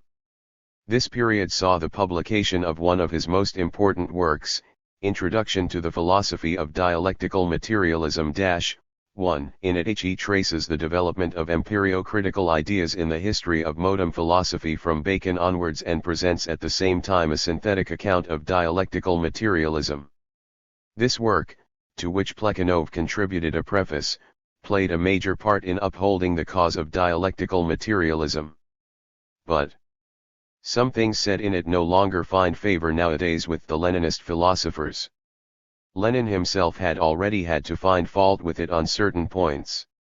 1. After the revolution Deborin became intensely active in the philosophical field, making it his business to combat a variety of aberrations from dialectical materialism. He criticized the Hegelian interpretation of Marxism put forward by Lukács, opposed the theories of Freud and Spengler, which had found some response at this period even in Russia, and campaigned against ethical socialism and social democratic neo-Kantianism. In his book Marx and Hegel too he counters the attempt to interpret Marx, Engels, and Lenin in a mechanistic sense. His next major work was Lenin the Thinker. 3. He devoted much attention, especially after the publication of Engels' Dialectics of Nature, to the problem of applying the dialectic to the natural sciences and published a series of articles which appeared in collected form under the title Dialectics and Natural Science. 4. Under Deborin's supervision, editions of the works of Western materialist philosophers were put in hand, together with an edition of Hegel, for which he supplied an elaborate introduction, Hegel and Dialectical Materialism. He also directed publication of the series Bibliotheca Atheisma, containing translations of the works of celebrated atheists, such as Holbach, Helvetius, and others. Against the mechanists and vulgar materialists, who had little opinion of philosophy in general, or at best were unwilling to assign it any important or independent task, equating it throughout with the latest findings of the positive sciences, Deborin, like Engels, fought to preserve for philosophy an independent status over and above the positive natural sciences and sociology. Dialectical materialism exists as an independent discipline alongside the other positive sciences, more especially as the methodology and theory of scientific knowledge. 1. Dialectical materialism, the Marxist world outlook, is made up according to Deborin, of three main components. The materialist dialectic, as a general scientific methodology, the dialectic of nature, the methodology of the natural sciences, and the dialectic of history. 2. Each of these three main factors has been sufficiently set forth by the founders of Marxism, though not to the same extent. Particular stress has been laid on the third constituent, historical materialism. For this reason Deborin treats it less thoroughly than the other two. The first component, the materialist dialectic, has been accorded only relatively minor interest. Engels, in his Ludwig Feuerbach and Anti-Diering, deals with it only in passing. And Deborin takes the view that despite the works of Marx, Engels, Plekhanov, and Lenin there is still a great deal to be done in the way of a theoretical working out of the materialist dialectic. He and his disciples devoted themselves so exclusively to this task that Meithen, as we have seen, was able to make theis a ground of objection against them. 3. Deborin conceives of the materialist dialectic as an abstract science of the general laws and forms of motion, exemplified alike both in nature and also in society and human thought. 4. The dialectic appears, therefore, as a universal methodology, and it is to this methodology that philosophy as a special science is confined, in the sense that the materialist dialectic, as Deborin sees it, represents a sort of algebra of the sciences which must permeate the concrete sciences in order to provide them with internal coherence. But Deborin does not wish to be taken to mean by this that such coherence is introduced from outside, it is to be found, rather, within the things themselves, i.e., it is objectively present and merely requires to be discovered in the course of our inquiry. 5. The theory of dialectic as a methodology brought Deborin under heavy fire both from the mechanists and from the exponents of official dialectical materialism. 8. It was urged against him that his methodology was a system of concepts forcibly imposed upon the objective world. This objection is not entirely justified, however, for already in 1926 Deborin had roundly repudiated any account of dialectic depicting it as a sort of a priori conception which would enable scientific discoveries to be made on the strength of purely logical considerations and thereby exclude empirical inquiries or wholly supersede them. 1. He maintains, rather, that the dialectical method is intended, not to replace the concrete investigation of phenomena, but to guide it to this task of guiding empirical scientific inquiry. Is subsequently defined by Deborin as follows: experience, practice, is the decisive test even in theoretical matters, but to methodology, i.e., to theoretical reflection, there falls the extremely important task of filling in the gaps left in experience and empirical science.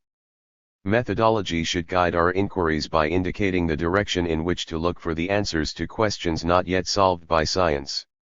3. Dialectic therefore investigates those categories and laws which are operative throughout the whole of reality. These most general laws are exemplified and made concrete in various ways within the different spheres of reality, i.e., one way in nature and another way in society. Hence, in addition to such general, abstract, algebraic categories, it is also necessary to inquire into their specific concrete manifestations in nature and society. This is the task of the two other branches of dialectical materialism. Deborin himself shows particular interest in the second of these, namely the dialectic of nature, having been largely inspired in this by the publication of Engels' Dialectics of Nature, whose basic contentions he defends against the mechanists. Following Engels, Deborin proclaimed the necessity of an alliance between empirical science and philosophy. There is a double danger and a double error to be avoided here. On the one hand, we must prevent any revival of that philosophy of nature, already repudiated by Engels in his Ludwig Feuerbach, which seeks to supply the as yet unknown connections between natural phenomena by means of a priori theories. On the other hand, we must obviate the inadequacy of that purely empirical conception of natural science which rejects all philosophy and confines itself to the description of empirical facts. Admitting then, what Engels had shown, that science is incapable of moving a step without philosophy, and hence the necessity of an alliance between them, it is with dialectical philosophy that science must ally itself, for this is the most progressive type. And the alliance is to consist in this, that science, which investigates individual facts, shall borrow from philosophy the dialectical method, by which alone it will be in a position to combine all these facts into a single whole. 1. The history of human knowledge points towards such an alliance. The ancient Greeks already saw nature as a whole. The universal connection of phenomena in the world was disclosed to them in immediate contemplation.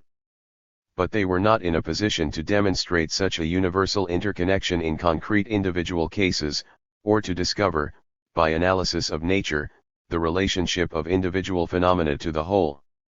In contrast to this, modern natural science has achieved great success in dissecting nature and accumulating knowledge of individual phenomena. But thanks to the traditional metaphysical habit of thought, it has hitherto proved incapable of discovering the road which leads from the apprehension of individual facts and phenomena to the apprehension of the entire universe, and the manner in which individual phenomena are connected with the whole too. If it now wishes to progress, however, it must seek alliance with dialectic. Dialectic provides the synthesis between the general and the specific and particular, between intuition and thought, practice and theory, the empirical and the theoretical sciences of nature, namely philosophy. 3. To justify the need for this alliance, de Boron relies upon his theory of the concrete concept, for which the student of Hegelian philosophy will have no difficulty in recognizing as Hegel's concrete universal. 6. Hegel had shown already that the weakness of empirical science arises from the fact that it apprehends the universal in an abstract, purely formal manner, as an abstract concept, having no determinations within itself, so that it fails to include in itself its multiplicity and particularity, the result being that the determinate content is left outside the universal and remains in consequence isolated, having no necessary internal connection with the universal itself. In contrast to this, philosophical science, i.e., dialectic, proceeds from the inner structure of things outwards, and looks upon nature as a concrete unity, an organic whole. To the abstract universality of empirical science it opposes a dynamic unity. The philosophical or dialectical conception of the universal is of a universal which contains abundance in itself, in which specific differences and individual attributes are incorporated together into its indestructible unity. Concrete totality, the unity of universal and particular, that is the true philosophical category. 1. From this Hegelian conception of the difference between natural science and the philosophy of nature, de Boron, like Engels, deviates only to this extent, that he draws therefrom a further conclusion. Whereas Hegel was led into creating a special philosophy of nature, de Boron joined Engels in demanding the replacement of all such philosophical fabrications by an introduction of the dialectical method into the positive natural sciences as such. 2. In consequence, therefore, de Boron makes concrete application of the materialist dialectic to science itself and employs it in order to explain the real transitions from one form of motion to another. In opposition to the mechanists, he upholds the specific quality of each individual level of things in nature, the specific difference between inorganic matter, the organism, and consciousness. Being, life and consciousness represent three fundamental levels or stages in the development of matter. It is one and the same matter, as the substantial element in the process of development, which transforms itself into living matter, and this in turn into thinking matter. 3. Despite the emergence of higher forms from lower ones, de Boron still retains a qualitative distinction between them, so that living matter, for example, cannot simply be derived from the inanimate. The naive mechanistic outlook considers it possible to effect a simple derivation of the phenomena, both of consciousness and life, from dead matter or being, but in so doing the specific character of these phenomena, as particular nodes and categories, is completely left out of account. 4. The mechanistic error consists in one-sidedly keeping only the unity, the continuity, of inorganic and living matter in view. But in reality such a continuous development cannot be conceived of without interruptions. 1. For this reason the development must be seen as a dialectical one, i.e., the continuous development gives place, dialectically, at a certain level, to discontinuity, a leap occurs, and a completely new quality makes its appearance. This holds, in the first place, for the reducibility of organic phenomena to those of physics and chemistry.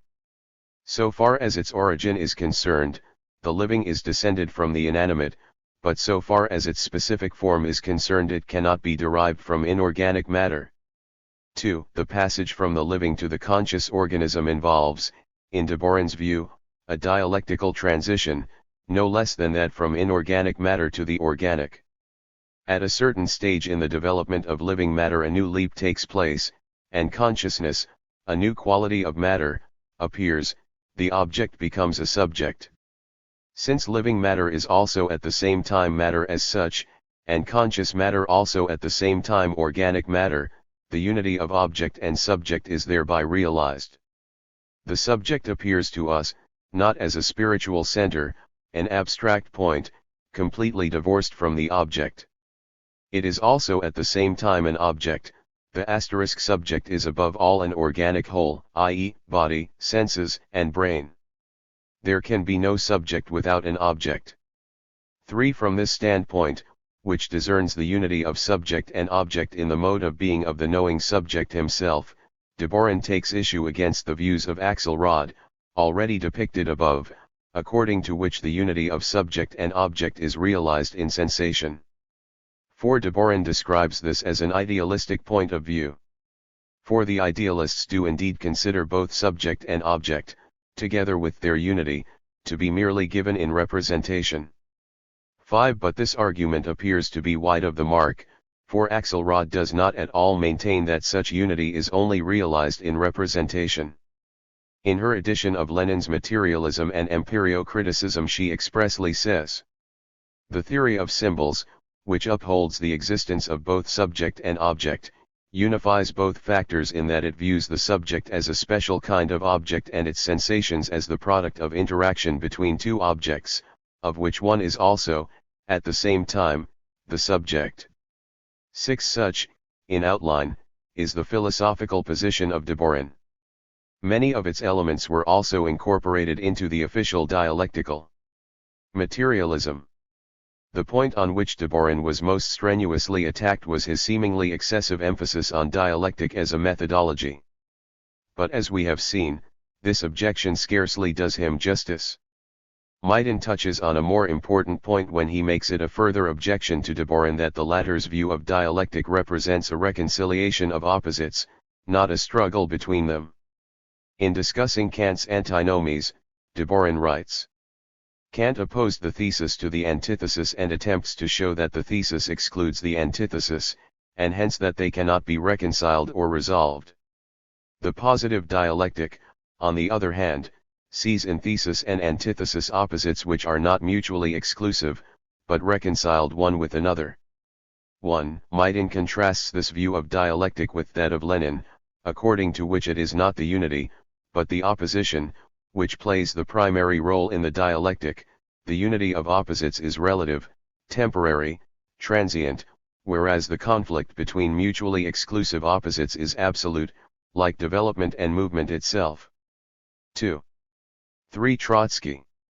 Menshevizing idealism was designated by orthodox upholders of the party line as the theoretical basis of left-wing deviationism.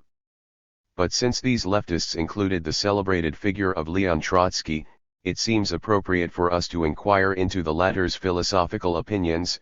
3. More especially since several of de Boron's pupils and followers were expressly accused of Trotskyism for what constitutes the essence of Trotskyism. Stalin reduces Trotskyism to 3 essential points: the denial of the possibility of socialism in one country, the renunciation of the alliance between proletariat and peasantry, and the demand for a measure of democracy within the party. The essence of Trotskyism is, first of all, denial of the possibility of completely building socialism in the USSR by the efforts of the working class and peasantry of our country. The essence of Trotskyism is, secondly, denial of the possibility of drawing the main mass of the peasantry into the work of socialist construction in the countryside. The essence of Trotskyism is, lastly, denial of the necessity for iron discipline in the party. According to Trotskyism, the CPSU must be not a single, united militant party, but a collection of groups and factions, each with its own center, its own discipline, its own press, and so forth. 1. Lev Davidovich Bronstein was Baum in 1879, the son of Jewish colonists in Kherson. Possessed of intellectual and literary gifts, it was as a student that he came, like most of his generation, into close contact with the social revolutionary ideas of the day. In 1898 his participation in a workers' movement, the Yuzhno-Russky Rabochy Soyuz, led to his banishment to Siberia, whence he escaped to London. Here he joined Lenin in editing the periodical Iskra. At the Second Party Congress he took the side of the Mensheviks. In 1905 he returned to Russia, became a member of the Soviet of Workers' Deputies, and devoted himself to the publishing of a number of newspapers. Exiled with other members of the Soviet to Siberia once more, he escaped a second time and went to Austria, where he brought out the paper Pravda in Vienna. He succeeded in gathering round him a group who made it their object to pursue a non-factional line, above party, a line, that is, of reconciliation between Mensheviks and Bolsheviks, though the latter, at all events, regarded it simply as a Menshevik blind. After the February Revolution of 1917, Trotsky returned to Russia and soon afterwards joined the Bolshevik Party. After the October Revolution he occupied a number of high positions, Commissar for External Affairs, Commissar for War, and later Commissar for Transport. On the question of the Peace of Brest-Litovsk he stood out against Lenin, his proposal being that there should be neither conclusion of peace nor continuation of the war. In the years that followed he continued to disagree with Lenin on a number of questions, and still more so, after the latter's death, with Stalin. For this reason, from 1925 onwards, he was gradually deprived of his offices, and finally, in November 1927, expelled from the party on account of a demonstration organized by the Trotskyist underground movement. Banished, after the 15th Party Congress, to Almaty, and eventually sent into exile abroad, he died by assassination in Mexico on August 21, 1940. Defenders of the party line in philosophy endeavor to ascribe Trotsky's political errors to his philosophical outlook. Their chief concern is to show that his belief in the impossibility of confining socialism to Russia without a concurrent victory of socialism all over Europe is of a piece with his fatalist interpretation of history and historical materialism. Wolfson and Gauquin accuse Trotsky of sharing the belief held by the theoreticians of the Second International, that productive forces are the decisive factor in the historical process. Whereas the official Soviet theory considers this decisive factor to embrace both the productive forces of society and men's relations to production, too in Trotsky's view productive relationships blindly follow the development of the productive forces, by which they are governed as if by mechanical causality. The new socialist relations of production appear automatically as the outcome of the productive forces, and since all Europe, Russia included, constitutes a single economic organism, socialism in Russia is impossible without a socialist Europe. Trotsky, say Wolfson and Gauck, agrees with the German Social Democrat Bernstein in regarding the determinism of Marx and Engels as a mechanistic determinism. The only difference between them is that Bernstein found this determinism a reason for turning against Marxism, whereas Trotsky, who gives himself out as a Marxist, is in fact a fatalist. 3. Now it may well be true that Trotsky's historical materialism does at times recall the extreme and fatalistic formulae of the early Russian Marxists, who emphasized against the Narodniks the objective character of history, to which, in their opinion, only the category of necessity, not that of justice, could be made to apply. The revolution, says Trotsky in similar vein like history in general, can only be understood by regarding it as an objectively conditioned process. The development of peoples confronts them with problems which can only be solved by way of revolution. At certain periods the storm breaks with such violence that a whole nation gets swept into the tragic whirlpool. Nothing is more petty than to moralize about great social catastrophes. Then, above all, Spinoza's maxim is in season, neither to weep, nor to laugh, nor to hate, but to understand. 4. These remarks are not, however, to be understood in too extreme a sense. For as Wolf-Giusti very rightly points out, Trotsky also lays continual stress on the anti-deterministic elements in Marxism. Dialectical materialism, he writes on one occasion, at any rate has nothing in common with fatalism. One in the same history of the Russian Revolution he expressly disclaims the view, later attributed to him by Wolfson, that relations of production alter automatically, once the productive forces have attained a certain level of development. But societies are not so rational in building that the dates for proletarian dictatorships arrive exactly at the moment when the economic and cultural conditions are ripe for socialism. 2. It is for this reason that Trotsky ascribes an essential role to the activity of an elite, who make the revolution. The advance layers bring after them the wavering and isolate the opposing. The majority is not counted up, but won over. 3. Trotsky here stands close enough to Lenin in his account of the role played by consciousness in historical development. Again, in evaluating the role of the individual in history, Trotsky shows a tendency to leave room for a certain amount of indeterminism, and to emphasize the subjective element in Marxism. Of Lenin's role in the Russian Revolution he says, "He did not impose his plan on the masses, he helped the masses to recognize and realize their own plan." If our exposition demonstrates and proves anything at all, we hope it proves that Lenin was not a demiurge of the revolutionary process, that he merely entered into a chain of objective historic forces. For on the other side, however, Trotsky also ascribes a crucial importance to Lenin in ensuring the success of the revolution. He asks himself, is it possible, however, to say confidently that the party without him would have found its road? And he answers, we would by no means make bold to say that. The role of personality arises before us here on a truly gigantic scale. It is necessary only to understand that role correctly, taking personality as a link in the historic chain. 5. Giusti therefore considers that Trotsky oscillates at this point between orthodox materialism and the urge to greater freedom of opinion. 1. But, as may be seen from the passages already cited, it would be better to speak, not so much of an oscillation, as of a standpoint which seeks to combine both elements, the significance of the masses and the role of the individual. Trotsky is indeed well aware of the fact that both elements play an essential part in history, whether it be the activity of individuals, or the unconscious and, as it were, subterranean development undergone by the whole of a people, or even the whole of mankind. The unconscious development of the masses occupies the same position in history as the head of steam in an engine, which in order to do its work, however, must first be fed into the cylinder so as to set the piston in motion. The cylinder and piston represent the factor of consciousness. Only on the basis of a study of political processes in the masses themselves, can we understand the role of parties and leaders, whom we least of all are inclined to ignore. They constitute not an independent, but nevertheless a very important element in the process. Without a guiding organization, the energy of the masses would dissipate like steam not enclosed in a piston box.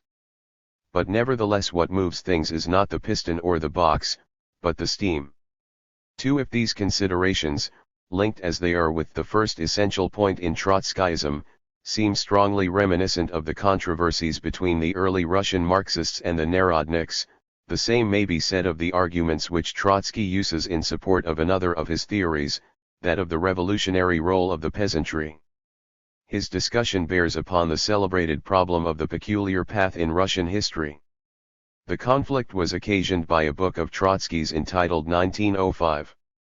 In it he attempted to provide historical and theoretical justification for his watchword, the conquest of power by the proletariat, a slogan which he contrasted with two others, the Menshevik proposal for a bourgeois democratic republic and the Bolshevik demand for a democratic republic of workers and peasants. These claims made a great stir, especially among the Mensheviks. Their counter-arguments ran as follows: the political dominance of the proletariat must necessarily be preceded by a bourgeois democratic republic, for the proletariat requires to be educated through a long course of historical development. Any attempt to bypass this stage would be to plunge into adventurism. If even the proletariat of Western Europe is as yet in no position to seize power, the Russian proletariat must be considered far less capable still of doing so. Trotsky seeks to meet these objections by appealing to the deep-seated peculiarities of Russian historical development. He stresses that the indubitable and irrefutable belatedness of Russia's development under influence and pressure of the higher culture from the West, results, not in a simple repetition of the West European historic process, but in the creation of profound peculiarities demanding independent study. 1. These peculiarities arise from the fact that European capitalism has invaded Russia without giving the country time to pass through all those phases of development which it has itself undergone in reaching its present stage of evolution.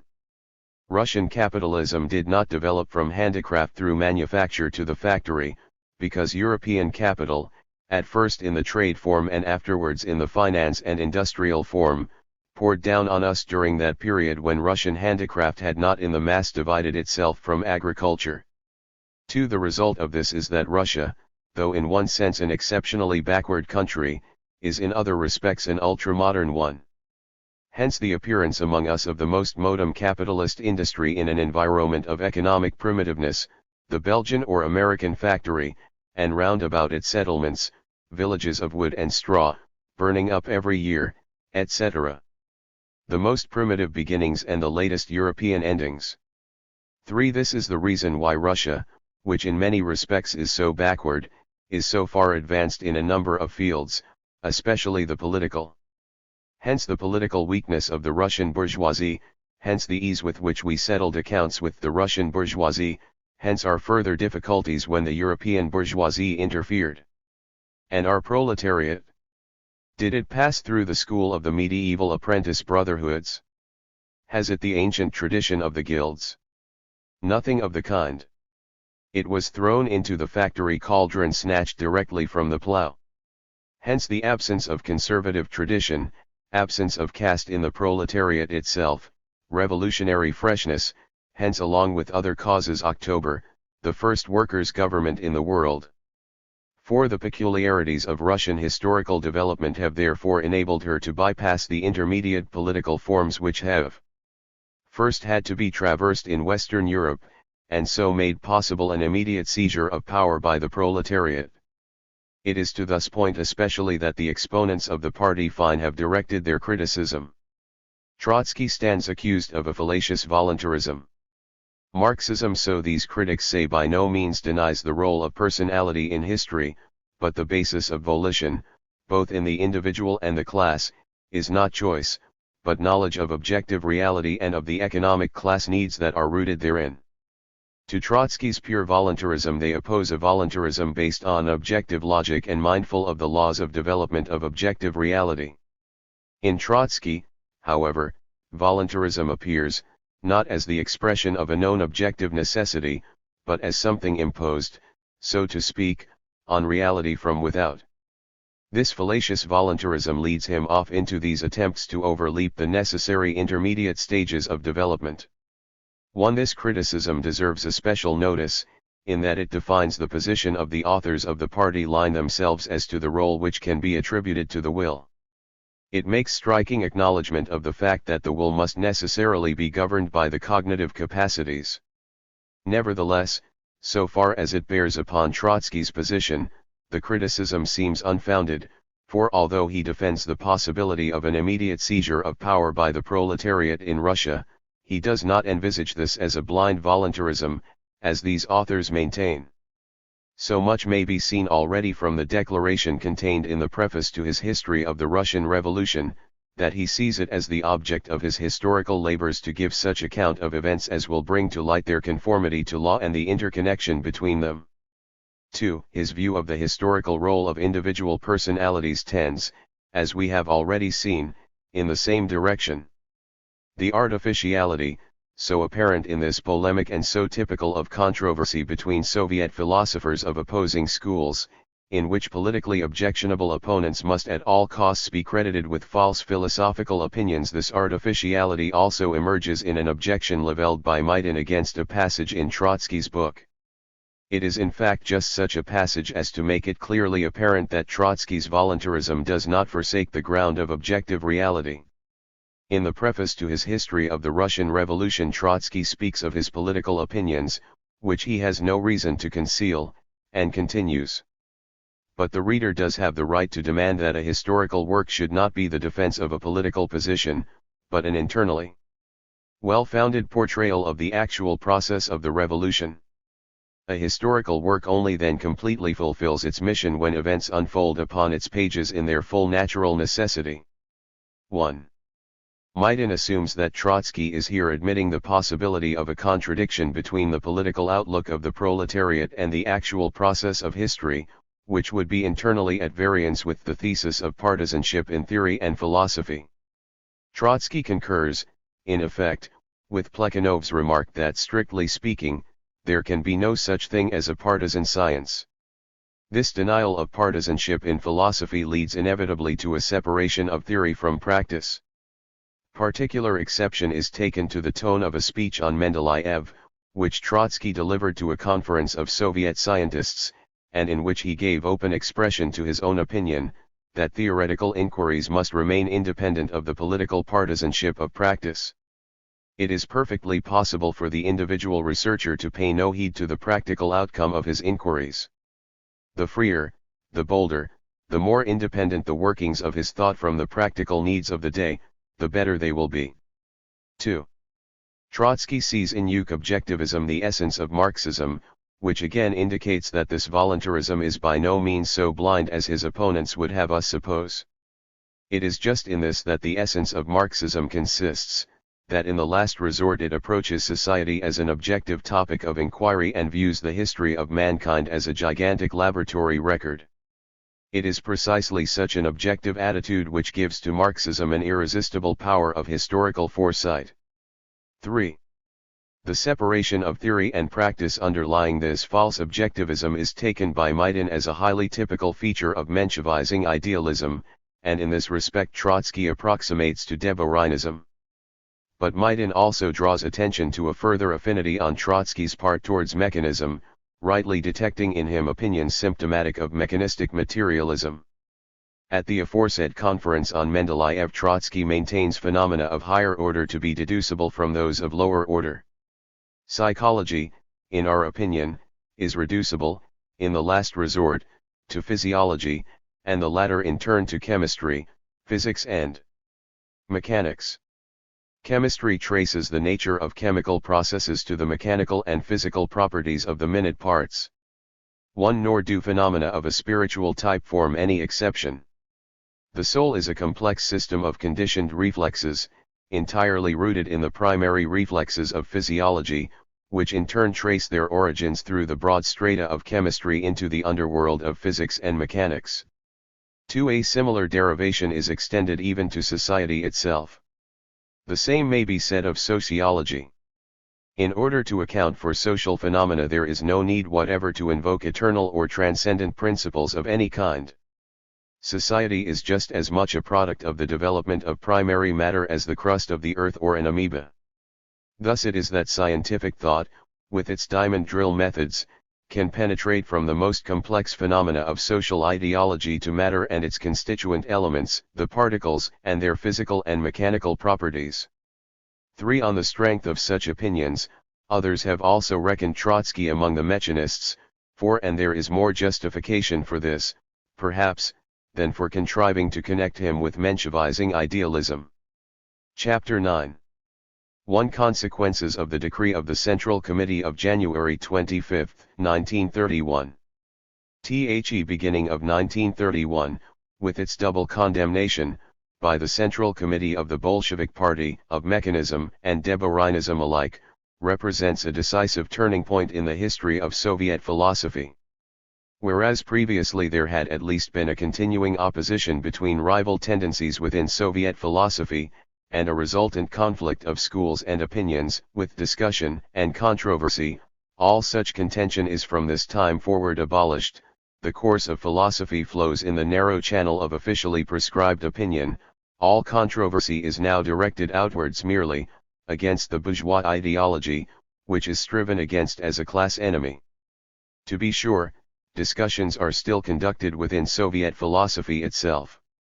But these are no longer concerned to promote the emergence of truth from an interchange of conflicting opinions, being devoted merely to discovering and rooting out deviations on the part of individual authors from the course laid down by the classics of Marxism, Marx, Engels, Lenin, and Stalin. For Deborin himself, the immediate consequence of the judgment on January 25, 1931 was that he was compelled to resign his post as chief editor of the journal under the banner of Marxism. The paper was entrusted to an editorial board composed of supporters of the party line and distinguished for its party loyalty.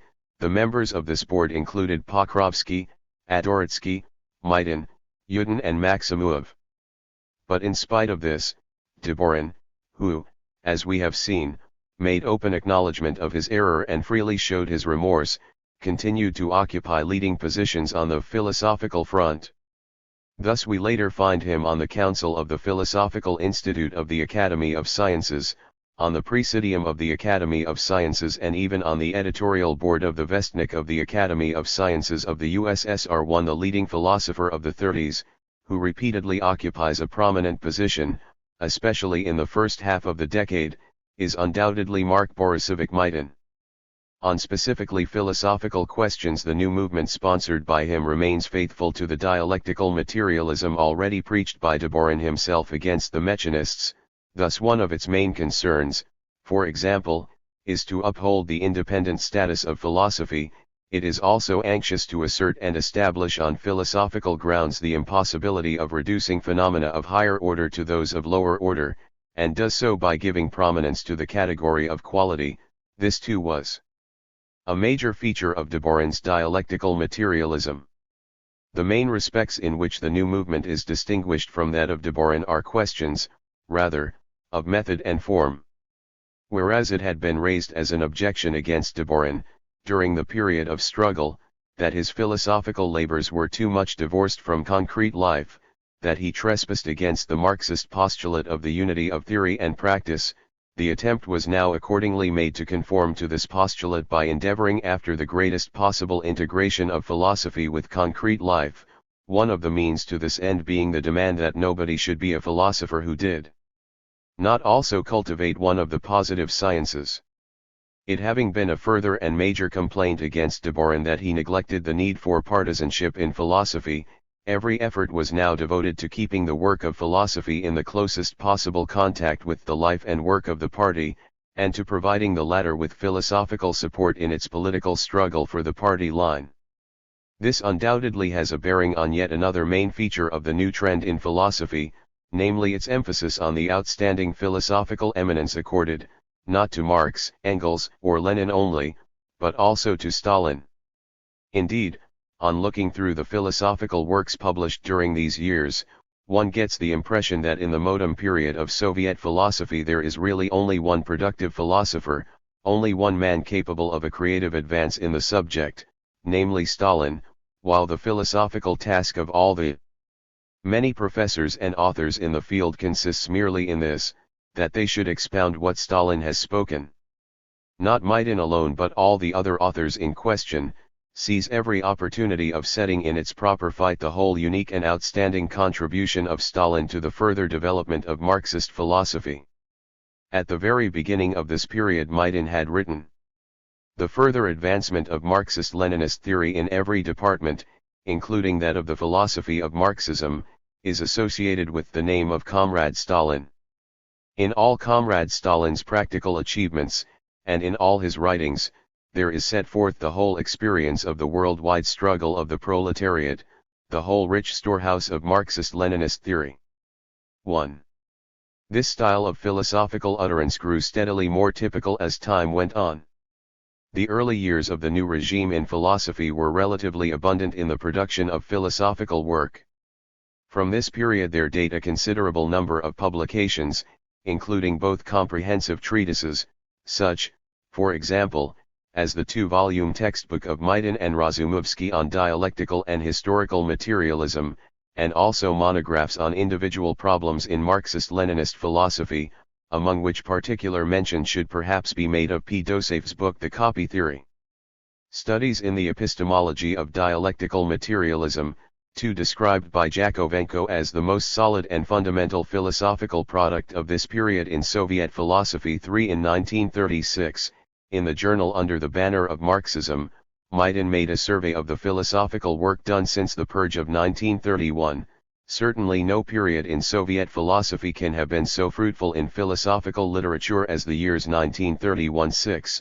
In addition to literary activity there has also been the pedagogic achievement of building up new, Bolshevik-trained cadres, who have had to be reared up to the level of modern science and of the requirements laid down by the party. This is attested by the fist of contributors to the journal under the banner of Marxism who have received their training in the Institute of Red Professors.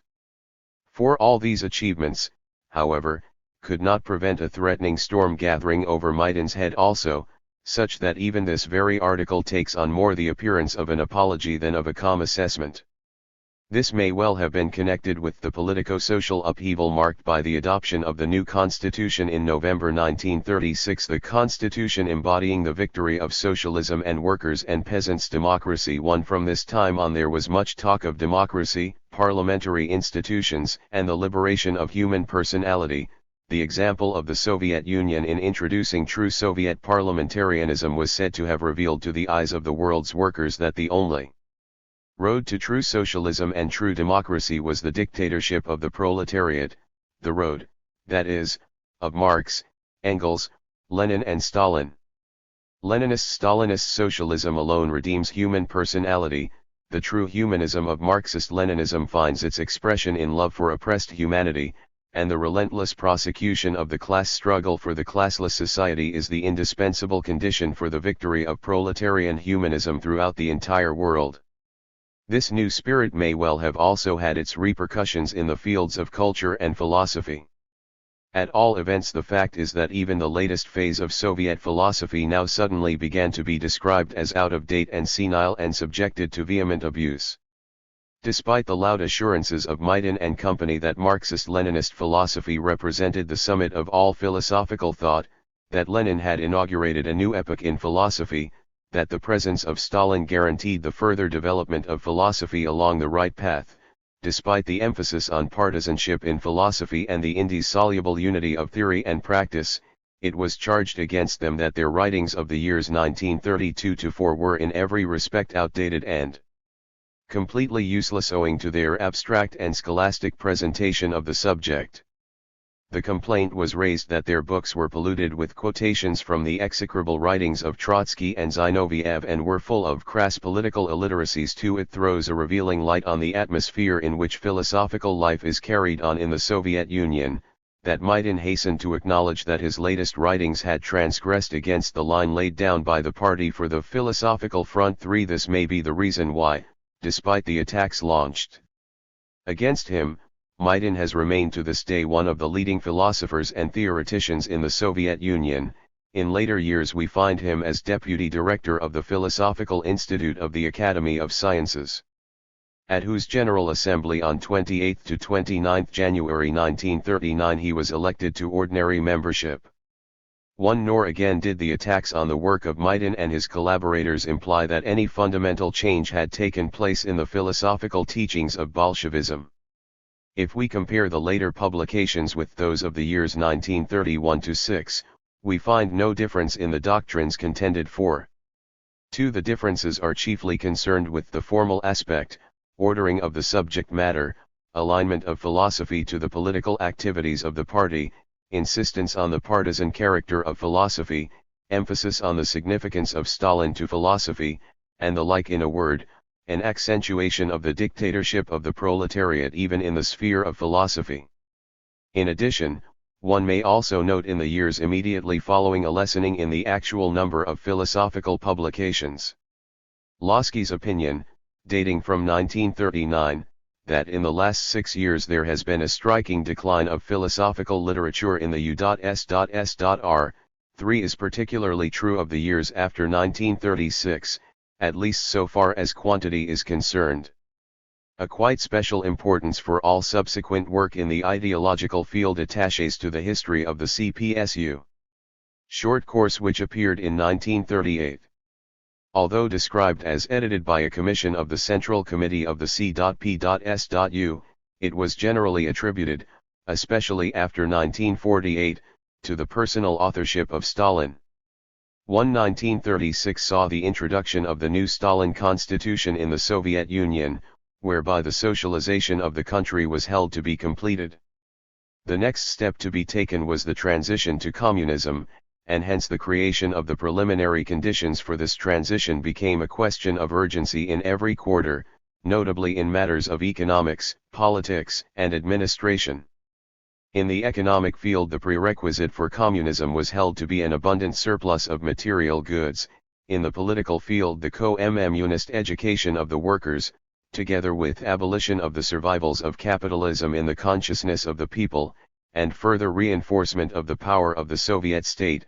In the administrative field, the crucial task was seen in the creation of cadres, the problem of effecting a scientific organization of effort towards the propagation and training of cadres for party and state. 2. For their ideological equipment. It was said, Stalin and the party had now sought, by this short history, to put into the hands of the cadres awaiting formation a book which should present them with a history, not only of great deeds, but also of great ideas.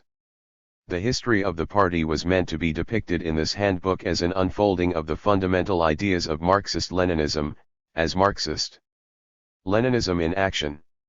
Having received the approval of the party Central Committee, the Kratky Kurs thereupon became an officially prescribed work, or as Stanov expressed it, an encyclopedia of basic knowledge in the field of Marxist-Leninism, a guide, laying down the official interpretation of basic problems in the history of the CPSU and of Marxist-Leninism, as verified by the party Central Committee, and in no way allowing of arbitrary interpretation. 1. Throughout all the years that followed, until Stalin's death, this book was now destined to exercise an absolute dictatorship in the ideological sphere. 2. The Philosophical Institute of the Academy of Sciences. The further development of philosophy in the Soviet Union is intimately connected with the Philosophical Institute of the Academy of Sciences of the USSR. This institute has been part of the Academy of Sciences only since 1936.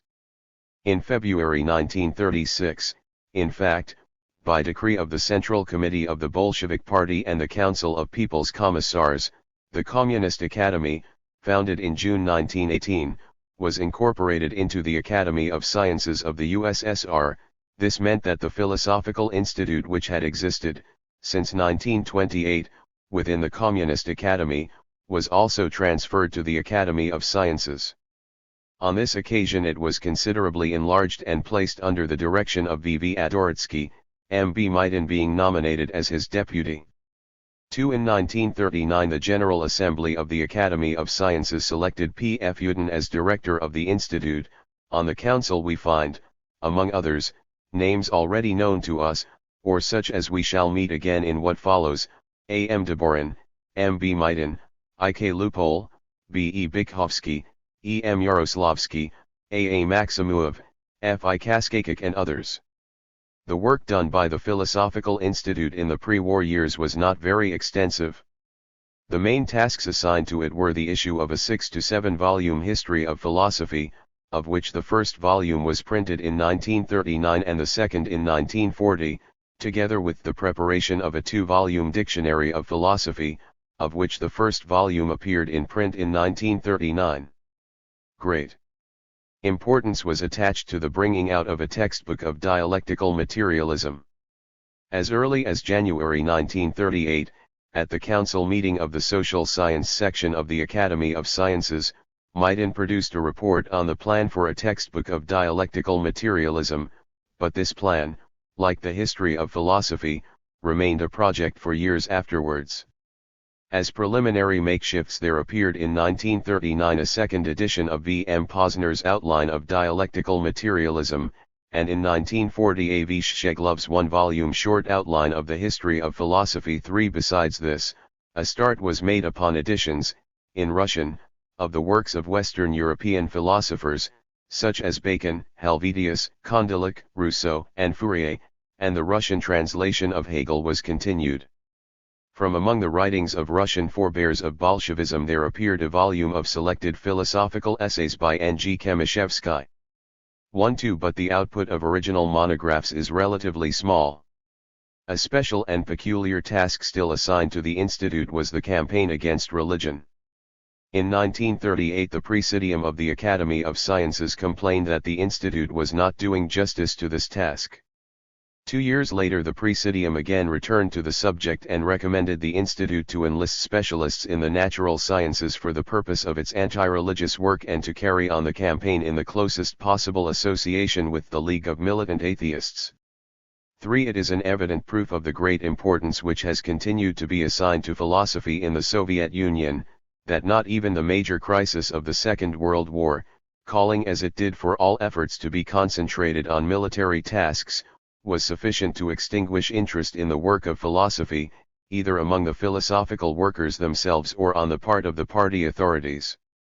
In 1944 a decree was issued by the Central Committee of the CPSU on shortcomings in the scientific work being done in philosophy, which points to serious errors in the exposition and assessment of German philosophy contained in Volume 3 of the History of Philosophy, which had meanwhile appeared. The authors of Volume 3 were held to have sinned by passing over in silence the reactionary attitude of Hegel, his nationalism, and his deification of the Germans as a chosen people for 3. The philosophical discussion of 1947 and its aftermath. With the end of the Second World War, philosophical activity in the Soviet Union received a powerful new impulse, an impulse wholly in keeping with that same spirit of partisanship in philosophy which even before the war had already lent its peculiar cast to Soviet philosophy, and which now, redoubled in strength and equipped with certain new features, again makes its presence felt. Among workers on the philosophical front we still encounter a proportion of the same names as before the war: Deborin, Maiden, Alexandrov and Bykhovsky, but a number of new names have also gained importance: Kedrov, Leonov, Ivkuk, and others. One of the leading philosophical personalities at the moment is Georgy Fedorovich Alexandrov, sometime director of the Philosophical Institute. When the General Assembly of the Academy of Sciences elected him, on November 30, 1946, to its ordinary membership, the *Vestnik of the Academy of Sciences presented him to its readers with the following account of his services to philosophical scholarship. Percent. Georgy Fedorovich Alexandrov, Stalin Prize winner, head of the Propaganda and Agitation section of the Central Committee of the CPSU, professor of the History of Philosophy in the Academy of Social Sciences. G.F. Alexandrov is widely known in the USSR, and also abroad, as a gifted exponent of Marxist-Leninist philosophy. The scope of his theoretical interests is extremely broad, ranging from the philosophy of antiquity to that of modern times, from the history of the rise and development of Marxist philosophy to criticism of contemporary philosophy and bourgeois sociology. In each of these fields G.F. Alexandrov has distinguished himself by a considerable number of original publications, displaying a high level of scientific research and making a new contribution to our philosophical knowledge. We are also indebted to the pen of G.F. Alexandrov for a series of works dealing with the history of social theories, together with a number of books, pamphlets, and articles directed against fascism. The most important of his scientific treatises are Aristotle's Conception of the Philosophy of Nature, Aristotle's Conception of Social and Political Theory, a study entitled Aristotle, and a History of Western European Philosophy. In 1942 G.F. Alexandrov was awarded the Stalin Prize for his scientific work. For his outstanding achievements, G.F. Alexandrov has been decorated with the Order of Lenin, the Order of the Banner of Labor, the Order of the Patriotic War, First Class, and with the Medals for the Defense of Moscow and for heroic service in the Great Patriotic War, 1941-45. 1. The name of Alexandrov is associated with what is easily the most important philosophical event in the Soviet Union since the end of the war, namely the discussion arranged by the Central Committee of the party in June 1947 on his History of Western European Philosophy, this being the occasion of the celebrated intervention on the part of A. Zdanov in which he pilloried a number of Alexandrov's failings and deviations from orthodoxy. A discussion on this book had already taken place in the Philosophical Institute in January 1947. But this having turned out, as Zdanov put it, a pale and ineffective affair, the Central Committee of the CPSU ordered the organization of a new discussion on a much more extensive scale. 3. If Alexandrov has in fact achieved wide fame abroad as well, he owes this not so much to his works as to this discussion on his book, and its official condemnation by the Secretary of the Central Committee of the Bolshevik Party. What had happened? How are we to account for this sudden reversal in the evaluation of Alexandrov's scientific achievements?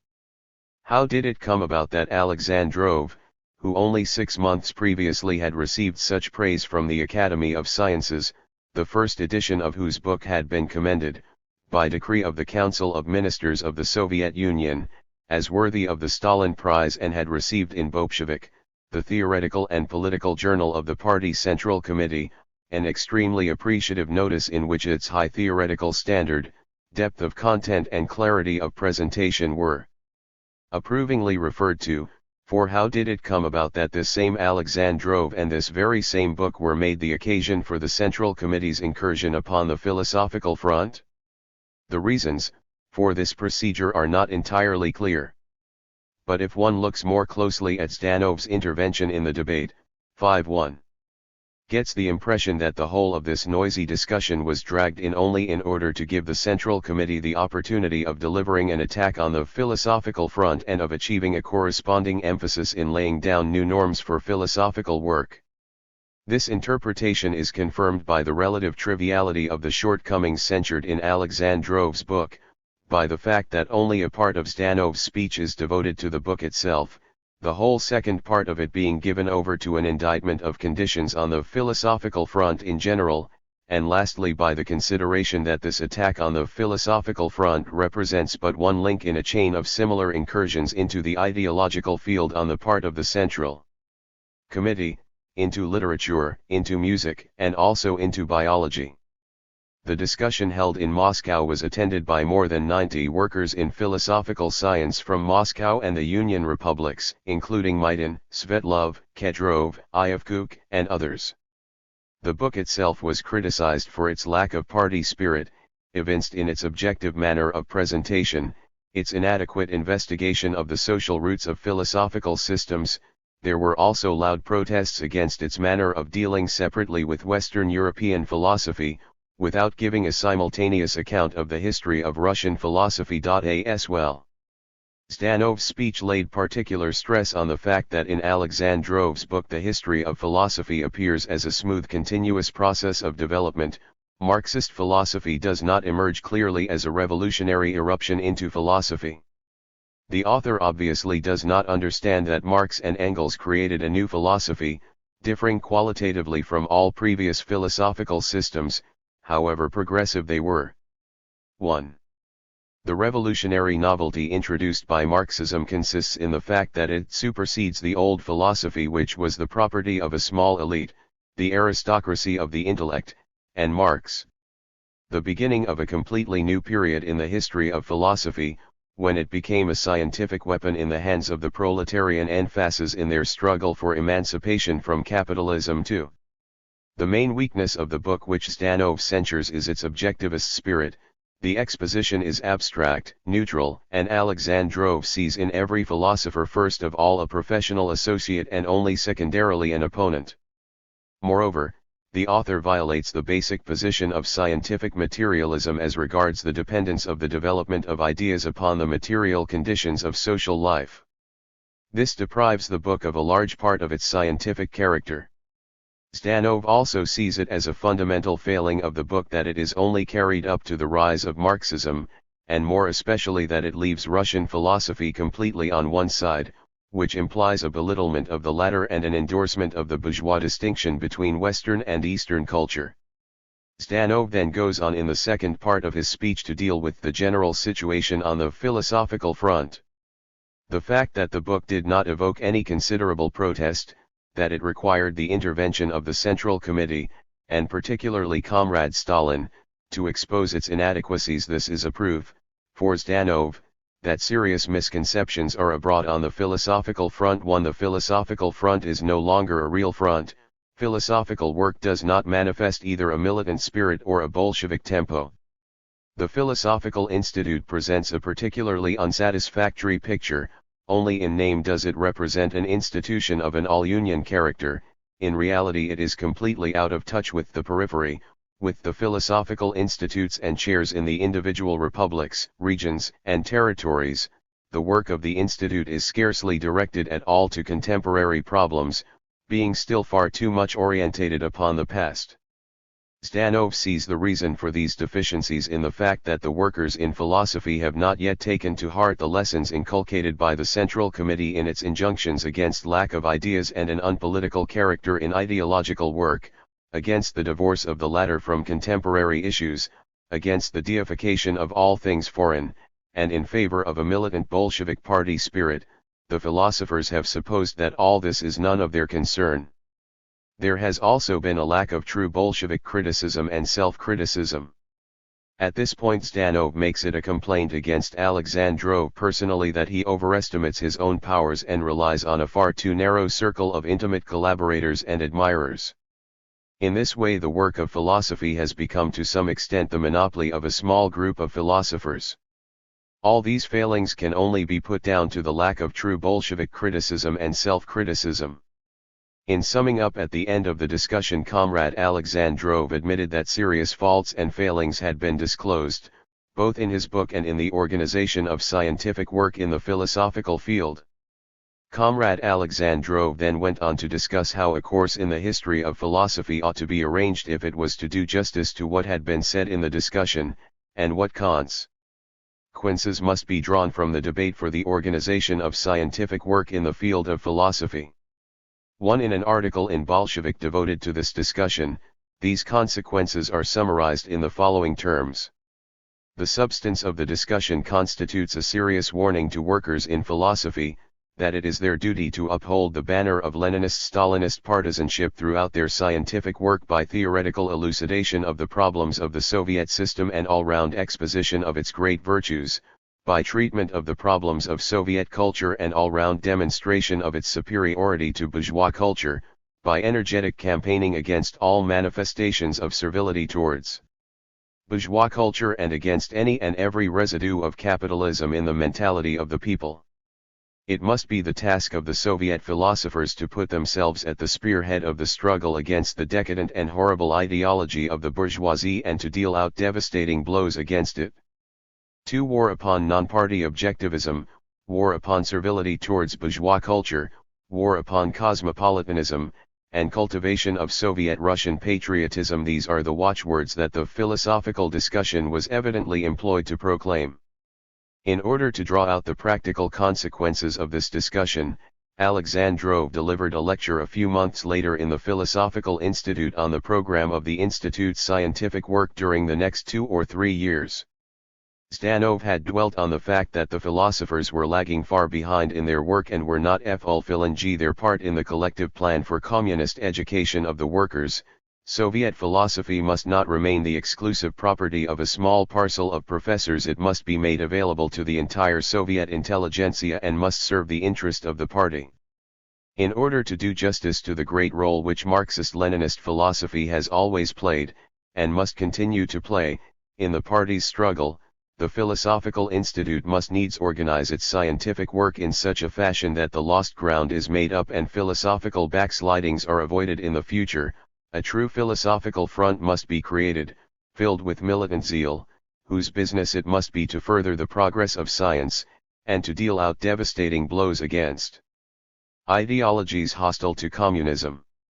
For this purpose the Philosophical Institute must establish contact, not only with all the other institutes in the Academy of Sciences, but also with all qualified professors of philosophy throughout the entire Soviet Union and endeavor to provide effective aid to theoretical workers on the periphery. The habit of individual working must cease, and a beginning must be made towards solving the great theoretical problems by combined effort. The lecturer ended with a proposal to begin publication of a philosophical library, in which the works of the most outstanding philosophers, and especially of Russian authors, would be made available to a wider public. The first visible result of this great self-searching was the philosophical journal Voprosi Filosofa, replacing the periodical under the banner of Marxism which disappeared in 1944. It appears 3 times a year, each number consisting of about 400 double-column pages, and contains systematic articles dealing with individual aspects of Soviet philosophy, copious polemics against bourgeois philosophy, reviews of new publications and a chronicle of Soviet philosophical life. It is issued by the Philosophical Institute of the Academy of Sciences of the USSR and is dedicated to carrying on an active and unrelenting struggle against the philosophy of bourgeois reaction and bourgeois objectivism, in the interests of the basic Leninist thesis of partisan spirit in philosophy and of a militant materialism. The watchword of the journal is the wise saying of Stalin: to be master of Marxist-Leninist theory is to understand it, to develop it and to carry it further. 3. The original chief editor was B. M. Kedrov, who was later superseded by D. I. Chesnokov. At its first beginning, Voprozy Filosofa brought once more a breath of fresh air into Soviet philosophy. Several notable essays appeared, fundamental discussions were initiated, and so on. Particularly worthy of note is an article by M. A. Markov, on the nature of physical knowledge in which the author is so bold as to say something new which had never been said before by any of the classics of Marxist-Leninism, and which actually seeks to explain physics in complete independence from Leninism. This article provoked a lively discussion to which the editors readily gave space. 5 similar controversies arose out of an article by Z. A. Kamensky, on the problem of tradition in Russian materialist philosophy of the 18th and 19th centuries, 1 and from the publication of the draft program for a course on the foundations of Marxist-Leninist aesthetics. 2. It seems, however, that under Kedrov's leadership the Stalinist motto about furthering the development of Marxist-Leninist theory must have been taken too seriously by the editorial board. Hardly had the 4th number appeared before Kedrov was relieved of his post and the journal reorganized. In the leading article of the first number put out by the new editorship, the previous incumbents are charged with having published a series of defective articles. The article by Markov, which Kedrov must have taken under his wing, as appears both from his notes to the discussion and from the tendentious choice of the contributions published therein, the article Concepts of the Whole in Modern Biology by I. Schmalhausen, which contradicts the principles of Maturinist biology from beginning to end. I permitted a number of authors to print articles in which Voznesensky's un-Marxist work The Soviet War Economy During the Great Patriotic War was praised to the skies. Having failed to recognize the anti-Marxist core of the subjectivist position, I allowed the journal Bolshevik to be used for the dissemination of these extremely pernicious ideas and thereby did harm to the party's ideological work. When, in my articles, I explained Stalin's theses as to the objective character of the laws governing society, I should have made it my duty, to be openly critical of my own false, uncritical and fundamentally complacent attitude. In neglecting to do this, I failed to do my elementary duty and did not apply the party's demand for self-criticism to my own case. My articles on the laws of social development are therefore inadequate and can justly be regarded as an attempt to gloss over my own failings. I shall draw the necessary lessons from the criticism in Pravda, and will do everything to remedy and overcome my faults. 1. This article of Sislov's also caused alarm among the editors of Voprozy Filosofi. They hunted through all the back numbers of the periodical, right back to the year of its foundation in 1947, and fortunately discovered 2 articles, one written in 1949 and the other in 1947, in which theories were propounded that were no longer tenable after the appearance of Stalin's latest work. In the leading article of the final 1952 number, which luckily had not yet gone to press, they therefore hastened to add yet another self-critical admission of guilt. As M. A. Sislov has shown, it is the elementary duty of every party member not to gloss over past mistakes, not to sidle round them, but rather to confess them openly and honorably and to remedy them. This observation also has an immediate application to Voprozy Filosofia, which has given space to a number of articles containing erroneous assertions about the laws of development of socialist society. 1.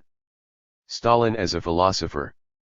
From the account just given of philosophical life in the Soviet Union, it will be clearly evident that throughout the whole of the Stalinist period Stalin himself was the only person in the Soviet Union who could ever dare to say anything new. In his lifetime, therefore, his contributions to the progress of Marxist philosophy were hymned in the highest superlatives by the Soviet philosophers. His short pamphlet on dialectical and historical materialism was then reckoned as a creation, marking an epoch in the development of Marxist-Leninist philosophy, and of world historical significance. 1. This makes it necessary for us to inquire whether Stalin did in fact contribute to the development of Marxist philosophy, and in what sense he can be called an original thinker. It must certainly be said of the eulogies which Soviet authors bestowed during his lifetime on Stalin's services to philosophy, that they are altogether too flattering to him. but here one must also guard, on the other hand, against an oversimplified manner of approach. For owing to the principle of the unity of theory and practice, and also to that of partisanship, practice, i.e., concrete social and political life, becomes an essential factor in the process of gaining knowledge of truth. Truth is discovered, on this view, in the concrete conduct of life. The leader of the party, in giving direction to the proletarian class in its practice, thereby necessarily contributes to theory as well. This will explain, for example, how, on the occasion of Stalin's 70th birthday, the editors of the philosophical journal Voprozy Philosophiae were able to bring off the tour de force of packing virtually the whole of a 334-page number of the paper with articles on Stalin. For philosophy, in Soviet terminology, includes not only dialectical but also historical materialism. Hence we find that this issue contains, besides a number of properly philosophical articles, a variety of essays on social and political topics as well. Stalin's not very extensive literary output began as early as 1901 and consists for the most part of articles published in various newspapers.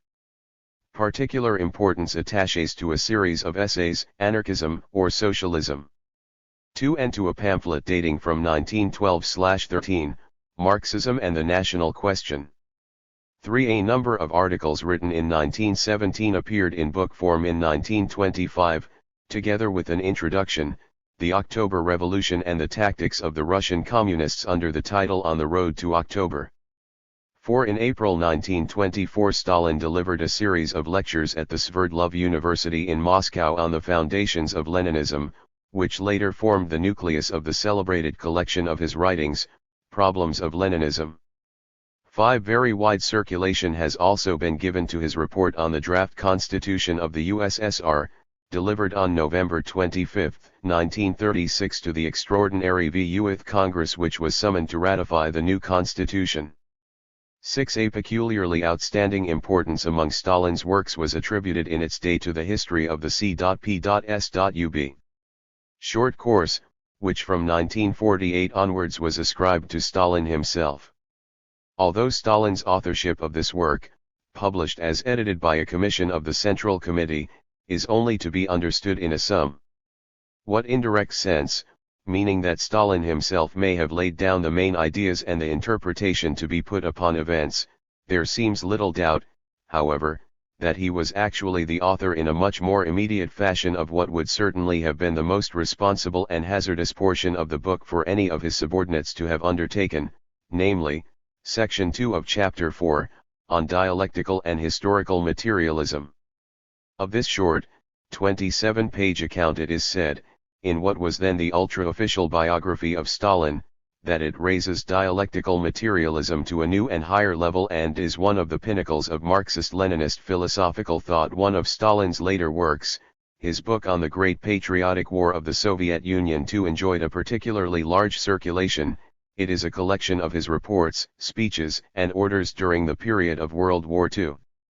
A very fundamental importance for the subsequent development of Soviet philosophy attaches to his two last works, Marxism and Problems of Linguistics, which set the ideological tone during the closing years of the Stalinist era, and Economic Problems of Socialism in the USSR, which was written shortly before his death and continued to dominate the field until his second burial at the XXTH Party Congress in February 1956. By decree of the Central Committee of the CPSU, the publication of Stalin's J-collected works was put in hand from 1946 onwards. 16 volumes were planned, but only 13 of these have seen the light of day. The Russian edition was paralleled by editions in 15 other languages of the peoples of the Soviet Union.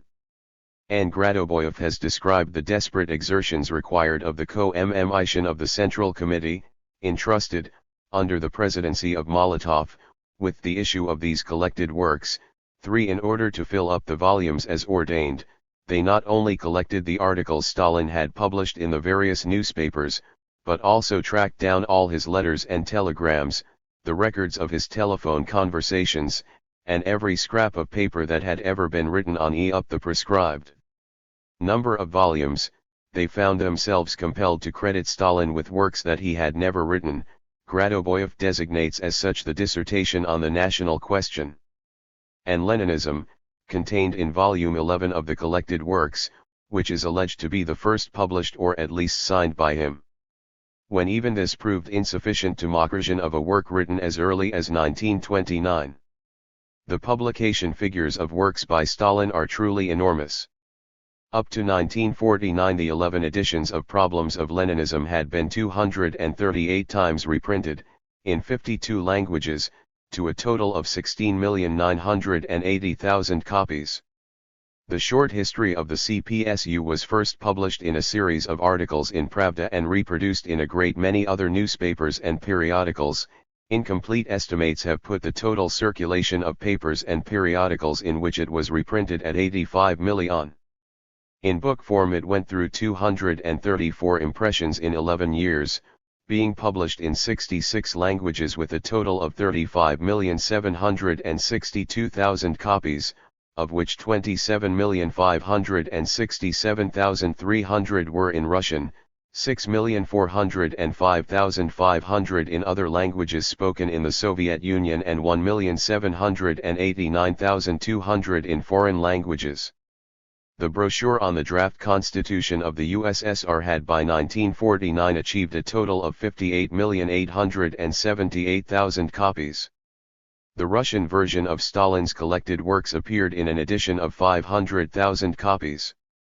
Now what did the Soviet philosophers of the Stalinist period consider to be Stalin's outstanding contribution to philosophy? We shall examine this question firstly in regard to the field of dialectical materialism. It was no easy task to extract anything epoch-making from Stalin's meager literary output, more especially from the SMALL pamphlet on dialectical and historical materialism. The effort was therefore made to discover something important in the very fact that in this work Stalin had accomplished what fate had not spared any of his classical predecessors the time to achieve. Engels was unable to bring his projected dialectics of nature to completion, nor was Lenin able to turn to account the materials gathered together in his philosophical notebooks. To Stalin alone it had been reserved to give the first comprehensive, systematic account of the doctrine of the materialist dialectic. It was deemed a highly significant fact that in the above-mentioned work Stalin deals first of all with the theory of the Marxist dialectical method and only later with that of Marxist philosophical materialism, rather than in the reverse order, as had previously been customary. Further distinctive services to philosophy on Stalin's part were seen in the fact that, in this work, he had raised the principle of philosophical partisanship to a higher level, and that, at a time when a variety of idealistic conclusions were being drawn from the striking advances in atomic physics, he had again defended the materiality of the world. In the field of logic he had once more upheld the knowability of the world against the physical idealism and agnosticism of Weissman-Morganism. He had demonstrated the dialectical character of the process of cognition. And in so doing had preserved dialectical logic against the errors of abandoning precision and concreteness of thought and violating the law of contradiction. After the appearance of the letters on linguistics and Stalin's last work, the Soviet philosophers were again to be found zealously engaged in setting forth the fundamental importance of these writings for the further development of Marxist philosophy. So far as the letters on linguistics were concerned, the going was somewhat easier for them, since the Stalinist notion of a violent upheaval does indeed represent a novelty in the history of dialectical materialism. For till then it had been the leap of transition from one quality to another which was held to be sudden and violent, it being this which constituted the radical difference between the revolutionary and evolutionary phases in the process of development. Now, however, Stalin was teaching that this leap itself may take place not only in the form of a violent upheaval or explosion, but also in the form of a gradual transition. We can see, therefore, that it was no easy task for the Soviet philosophers to be called on to inflate these three small works of Stalin's, helped out by his relatively scattered references to philosophical topics in earlier writings, into something of epoch-making novelty. From what has been said above, the reader will doubtless already be in a position to draw his own conclusions about Stalin's philosophical importance. Stalin was very far from having the degree of philosophical culture that Lenin possessed. His philosophical training was that required of any highly placed communist, a basic knowledge of dialectical materialism and a certain adroitness in applying it to political and social questions. One may certainly grant him a special mastery of this art. On purely philosophical questions, however, he is less at home. His incursions into this field are therefore often very sketchy, nor does he evince in them any great power of precise expression or really consecutive argument.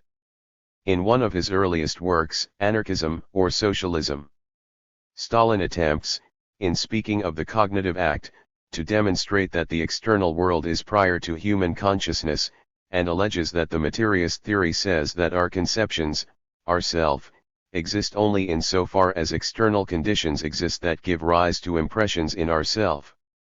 Here he simply fails to notice how he identifies ourself with the act of cognition. We find a similar shortcut in his tract on dialectical and historical materialism, the pinnacle of Marxist-Leninist philosophical thought, where he is seeking to prove the dependence of ideologies on the economic life of society, by reference to the conditioning of consciousness by the object in the individual act of cognition. If nature, being, the material world, is primary, and mind, thought, is secondary, derivative, if the material world represents objective reality existing independently of the mind of men, while the mind is a reflection of this objective reality, it follows that the material life of society, its being, is also primary, and its spiritual life secondary, derivative, and that the material life of society is an objective reality existing independently of the will of men, while the spiritual life of society is a reflection of this objective reality, a reflection of being. 2. Apart from the fact that in this argument Stalin assumes, without attempting to justify it theoretically, a parallel between the individual consciousness and a social consciousness and spiritual life which are quite different from this, he also proceeds without further ado to carry over what is true of the former and apply it to the latter, just as individual awareness is conditioned by the world existing apart from our awareness, so too with social awareness. Here Stalin slips in the course of his argument into a mistake which goes right back to Marx, in that he supposes social consciousness to be conditioned wholly by social being, whereas individual consciousness is conditioned by being simpliciter. What the argument is supposed to prove is the Marxian thesis, that different economic and social arrangements go together with different ideologies, and that the inherently vicious social being of the capitalist order of society is also accompanied by symptoms of vice in its social consciousness, its ideologies, which can only be removed by the restoration of health to the being of society, after the socialist revolution. Even if it be assumed that there is a social consciousness in addition to that of the individual, and that the same laws apply to both, this argument from the parallel between them would only hold water if individual consciousness were conditioned, not by being as such, but by the actual material being of the knowing individual himself, or, in more concrete terms, not by the external world, but by the degree of maturity and state of health of the knowing individual. These examples may suffice to indicate the sort of philosophical level on which Stalin's arguments operate, and what becomes of his often wondrously convincing demonstrations when they are subjected to genuine philosophical criticism. If Stalin's epoch-making significance in the field of dialectical materialism crumbles, on closer inspection, into nothing, the same can hardly be said of his importance in the sphere of historical materialism, where he is much more in his element. Here too, the Soviet philosopher's first concern was to discover in anything and everything some further significant achievement on Stalin's part. Marx and Engels had worked out the laws of the origin, growth, and decline of capitalist society. Lenin had discovered the principles governing imperialism and also those of socialist revolution and the dictatorship of the proletariat. Stalin was now credited with having disclosed the laws of development of socialism after its victory in the USSR, and with having established the road to communism. By way of preliminary to the attainment of socialism, he had first of all begun by laying down a strictly scientific, practical, and theoretical program of socialist industrialization. Secondly, he was responsible for having worked out in theory and implemented in practice the plan for the collectivization of agriculture. He was also held to have improved upon Leninism in regard to a number of problems, such as those of the state, social classes, labor, the driving forces of social development, and the position of nationalities under socialism and communism.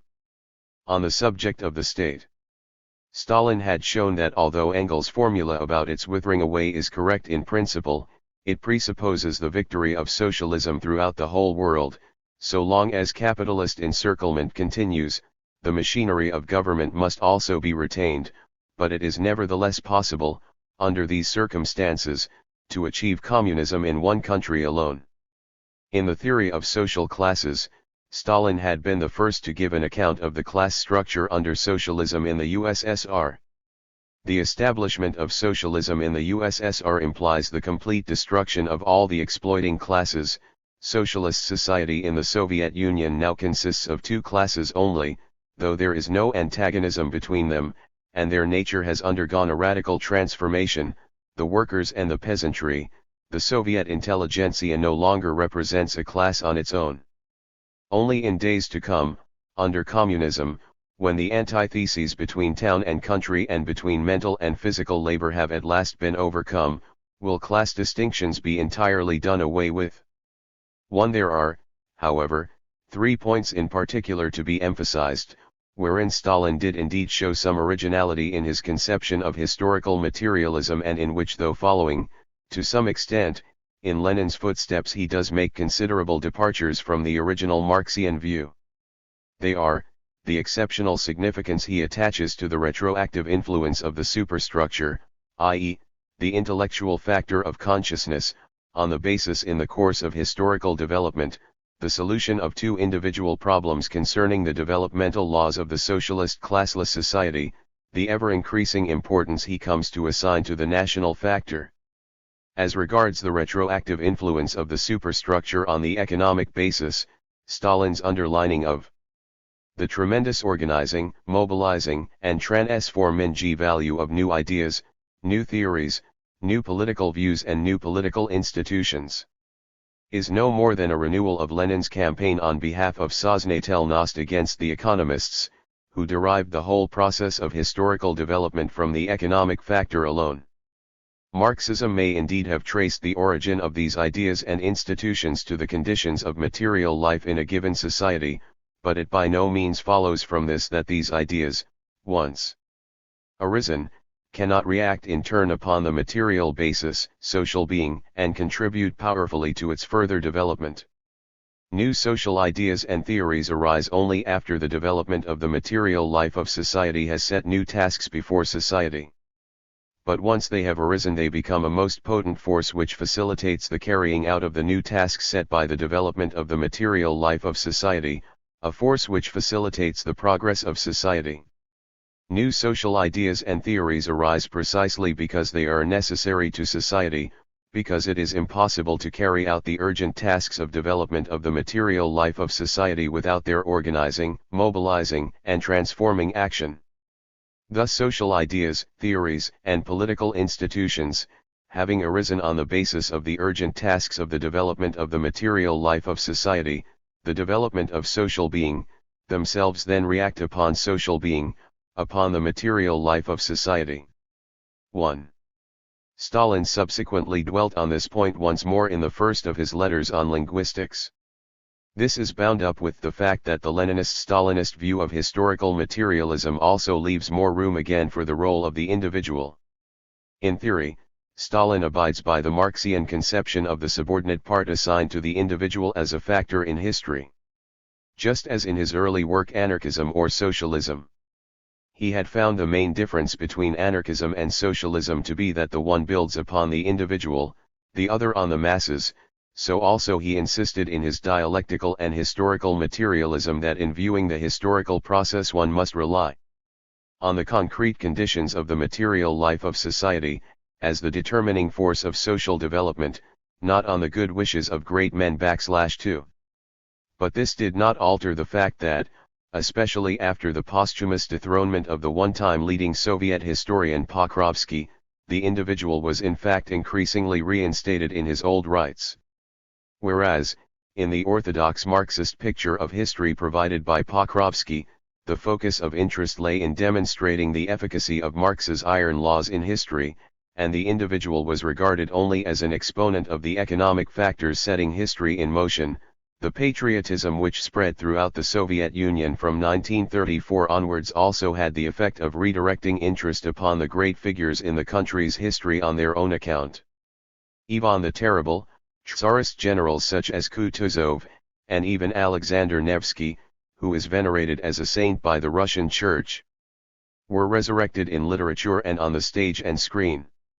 At the same time, this provided an opportunity for turning the Bolshevik leaders themselves, Lenin, and Stalin even while he was still alive, into objects of an open, unconcealed cult.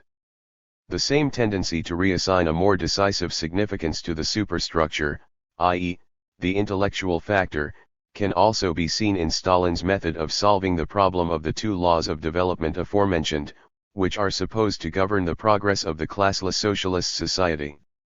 Marx had pointed to class contradictions as incentives to social development, in that they give rise to class war.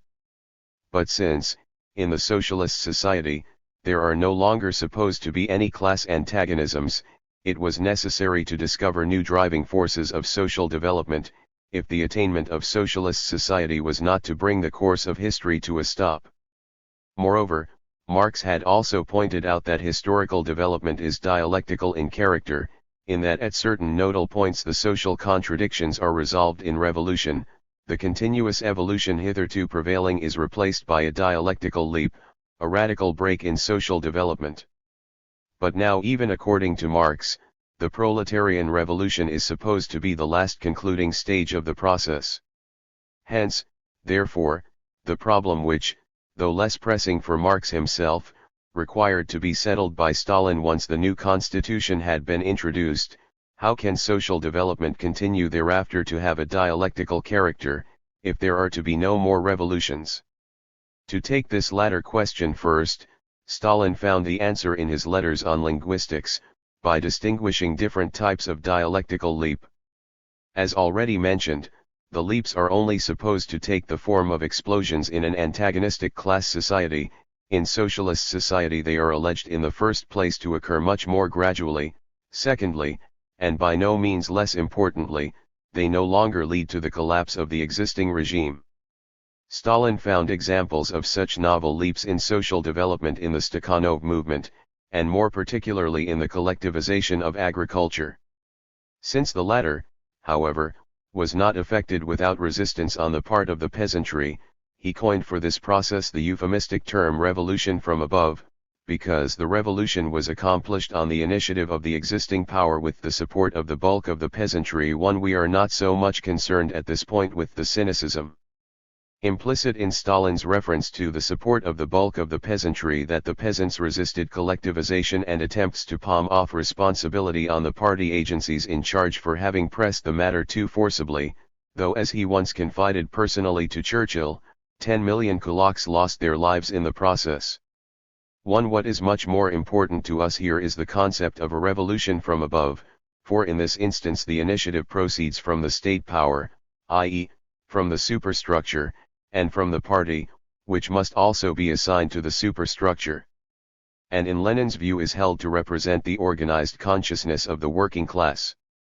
We have already referred to Stalin's enumeration of the new driving forces in the development of socialist society: the moral and political unity of Soviet society, friendship among the peoples of the Soviet Union, Soviet patriotism and criticism and self-criticism.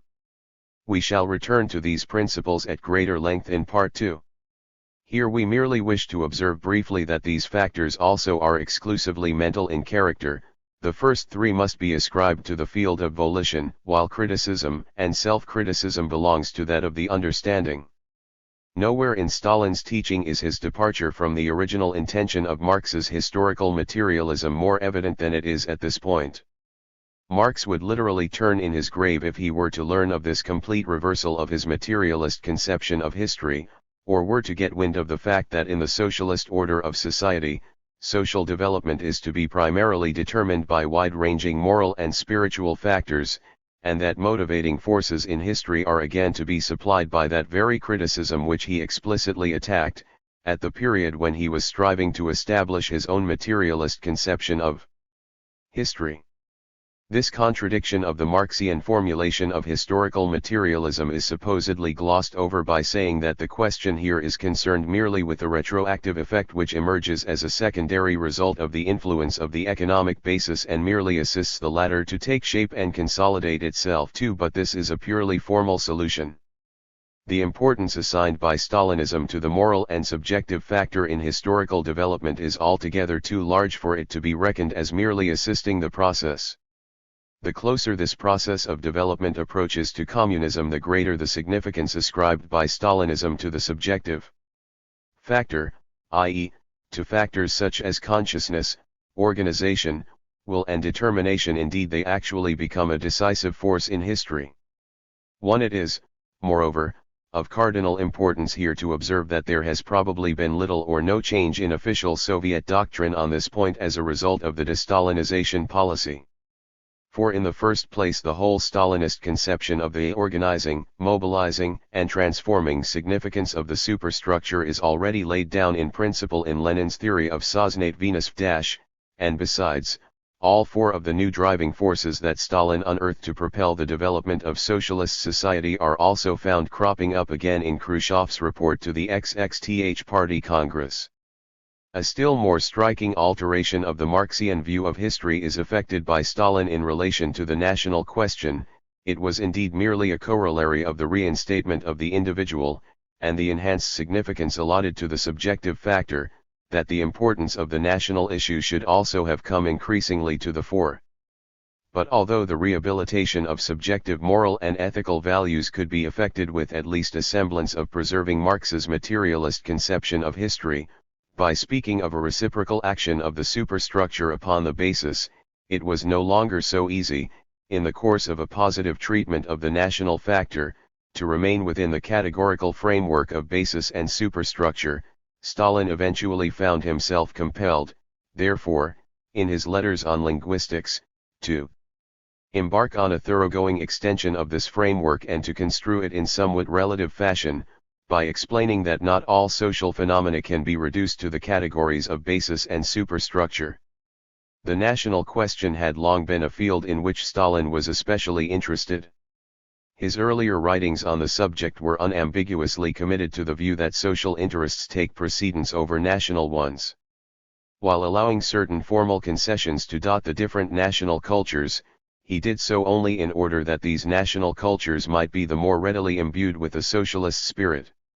A classic example of his views in this connection may be found in his observations to the XVth Party Congress of 1930, at which he coined the celebrated formula that national cultures must be national in form but socialist in content. We shall venture to quote here a fairly lengthy excerpt from the speech in question, the more so as it is somewhat difficult of access for the English-speaking reader, being no longer included in the 11th edition of Problems of Leninism, on which the English translation is based. At the same time, this passage is also a good example of the way in which Stalin treats of social problems against a background of dialectical materialist philosophy.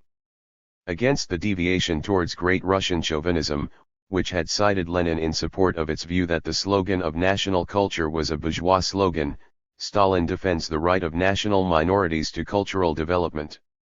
Lenin did indeed qualify the slogan of national culture under the rule of the bourgeoisie as a reactionary slogan. But could it be otherwise? What is national culture under the rule of the national bourgeoisie? It is culture that is bourgeois in content and national in form, having the object of doping the masses with the poison of nationalism and of strengthening the rule of the bourgeoisie. What is national culture under the dictatorship of the proletariat? It is culture that is socialist in content and national in form, having the object of educating the masses in the spirit of socialism and internationalism. How is it possible to confuse these two fundamentally different things without breaking with Marxism? Is it not obvious that in combating the slogan of national culture under the bourgeois order, Lenin was striking at the bourgeois content of national culture and not at its national form? It would be foolish to suppose that Lenin regarded socialist culture as non-national, as not having a particular national form. Those who are deviating towards Great Russian chauvinism are profoundly mistaken in believing that the period of building socialism in the USSR is the period of the collapse and abolition of national cultures. The very opposite is the case. In point of fact, the period of the dictatorship of the proletariat and of the building of socialism in the USSR is a period of the flowering of national cultures that are socialist in content and national in form. 1. Here, however, the question arises as to how this proposed flowering of national cultures is to be reconciled with the socialist ideal of a unified socialist culture of the future. In the solution of this problem, Stalin proves himself as nimble in dialectics as he had previously shown himself adept at splitting philosophical hairs in his distinction between the socialist content of a culture and its national form. It may seem strange that we who stand for the future merging of national cultures into one common culture, with one common language, should at the same time stand for the flowering of national cultures at the present moment, in the period of the dictatorship of the proletariat. But there is nothing strange about it. The national cultures must be allowed to develop and unfold, to reveal all their potentialities, in order to create the conditions for merging them into one common culture with one common language in the period of the victory of socialism all over the world. The flowering of cultures that are national in form and socialist in content under the dictatorship of the proletariat in one country for the purpose of merging them into one common socialist culture, with one common language, when the proletariat is victorious all over the world and when socialism becomes the way of life. It is just this that constitutes the dialectics of the Leninist presentation of the question of national culture. 1. At this point Stalin expressly addresses himself to the problem of Marxist dialectic and defends it against the charge of contradiction, drawing a parallel as he does so between the future coalescence of national cultures and the promised withering away of the state. It may be said that such a presentation of the question is contradictory. But is there not the same contradictoriness in our presentation of the question of the state? We stand for the withering away of the state. At the same time we stand for the strengthening of the dictatorship of the proletariat, which is the mightiest and strongest state power that has ever existed. The highest development of state power with the object of preparing the conditions for the withering away of state power, such is the Marxist formula. Is this contradictory? Yes, it is contradictory. But this contradiction is bound up with life, and it fully reflects Marx's dialectics. Anyone who fails to understand this peculiar feature and contradiction of our transition period, anyone who fails to understand these dialectics of the historical processes, is dead as far as Marxism is concerned. 2. Although here the national element is still clearly and decidedly subordinated to the socialist, national culture being valued only as a preparation for the common socialist culture of the future in which individual national cultures are due to merge and disappear, from 1934 onwards there was a definite and surprising shift of emphasis on this point in favor of the national factor, and in actual fact predominantly in favor of the Russian national element. Klaus Menard, in his very important and illuminating study Stalin vs. Marx, 3 has brought together a mass of evidential material throwing light on the details of this changeover. It began quite suddenly with a decree, issued on May 16, 1934, and signed by Stalin and Molotov, concerning the teaching of history, which condemned the whole of Soviet historiography up to that date, and especially its most prominent representative, M.N. Pokrovsky, who died in 1932. Pokrovsky, whose chief work, The History of Russia, had received the highest praise from Lenin, considered it the task of the historian to demonstrate from the example of every individual nation the correctness of Marx's materialist conception of history. What matters are the general laws of Marxism, the particular affairs of individual peoples appearing merely incidental by comparison. At the same time he made it his business to show off the Soviet Union in the best possible light, and this was the more effectively accomplished by painting the darkest possible picture of Russia as it had been before. Even so, the full scope of the new conception of history did not become visible right away. Admittedly, certain happenings, such as the rehabilitation of the words homeland and patriotism and the energetic working up of Soviet patriotism, gave an indication of the quarter in which to look for this new historical view. But it was not until the early 40s that its main contours began to emerge in full. The Soviet Union wages depicted therein as the heart and backbone of human history, in which everything that had ever taken place within the present territories of the Soviet Union is ranked as part of its history, beginning, therefore, not with the year 1917, but with the ancient Chaldeans and Assyrians of the second or even third millennium before our era. Everything occurring outside this region is reckoned as a more or less marginal phenomenon in world history. It therefore becomes a chief task of the Soviet historian to vindicate the primacy of the Soviet Union in every field of culture, and more especially when dividing history into periods to give proof that the Russians were ahead of other peoples in the inauguration of each historical epoch.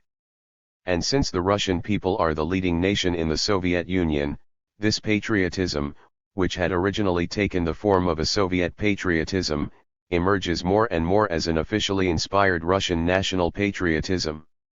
The official ideological background ultimately achieved this full development in Stalin's letters on linguistics during the summer of 1950. What chiefly strikes the eye in these letters is, in the first place, the shift of emphasis from class antagonisms to that which serves to unify the different classes within society. The language of a people is the bond which unifies all members of society, whose function consists not in serving one class to the detriment of other classes but in serving the entire society, all the classes of society, 1. If it is not to degenerate into the jargon of some social group, 2. And create the threat of the disintegration of society, 3. But language appears here, not merely as the bond unifying any sort of society, but more especially as that which unites all the members of a nation together. National languages are not class, but common languages, common to all the members of each nation. For a further characteristic change of emphasis may also be noted, from the discontinuity of social development to its continuity. In dealing with the development of language, Stalin is especially insistent on the continuity of its evolution, which takes place, not by means of leaps or explosions, but by the gradual emergence of new elements and the dying away of old ones. In this connection he makes the pregnant observation that even in the case of social development the element of discontinuity should not be overstressed, for it applies only within a class society, not in the classless Soviet society, where leaps no longer occur. In this way language becomes a bond of unity, not only between the members of a present-day society or nation, but also between the different generations, past and to come. This automatically gives rise, without need of assertion on Stalin's part, to an additional readjustment of the balance in favor of the national element. Though it may seem a trifle exaggerated to go on, as Professor V.V. Mavrodin did in a speech at Leningrad, 5 and affirm, on the strength of this new Stalinist line, that the people is eternal, the nation, thanks to its greater longevity than the class, does at all events take on a greater degree of importance in comparison with the latter. For whereas class antagonisms are already destined to disappear during the period of realizing socialism in one country, the merging, which is still insisted on, of national cultures and languages into a common culture and language, is only due to begin after the victory of communism all over the world. 6. The threatened supersession of nationalism is thereby postponed to the Greek kalends. And finally, there is yet a fourth shift of position to be detected in these letters of Stalin's, the dominant status accorded therein to the Russian language, which has emerged victorious from all previous encounters with other languages. 7. Zaslavsky, 8. Indeed, already seems the dawn of the period in which Russian will become the international world language, just as Latin was the world language of antiquity, French that of feudalism, and English that of imperialism, so we already see Russian emerging as the world language of socialism. Now what is the deeper significance of all this? The primary reason for it was doubtless the endeavor to provide a Marxist justification for the rehabilitation of the national factor. Klaus Mennert considers that Stalin had learned from Hitler to put a high value on the importance of the national element, hence the fact that the inauguration of the nationalist policy in the Soviet Union should have coincided with the seizure of power by National Socialism in Germany. Hitler's example may indeed have had great influence in accelerating the adoption of the course in question. But too much stress should not be laid, in our opinion, on the novelty of this policy that has prevailed in Russia since 1934.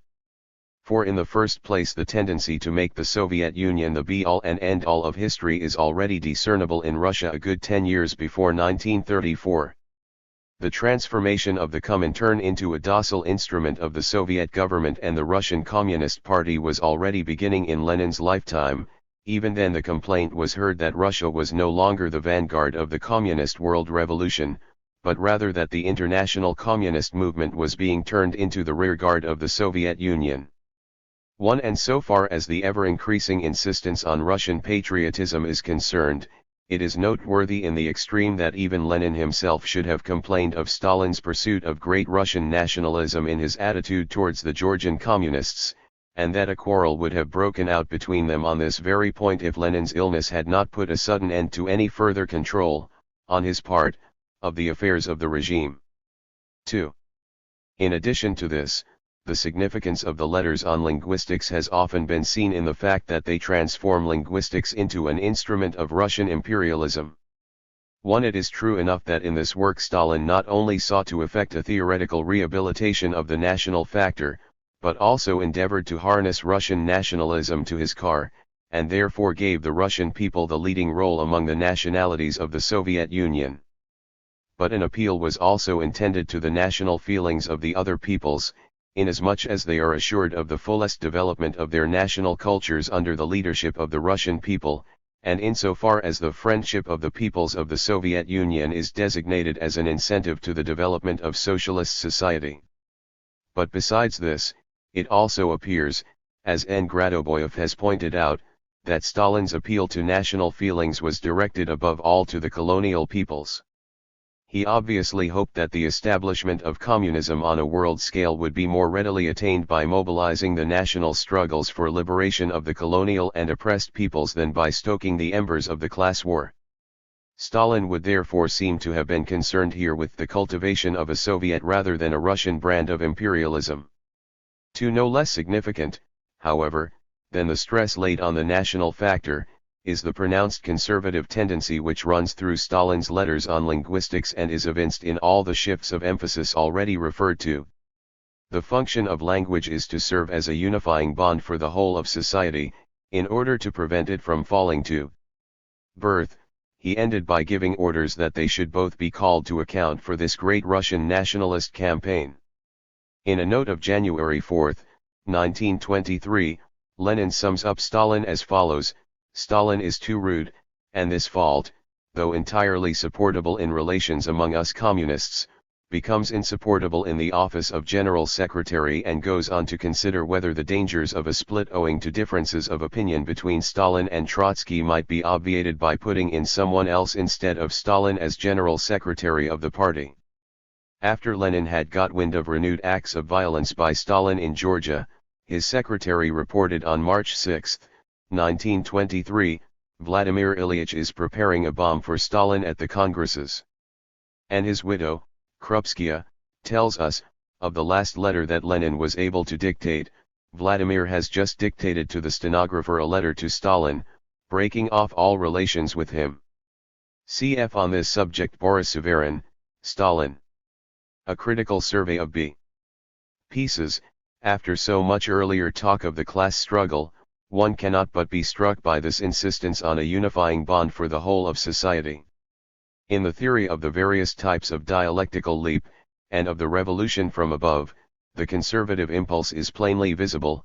The poison fangs must be drawn from the dialectic, lest its leaps should one day operate also to the disadvantage of the communist power machine. The rehabilitation of the national factor again sounds an unmistakably conservative note. A similar conservative tendency and a corresponding retreat from a too unguarded extension of Marxist doctrines is likewise observable in Stalin's last work, Economic Problems of Socialism in the USSR. It was Stalin himself who in earlier years had put forward the theory of the retroactive influence of the superstructure on the basis and had dwelt on the tremendous organizing, mobilizing, and transforming value of new ideas, new political institutions. But in so doing he had inspired certain hotheads with the idea that the party could do anything. And the great clamor raised about the Michurin-Lysenko theory of inheritance was bound to encourage a similarly misguided view. Indeed, it was precisely for this reason that the theory had found such high favor with the party authorities, since it appeared to offer men the power to dominate nature in the most complete fashion and themselves to control the development of organic life at their own behest, without being bound in this endeavor by limits due to the immutability of species. Stalin was now obliged to stress that the power of the party was not unlimited, and that it was confronted, not only by the laws of nature as an objective datum, but even by the laws of social development as well. In this connection Bertram D. Wolfe makes interesting reference to the note of pessimism which sounds through these essays of Stalin's. It is not just that he credits man only with the power of discovering and making use of natural laws, without being able to suspend them or to create new ones. In the foreground of Stalin's interest in nature there now stands above all the concern to cope with the destructive action of some of the laws, to limit their field of operation, to take precautions against natural disasters, floods and inundations.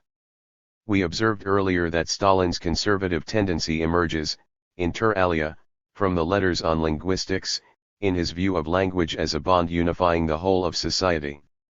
In his last work he goes still further in this respect and uncovers many other more deep-lying bonds uniting society in all ages and among all nations. Against Yaroshenko, who had denied the need for a single political economy applicable to all levels of social development, Stalin points out that there are also laws of social development common to all social formations, feudalism, capitalism, and socialism alike, such as example the law of the unity of productive forces and the relations of production, and concludes from this. Hence, social formations are not only divided from one another by their own specific laws, but also connected with one another by the economic laws common to all formations.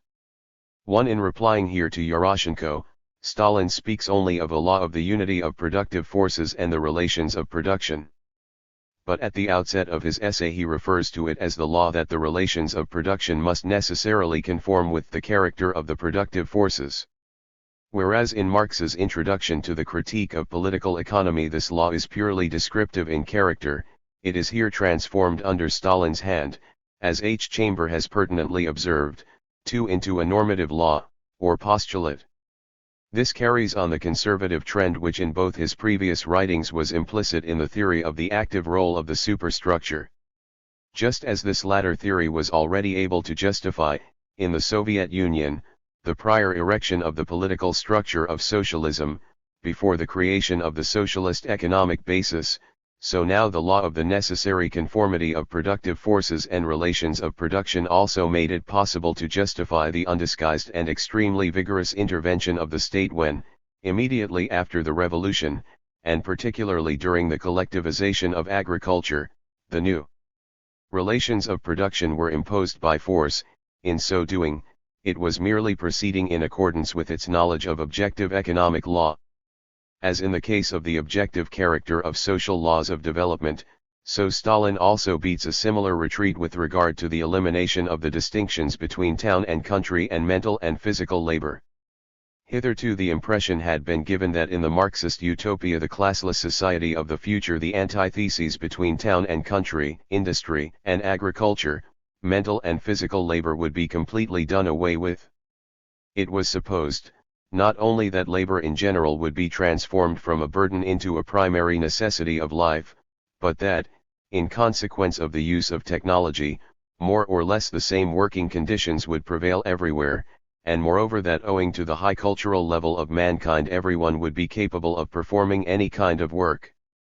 1 J.V. Stalin, Ekonomikeski. On this point also Stalin found himself obliged to damp down the expectations placed upon the ideal communist society of the future. The promised elimination of the distinctions between town and country and mental and physical labor, signifies merely the removal of the opposition, which is an essential feature of capitalism, and consists in a conflict of interests, and likewise the removal of the essential distinction, which still holds good even in the socialist society. So far as the antithesis of town and country is concerned, this consisted under capitalism in the exploitation of the country by the town, in the ruin of the majority of the rural population by the whole course of development of industry, trade, and credit under capitalism. 1. The antithesis between mental and physical labor has similarly been based on exploitation of the physical workers by the representatives of mental labor. In the socialist society of the Soviet Union, according to Stalin, the basis of the opposition between town and country has at length been removed, by the liquidation of the property owners and the alliance between workers and peasants, who are now supposed to share the same interests. The same is also held to be true of the antithesis between mental and physical labor. For all that, an essential distinction between town and country still remains, for the time being, even in Soviet society.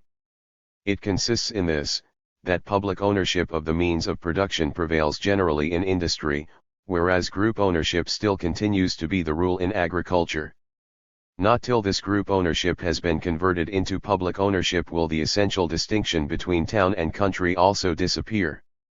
The same applies to the distinction between mental and physical work. It will only be removed when the physical workers have attained the cultural and technical level of the technicians. But this will serve only to remove the essential distinctions involved, and not every sort of distinction. Some such contrast will always remain, if only because of the difference in working conditions between industrial and agricultural labor, and likewise mental and physical labor. And Stalin stresses that some distinction, even if inessential, will always remain, even in the future, and this because the conditions of labor of the managerial staffs and those of the workers are not identical. Finally, Stalin is not only concerned to tone down the expectations reposed in the communist ideal society, but also to put off the redemption date of the innumerable promises secured upon it to the remotest possible future. Having laid down against Yaroshenko the 3 basic conditions for the transition to communism, he follows this up with the ineffably cautious and non-committal remark that these are the basic conditions required to pave the way for the transition to communism. 1. Furthermore, in order to realize these basic conditions, Stalin also goes on in this work to list a number of preconditions, example for raising the level of culture, the working day to be reduced, first to 6, and later to 5 hours, universal, compulsory, polytechnical education to be introduced, housing conditions to be radically improved, and finally, the real wages of workers and employees to be at least doubled, if not more. Only when all this has been achieved will the basic conditions have been realized, and even then there will always be the possibility, if need be, of interpolating further subsidiary conditions. And supposing these also to be established, we are still no further forward than the possibility of being able to begin preparations for the transition to communism. Stalin could take his departure with confidence. The danger of any premature fulfillment of communist promises had been banished, for his successors, to an immeasurably remote future. He had left them, in this work, a veritable testament, in which the main features of the Stalinist era of communism are again highlighted, and also supposedly fixed for the future. The progressive increase in the production of capital goods is to ensure that in future also the populace will be subjected to an extreme privation of consumer goods. The raising of collective farm property to the level of public property will serve to complete the disinheritance of the peasantry by depriving them of the last semblance of roots in the ownership of land. The announcement that even in days to come the conditions of labor of the managerial staffs and those of the workers will not be identical, is intended to sanction once and for all the privileged status of the main props of the Stalinist regime, namely the technical personnel, and to gild and render it palatable by appealing to the developmental laws of socialism. Chapter 11. Since the death of Stalin. The ideological evaluation of Stalin's last work, Economic Problems of Socialism in the USSR, together with the resolutions based on it at the XIX Party Congress, had scarcely got underway before Stalin died on March 5, 1953. In view of the absolute dictatorship he had established, not only in the political, but also in the ideological sphere, it might have been expected that this event would have very decided repercussions in matters of ideology. But Stalinism did not expire with the death of Stalin. This explains why, immediately after his death, there was scarcely any change to be observed in the ideological field. The struggle for power within the party which broke out among his successors soon after the dictator's death, together with the experiences undergone by workers on the philosophical front after the conclusion of the struggle for the succession to Lenin, must have made it seem prudent for the latter to begin by adopting a waiting role. Thus, when in course of time a certain change in regard to ideology did become apparent, it was as a byproduct, partly of the changed political strategy pursued by Stalin's heirs, and partly of the general weakening of discipline within the country resulting from the struggle for power among the heirs themselves. First among the external events affecting the further progress of philosophy must be mentioned the two plenary sessions of the Party Central Committee in September 1953 and January 1955. It seems that after Stalin's death the authorities were seriously concerned lest the hopes of the populace for a betterment of their condition, hopes that had been dashed once already, after the end of the Second World War, might declare themselves with such violence that the regime would no longer be able to control the situation. It is no accident that two such alarm signals should have been sounded in these first few months after Stalin's death, the July 17 rising in the Soviet zone of Germany, and as an echo of this, the strike of prisoners in the coal mines of Vorkuta on the Arctic Circle. However that may be, the plenary session of September 1953 deemed it necessary, at all events, to take measures for a rapid upswing in the production of consumer goods. This was based on the consideration that whereas production of capital goods had increased 55-fold in the previous 28 years, the production of consumer goods had risen only 12-fold in the same period. In general, it is Malenkov who must be reckoned the originator of this policy. But such a course had powerful opponents within the party, who were able to muster ever-increasing strength. At the same September plenum which decided to raise the production of consumer goods, Malenkov had to yield the general secretaryship of the party to N.S. Khrushchev. The latter made such headway thereafter that at the plenary session of January 1955 the course adopted in September 1953 was broken off once more, and a rise in the production of capital goods again announced as the main objective. Notwithstanding all the din of propaganda surrounding the slogan of peaceful coexistence, the underlying background of this decision is very clearly reflected in the decree of the plenum itself. As before, the party considers its main task to lie in the further development of heavy industry, which forms the firm foundation of the whole economy, the unshakable basis of the defensive capacity of our homeland, and the source of the continual increase in the well-being of the Soviet people. A number of changes are also observable during these years among the learned institutions of Soviet philosophy. By a resolution of the Presidium of August 10, 1953, philosophy was removed from the hitherto existing History and Philosophy section of the Academy of Sciences of the USSR and attached to the Economics and Law section, which was now entitled Section of Economics, Philosophy, and Law. The Philosophical Institute has since been subject to the latter, too, at the General Assembly of the Academy of Sciences of the USSR held on 22 to 26 October 1953, a number of philosophers were among those newly elected to membership of the Academy, P.F. Yudin becoming an ordinary member, and M.D. Kamary, F.V. Konstantinov and V.S. Kruzkov corresponding members. On this occasion the Vestnik of the Academy of Sciences presented the new member to its readers in the following terms. Yudin, Pavel Fedorovich, elected member of the Academy in the special field of philosophy. P.F. Yudin graduated in 1924 from the Communist Stalin University of Leningrad and in 1931 from the Institute of Red Professors. From 1932 to 1938 he was director of the Institute of Red Professors, and from 1938 to 1944, director of the Philosophical Institute of the Academy of Sciences of the USSR, while carrying on at the same time an extensive range of activities in party and state. In 1939 P.F. Yudin was elected a corresponding member of the Academy of Sciences of the USSR. A notable proportion of P.F. Yudin's researches have been dedicated to the working out of such important problems of historical materialism as those of the state and law, of the laws of development of socialist society and the transition from socialism to communism, and of the position of science, literature, and art in the building up of socialism.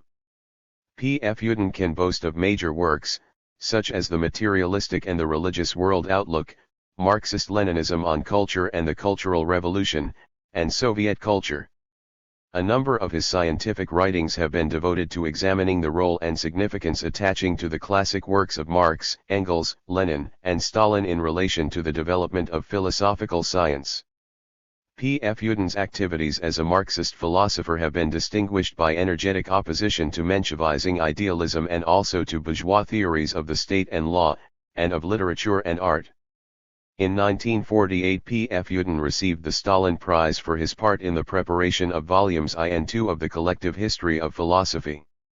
A member of the Communist Party of the Soviet Union from 1918 onwards, P.F. Yudin was elected at the XIX Party Congress to the Central Co-MMIT of the CPSU. P.F. Yudin is a deputy of the Supreme Soviet of the USSR and has been decorated with the Order of Lenin, 2 Orders of the Red Banner of Labor, and medals of the U.S.S.R.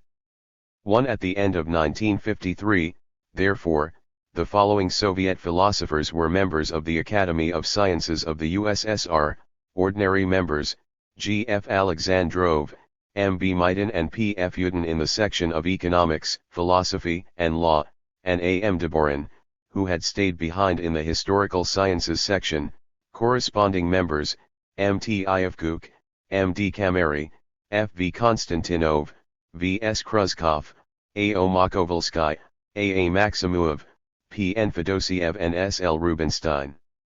2 significant changes have also taken place among the personnel of the Philosophical Institute. To begin with, from October 1953 onwards, F.V. Konstantinov figured as chief editor of Voprozy Filosofi, his predecessor, D.I. Chesnokov, having been relieved of the post, according to the Academy Vestnik, one on being transferred to other duties. The reason for this may well have been that at the XIX Party Congress Chesnokov was elected to the Presidium of the Central Committee of the CPSU. 2 years later, however, Konstantinov also relinquished office on being transferred to other employment, too, and was replaced by Kamary.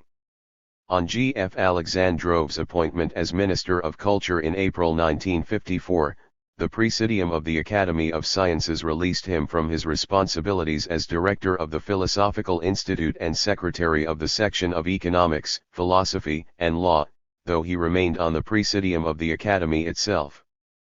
3. The Presidium, however, preserved no very fragrant memory of his achievements as head of the Institute.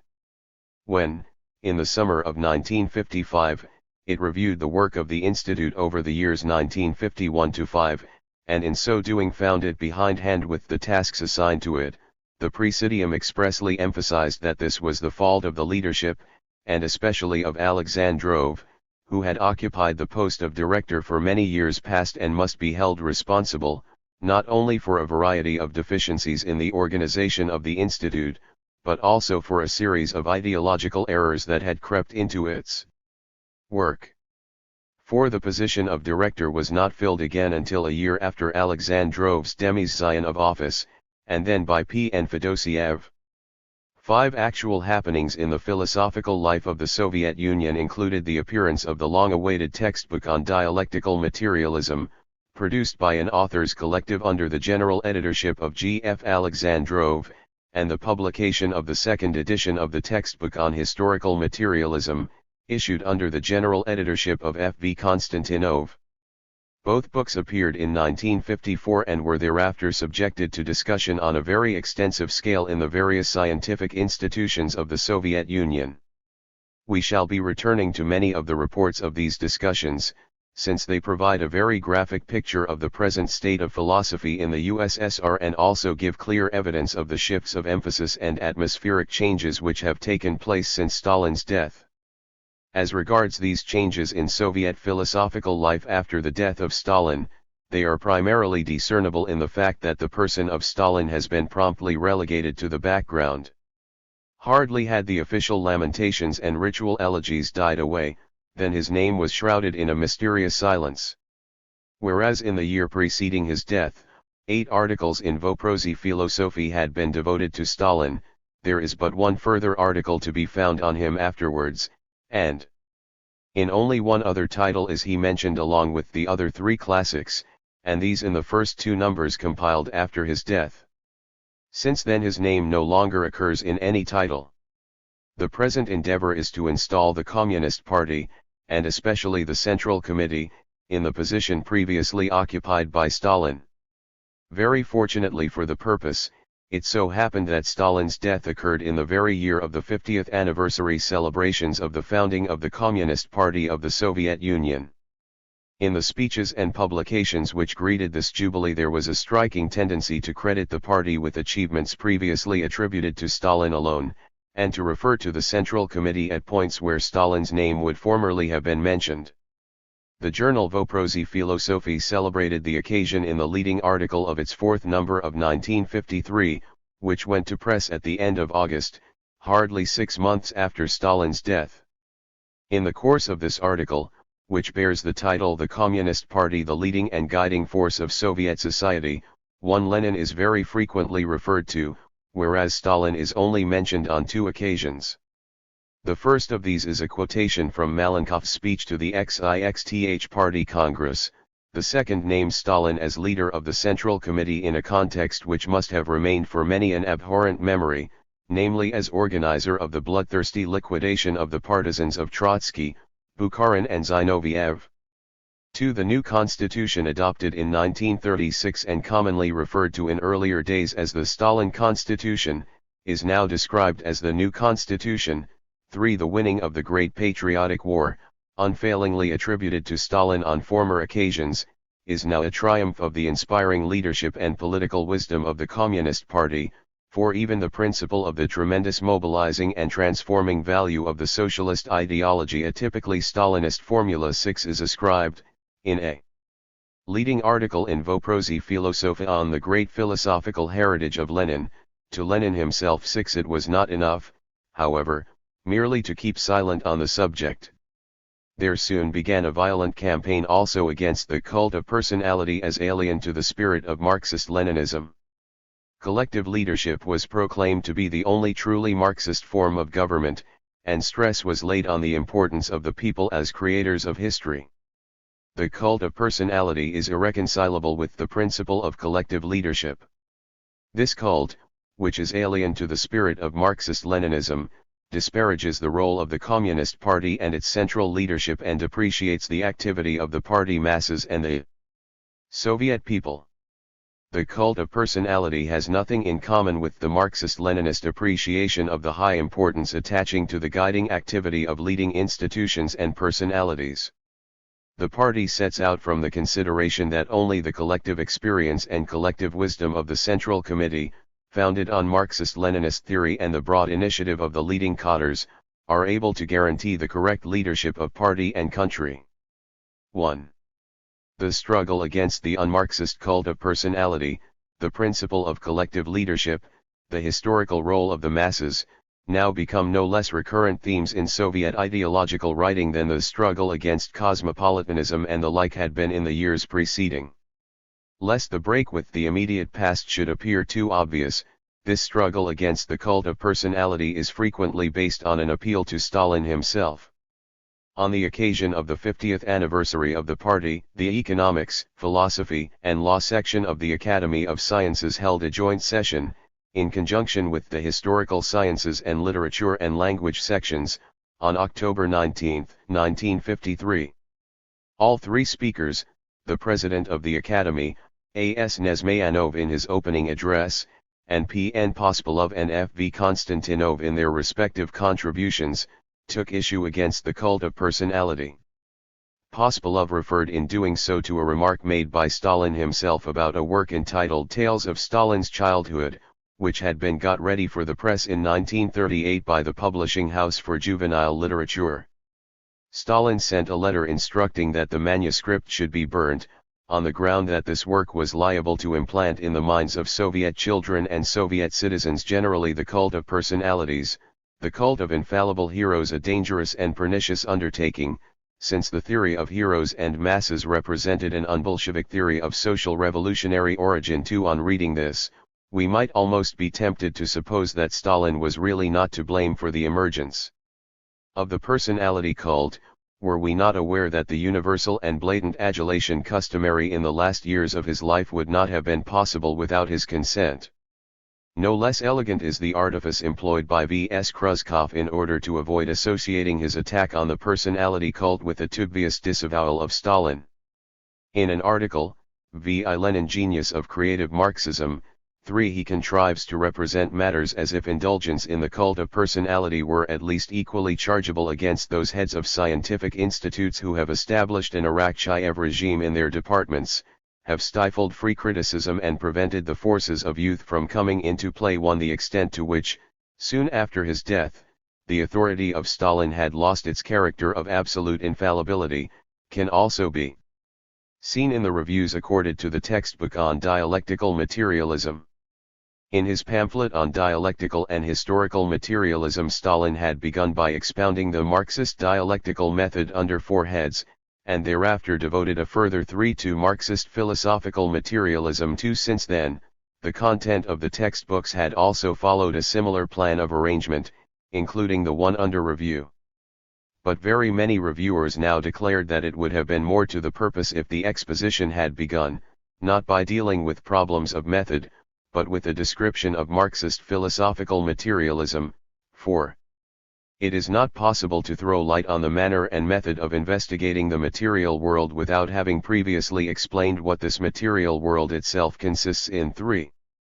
B. M. Kedrov of the Moscow Academy of Social Sciences actually went so far as to say that the textbook would have done better to dissociate itself entirely from the structure of Stalin's booklet, with its 4 dialectical and 3 materialistic clauses, since on this plan a whole series of important problems of dialectical materialism, such as the law of the negation, etc., were left completely unprovided for. Many of the participants in this discussion also urged that the various categories of the materialist dialectic should have been dealt with in a chapter on their own. In slavish adherence to the pattern of Stalin's book, they have not in fact been treated separately in recent years, as was formerly the case, but have been tacked onto one or other of the 7 basic theses enunciated by him. 5. Even in the attitude towards non-Marxist philosophy, a certain change is observable. An editorial article in Communist for March 1955, in yet another examination of the state of philosophical work, reproaches the authors collective engaged in producing the 2-volume history of philosophy on the ground that those responsible for the chapters in question have not dealt adequately with pre-Marxian philosophy. Whereas Stanov, in the 1947 philosophical discussion, had accused Alexandrov's book of depicting the emergence of Marxism as a purely evolutionary continuance of earlier philosophical systems, there is now a tendency to fall into the opposite extreme. No notice is taken of the fact that the leap, the revolution in philosophical development inaugurated by Marxism, was the legitimate outcome of the development that preceded it. Whereas previously the Russian philosophers were neglected, it is now the importance of Western European philosophy that is underrated, and this represents an equally undesirable extreme. 1. In very much the same spirit, a reviewer of the textbook on dialectical materialism objects that the criticism of bourgeois philosophy therein is content with a bare negation. 2. Another reviewer expostulates vehemently at the fact that it dismisses Hegelian philosophy as unscientific. This charge of being unscientific recoils, rather, upon the authors collective, for it betrays a metaphysical, unhistorical attitude and fails to grasp that in its day the Hegelian philosophy had a progressive significance. 3. Even the editors of Voprosi Philosophie exclaim against the nihilistic attitude of those many Soviet philosophers who confine themselves merely to assertive and vociferous outcries against bourgeois philosophy and sociology, instead of subjecting the opposing positions to serious analysis, and reminds them of Lenin's admonition, that one cannot be a true Marxist until one has appropriated the philosophical heritage of the past. For at a conference of provincial and metropolitan philosophers, held at the Philosophical Institute in January 1955, a number of speakers in the discussion made the very revealing observation that what was needed to overcome this failing was that philosophers should pay more attention to mastering foreign languages, and that the libraries should be better supplied with bourgeois philosophical literature. 5. A certain change in the atmosphere of Soviet philosophy also emerges clearly from other criticisms advanced against the textbook on dialectical materialism, or the practice of philosophy generally. The textbook is further objected to on the ground that it contains a great many resounding phrases. The scientific character of dialectical materialism is established by mere repetition of the assertion that the dialectical method is the only scientific one. 6. The authors behave as if, in Soviet science, and Soviet philosophy in particular, all problems were already solved and all answers already discovered. 7. In a survey of the philosophical dissertations defended during the last 2 years in the various institutions of higher learning, the journal Voprosi Filosofi remarks that the dissertations on the history of Marxist-Leninist philosophy all suffer from one major defect: they allow the history of philosophy to become merged in the history of Marxist-Leninism, and do not reveal the process whereby real philosophical problems develop. 1. It is openly admitted that in most of the philosophical dissertations there is too much politics and too little philosophy. Many dissertations have been written on the history of philosophy among the peoples of the USSR, and some of them are good ones. But on closer inspection all these dissertations turn out, for the most part, to be too little philosophical in character. They deal with the history of political doctrines, the history of social thought, but the basic problems of the history of philosophy, the problems of epistemology or logic in any given thinker, remain in the shadows, or are treated in a general way and often by reference to one and the same stereotype. No matter who may be under discussion, the same old formulae are universally repeated: he came very close, at bottom he is a materialist, he surpassed all pre-Marxian thinkers and so on and so forth. The result of such leveling mania is that all dissertations look alike and all thinkers are portrayed in the same colors. 2. Of other dissertations it is observed that all the revolutionaries in Russian history are forcibly converted into Marxists. Energetic steps must be taken to end the still prevalent custom of modernizing the views of the Russian revolutionary democrats, of attempting to squeeze them into Marxism by force. 3. Even the long-standing reproach of dogmatism, so frequently raised against the Soviet philosophers, now takes on a rather new tone. Many questions, says instructor V. A. Stoff in complaining of the textbook, are dogmatically dealt with, according to the formula: Marxism teaches, the Marxist-Leninist theory tells us, science has proved, etc. For no less striking and candid is the criticism levelled by instructress A.T. Fedorova during the above-mentioned conference at the dogmatism of many philosophers. Dogmatism is so deeply rooted in the minds of many philosophers that even now they have not yet succeeded in shaking it off. They recoil from any new solution of a question as from a fire, for fear lest they should somehow offend against an established canon.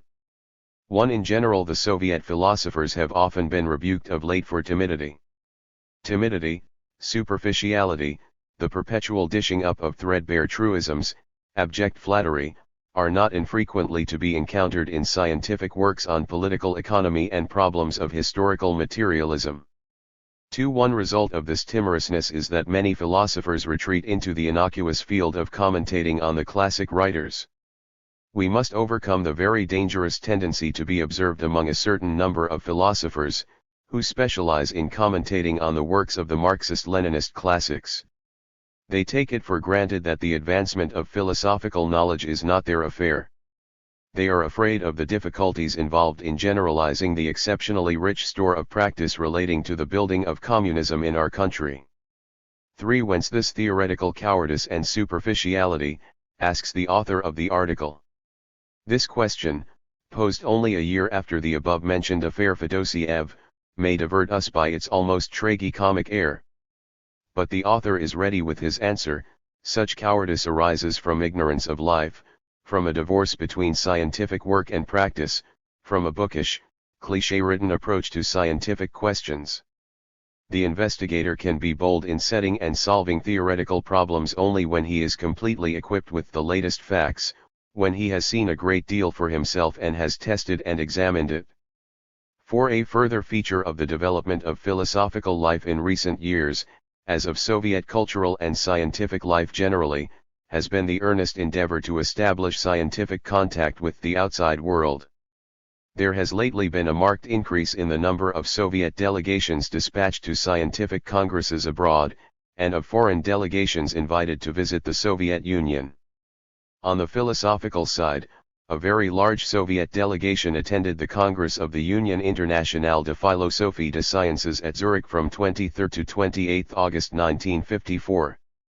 Conversely, a party of English academics toured the Soviet Union from September 17 to October 5, and their leader, Professor J.D. Bernal, delivered an address at the Philosophical Institute on the present state of scientific studies in Britain. One in May 1954, a French communist, Roger Garaudy, defended a doctoral dissertation on the problem of freedom and necessity in the light of Marxism at the Philosophical Institute of the Academy of Sciences of the USSR. All these developments make it perfectly clear that things have altered to some extent in the last few years. The discussions have somehow become more interesting, there is not such exclusive reliance as before on appeal to the authorities. Instead, there is real discussion, and by using the opportunities afforded by the ever-repeated injunction to criticism and self-criticism, the participants have actually dared, on frequent occasions, to put a finger on genuine and characteristic grievances felt under the Soviet system. Even so, it would be a mistake to be too optimistic in drawing conclusions from this. In spite of everything, Stalinism has not expired along with Stalin.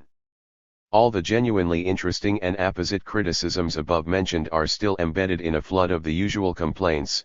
Philosophy is not fulfilling the task set to it by the party and rightly expected of it by the Soviet public. Zdanov's injunctions at the philosophical discussion have still not been adequately complied with. There is too little campaigning against bourgeois objectivism, too little observance of the demand for partisanship. Although less has been said of Stalin in recent years, and that little in less obtrusive fashion, he nonetheless remains one of the foremost authorities, and is still reckoned among the classics. The problems thrown up by him, especially in his last work, continue to dominate the foreground of philosophical inquiry. One of the most central topics is the question of the objective character of the laws of social development, and the theme of overcoming the antitheses between town and country, mental and physical labor, is very frequently dealt with.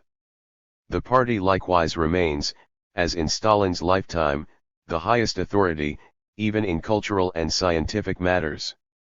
Indeed, it might well be said that this applies to an even greater extent of the period since Stalin's death, insofar as the calling off of the Stalin cult has thrust the party Central Committee into the vacuum left behind him. The resolutions of the Communist Party must be regarded by Soviet philosophers as an inexhaustible fount of Marxist-Leninist wisdom, and are to be made the basis of all their research activity. In order to make this easier for them, a collection of party resolutions was issued in 2 volumes, shortly after Stalin's death, the purpose of which was evidently to replace the heritage of the short course history of the CPSU, which, even before its withdrawal from circulation at the XXTH Party Congress, had lately been enveloped in a curious silence. It is still the party that watches over the purity of dialectical materialist philosophy. Although criticism and self-criticism are often conducted in lively fashion, it still remains the custom for criticism to proceed from above and thereafter to waken a self-critical echo from below. The leading article just quoted from Voprosi Philosophie is no more than an echo, in this sense, of an article in Communist. This insistence on making the party resolutions the basis of their theoretical inquiries has also met with very speedy compliance from the Soviet philosophers. In November 1953, after the September plenum of that year had decided on a policy of expansion in agriculture and the production of consumer goods, A.F. Okulov, addressing the Academy of Social Sciences, under the auspices of the Central Committee of the CPSU, on the tasks of Soviet philosophers in the light of the resolutions of the September plenum, drew the appropriate conclusions for philosophical research, and particularly enjoined the treatment of such questions as, the ties between workers and peasantry, the problem of correctly combining private and social interests, the principle of material interest in regard to labor, etc. It is expressly emphasized, moreover, that all the criticisms and free discussions so repeatedly called for are subject to certain limitations which must not be overstepped. It should not be forgotten that the whole of Soviet science develops on the ideal basis of Marxist-Leninism, namely dialectical and historical materialism. Attacks on Marxist-Leninism, whatever the banner they are conducted under, freedom of opinion or freedom to criticize, are really in every case attacks on true freedom and true science. When reference is made, therefore, to the free exchange of opinions, what is envisaged is a clash of opinions conducted on the basis of Marxist-Leninism, as the scientific worldview prevailing amongst us. We cannot and must not tolerate those schools and movements which attempt a revision of Marxist-Leninism and follow in the wake of bourgeois ideology. 3. All the above-mentioned indications of the new philosophical atmosphere prevailing after Stalin's death are primarily related to the formal aspect of contemporary philosophizing in the Soviet Union. But it remains to ask how things stand in regard to its content, and whether here too there are new tendencies to be noted. It is in keeping with the basic character of Soviet philosophy as a state-controlled system of thought, that so far as content is concerned there should as yet be nothing essentially new to report, and that efforts to modify the content of dialectical materialism, even within the framework of Marxist-Leninism, should have declared themselves only in a wholly provisional fashion. The Soviet philosophers have too often had to apologize for opinions expressed at a time when they could not foresee that one day the opposite view would be officially promulgated, for them to risk taking up new positions in the ideological field before the political situation has settled down and a decision been reached in the struggle for power among Stalin's successors. For all that, there are several changes to be noticed even in the content of Soviet philosophy since the death of Stalin. Some of these primarily reflect the after-effects of Stalin's last work and the resolutions of the ex-Elstli Party Congress. In addition to numerous investigations into the objective character of the laws of social development in general, they also include a series of studies on individual problems connected with this, such as the problem of freedom and necessity, etc. Other changes, already referred to at greater length above, have an immediate connection with Stalin's death. For instance, those relating to the struggle against the personality cult and in favor of collective leadership in party and state. Two other features, however, appear to sound a new note at a considerably deeper thematic level. On looking through recent numbers of the Soviet learned journals, one is struck by the repeated hostility displayed towards a group of philosophers who either neglect dialectical logic or repudiate it altogether. But now, even in Stalin's lifetime, there was a discussion, occasioned by the appearance of the letters on linguistics, as to the respective merits of formal and dialectical logic, one which ended by conceding them both a title to existence. The resurrection of this question seems to suggest the presence of tendencies seeking to utilize the détente occurring after Stalin's death in order to withdraw again from positions previously occupied. In other directions too there is complaint against deviation from established positions. Many are showing signs of a positivistic tendency to merge philosophy into the concrete sciences, leaving the natural sciences to work out their own methodology. Others again exhibit a Kantian tendency to restrict philosophy to the theory of knowledge. If such outbursts from exponents of the official doctrine give evidence of a new outlook on the part of individual philosophers and groups, indications of a possible change of front can also be detected, on the other hand, within the official doctrine itself. This comes out most clearly in the accusation leveled against certain philosophers, that they pay no regard to the Leninist epoch in philosophy. Very revealing in this respect is an article by Kedrov and Gurgenij in the September 1955 number of Communist, the theoretical organ of the Central Committee of the CPSU. Although the discussion on the textbook of dialectical materialism had already been concluded in the previous year, the authors think it necessary to revert once more and in a tone of considerable acerbity to the prime failings of this book, since up to November 1, 1954 the authors' collective has not fulfilled its pledge to subject the work in question to thoroughgoing revision.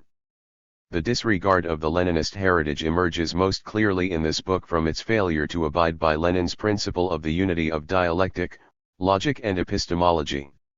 It receives verbal acknowledgement, but does not underlie the presentation of Marxist philosophy as a whole. As Lenin saw it, dialectic and epistemology were to form a unity. Epistemology was to be nothing but an application of the laws of dialectic to the field of human knowledge. But in Alexandrov's textbook, dialectic and epistemology are severed one from another. Dialectic spends itself in proving Stalin's four principal features to be the fundamental laws of objective reality, but fails to appear also as the fundamental law of human thought. Logic too is separated from dialectic. The Leninist principle of the unity of the historical and the logical in the process of development of human knowledge receives no application. The individual categories are artificially tacked onto one or other of the principal features, instead of being depicted, as Lenin wished, as nodal points and stages in the history of the development of human knowledge, by virtue of which man detaches himself from nature. The use made of the natural sciences is likewise confined, in the textbook under discussion, to an incoherent assemblage of examples to illustrate the various principal features, instead of following up Lenin's indications and showing how the different forms of materialism correspond to different stages in the development of the natural sciences. These criticisms, which gain greatly in authority from the periodical in which they were published, are extraordinarily suggestive. If effect were to be given to them, Soviet philosophy would actually be released from its ossified adherence to Stalin's 7 basic theses and would again be compelled to adopt a new approach to the philosophical problems most fundamental to dialectical materialism. This picture of the state of philosophical studies in the USSR during the last few years would be incomplete without reference to the very special attention that has lately been given to the philosophical problems arising from modern science. A number of discussions have been held in these years on problems of this kind in relation to cosmogony, quantum mechanics and relativity theory. In addition, there have also been discussions on the philosophical problems of psychology, on the reconstruction of psychology on the basis of Pavlov's teaching, and the like. In 1951 already, while Stalin was still alive, a large-scale collective work was put in hand, Dialectical Materialism and Modern Natural Science. This work was intended to deal with all the borderline questions involving philosophy and natural science in all its branches, beginning with cosmogony and relativity theory, and proceeding by way of atomic physics, chemistry, the origin of life, and biology, to Pavlovian psychology, the whole being carried out in collaboration between philosophers and scientists competent in the various individual fields. It would appear, indeed, that progress on the above work has lately come to a standstill. But in the meantime, 3 collective works have appeared on particular aspects of this group of problems: philosophical problems of modern physics, philosophical problems of modern biology, and the teaching of I.P. Pavlov and the philosophical problems of psychology. And finally, we must also note a renewed insistence on the necessity for the struggle against religion. In an article, The Role of Socialist Ideology in the Struggle Against the Survivals of Capitalism, MTIF Cook points out that religious prejudices constitute one of the most tenacious survivals of capitalism. Anyone who believes the freedom of conscience guaranteed by the Constitution to mean an abandonment of atheistic propaganda, has fallen into error and is setting himself against the policy of the party, which aims at doing away with the remnants of the old order, including the religious remnant. An intensification of scientifico-atheistic propaganda is needed in order to raise the cultural level of Soviet citizens and to further their education for communism. But as was pointed out by the Central Committee of the CPSU, in their directive on mistakes in the conduct of scientifico-atheistic propaganda among the people, this must not give rise to administrative interference with the activities of the churches, or to affronts against priests and believers, the majority of whom now adopt a loyal attitude towards the Soviet regime. One, after all that we have learned in the present chapter about the ideological developments in the Soviet Union since the death of Stalin, there can be nothing to surprise us in the de-Stalinization policy inaugurated at the XXTH Party Congress. The campaign against the cult of personality, which had already been in progress throughout the 3 years since Stalin's death, had left no doubt as to whom it was aimed at. And even the discussion on the textbook of Dialectical Materialism put out by Alexandrov had for the most part been really more a criticism of Stalin than of Alexandrov himself. The novelty of the situation created by the XXTH Party Congress consisted primarily in the fact that Stalin was now openly referred to by name. The charges made against Stalin in the ideological field are mostly concerned with minor issues and are mainly confined to the sphere of historical materialism.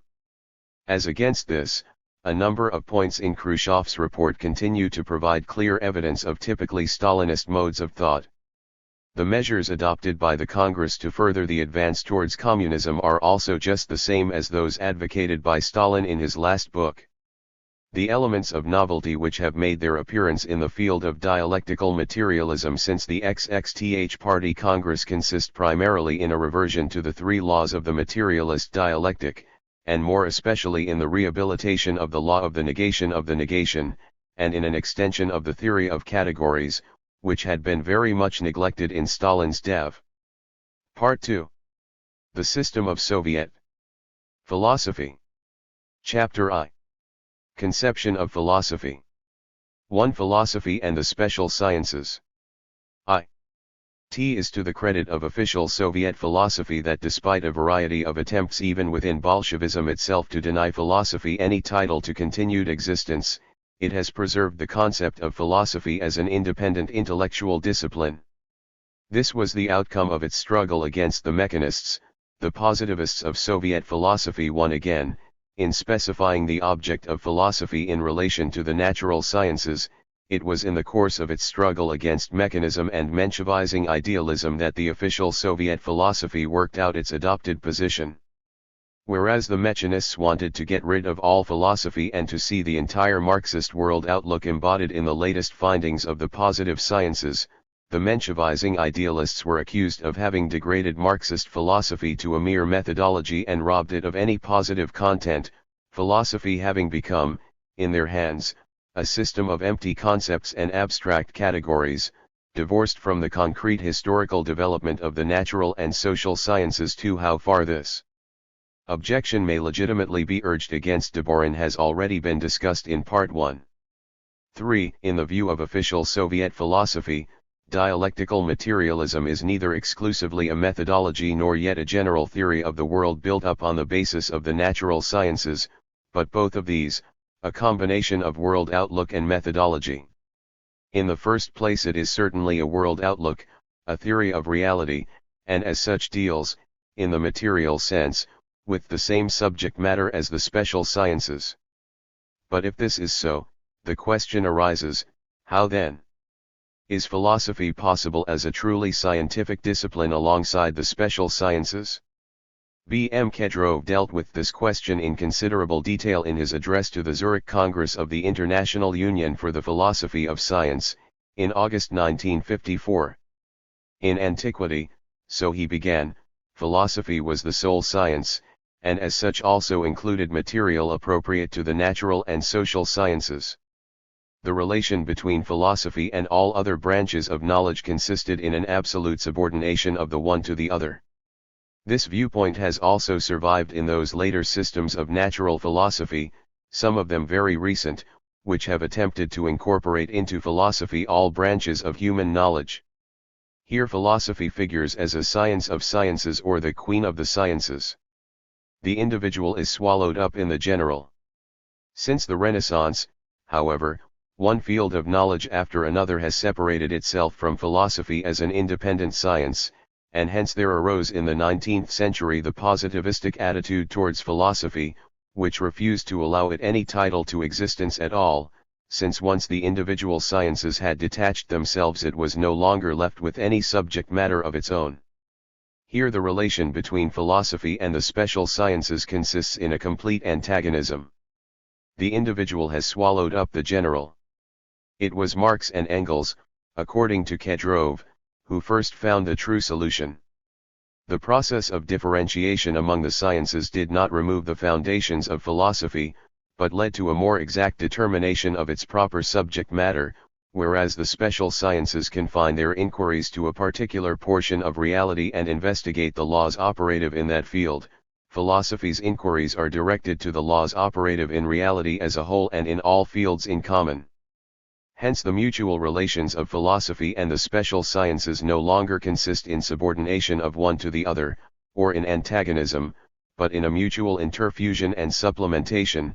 Philosophy provides the general method of scientific knowledge and a philosophical interpretation of the detailed information furnished by the sciences.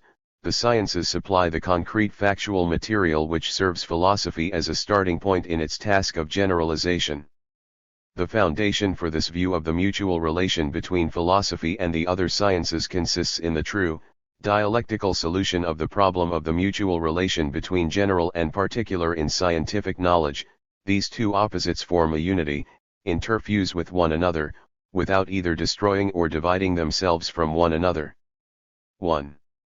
Thus the subject matter of dialectical materialism consists, according to Soviet philosophy, in the most general laws of motion, change, and development in nature, society and knowledge, investigation of which gives rise to a unitary, scientific world picture. 1. It is precisely because dialectical materialism investigates the most general laws applicable to reality as a whole, that it is able to provide a closed all-comprehensive world picture. 2. It becomes a total world outlook which generalizes the findings of all the sciences. 3. In this conception of philosophy the Soviet philosophers make a definite break with that anti-philosophical attitude which is here and there to be encountered in Engels. For despite Kedrov's attempts to cite the latter as a crown witness to the correctness of this intermediate position in regard to the scope of philosophy, there is no mistaking a markedly positivistic element in Engels' point of view. As soon as each separate science is required, he writes in Anti-Diering, to get clarity as to its position in the great totality of things and of our knowledge of things, a special science dealing with this totality is superfluous. What still independently survives of all former philosophy is the substance of thought and its laws, formal logic and dialectics. Everything else is merged in the positive science of nature and history. For similarly, in another passage, it is in fact no longer a philosophy, but a simple world outlook which has to establish its validity and be applied not in a science of sciences standing apart, but within the positive sciences. 5. It may be admitted, indeed, that Engels' attitude on this point is not unambiguous. In certain passages he interprets the dialectics which, apart from logic, he is alone ready to leave standing of all previous philosophy, as the science of the general laws of motion and development of nature, human society and thought. 1. And hence as a discipline which includes not only the supreme laws of thought, but also the most general laws of being. But at other times he confines dialectics to the residue of philosophy, ejected from nature and history and confined to the field of thought. For philosophy, which has been expelled from nature and history, there remains only the realm of pure thought, so far as it is left, the theory of the laws of the thought process itself, logic and dialectics. 2. Thus whereas Engels, in many passages of his writings at least, attempts to limit philosophy purely to the field of thought, the official Soviet philosophy reappears as a science of the most general laws of being as well. Precisely because dialectical materialism, as a doctrine of the most general laws of motion and development within the world, aspires to the making of assertions about reality, it also lays claim to consideration at the same time as a universal methodology, without which no single science could subsist. Zdanov advanced this claim in the discussion on Alexandrov's History of Western European Philosophy. Marxist philosophy, as distinguished from preceding philosophical systems, is not a science above other sciences, rather, it is an instrument of scientific investigation, a method, penetrating all natural and social sciences, enriching itself with their attainments in the course of their development. 3. Inasmuch as Soviet philosophy claims to equip all branches of science with a single unitary method, the method of dialectical and historical materialism, it would appear, in spite of Zdanov's assurances to the contrary, to figure once more in relation to the special sciences as a science of sciences standing above them and considerably restricting these sciences in their freedom of maneuver. The Marxist method provides all the sciences with general principles of operation, shows them how they should approach the phenomena, and in what manner they are to investigate them. 4. How this leadership of the special sciences by dialectical materialism, the Marxist method, functions in practice, we have already discovered in Part 1 from a concrete example in the field of biology. At a later stage, in the chapter on dialectical materialism and modern science, we shall see how even after Stalin's death it still comes about that dialectical materialism not only shows the way to the sciences as a method, but also commits them a priori to specific positions, as an assertion about reality. In virtue of the above explained relation between dialectical materialism and the special sciences, the philosophers are obliged to familiarize themselves so far as possible with the findings of these sciences. And there is a correspondingly rigorous insistence that the scientists also should not be content to specialize in their own particular fields, but should equally be well acquainted with Marxist philosophy. This demand is justified on the ground that individual laws are simply manifestations of the general laws, apart from the fact that the general law manifests itself in various fields in a variety of ways. All these different manifestations themselves contain an element of generality. Hence a profound grasp of the individual law presupposes acquaintance with the general law on which it is based. 1%. Voprosi Philosopha cites as a shining example the Sverdlovsk branch of the Academy of Sciences, which organized philosophical seminars for high school teachers in the various departments of science, one on philosophical problems in chemistry, for example, others for physicists, geologists, and biologists, and even one for mathematicians. 2. It is noteworthy that in recent years, since the death of Stalin, voices have again been raised in criticism of the above definition of the concept of dialectical materialism and its relation to the individual sciences.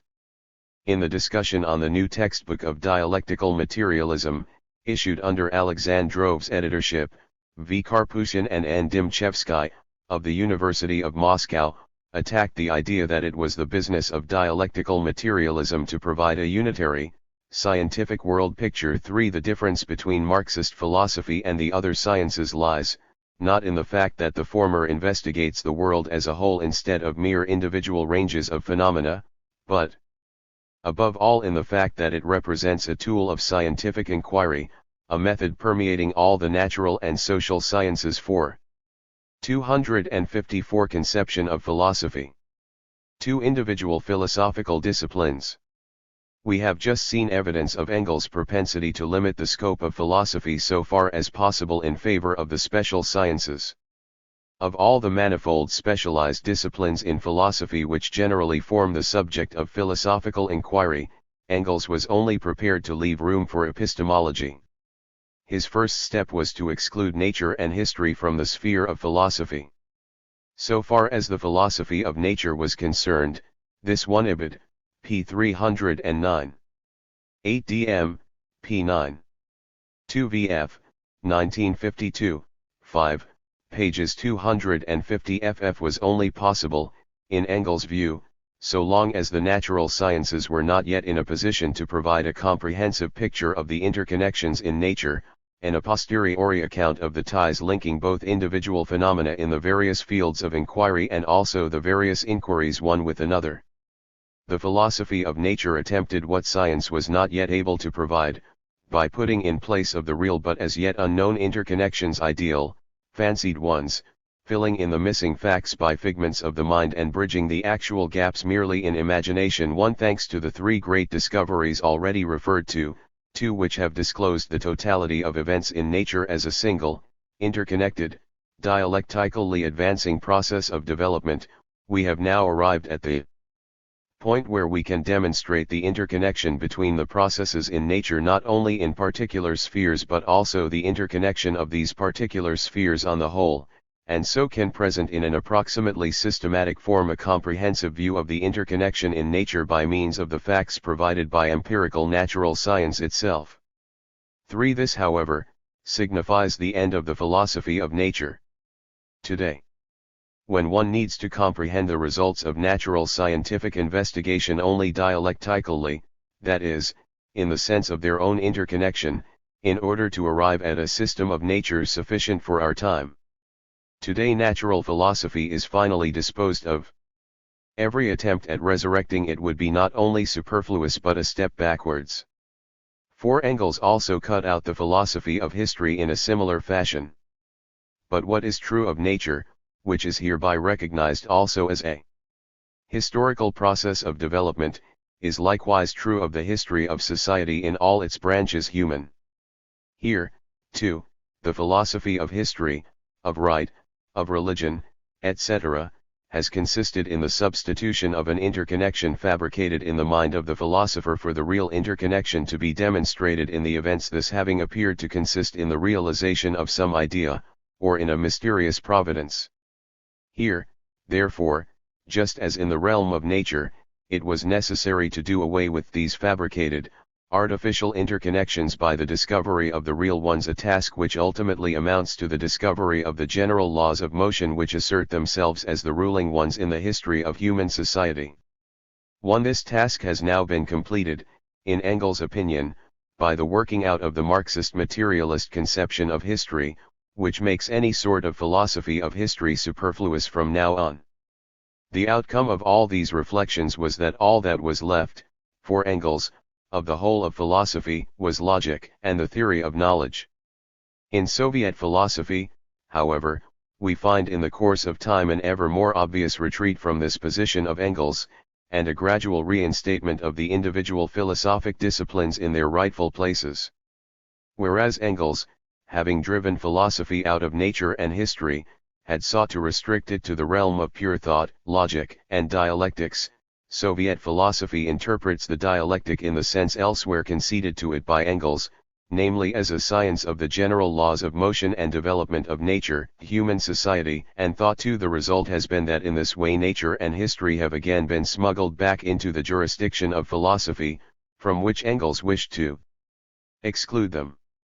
In addition to epistemology, a general theory of being, i.e., ontology, has again appeared as part of the content of dialectical materialism, although the term ontology is avoided in Soviet philosophy.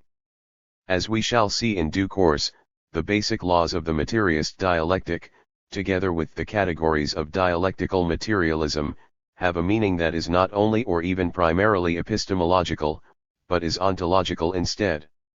Apart from this, moreover, the last few years of philosophical development in the Soviet Union have shown an evident tendency towards the gradual incorporation of an increasing number of individual disciplines into the system of Soviet philosophy.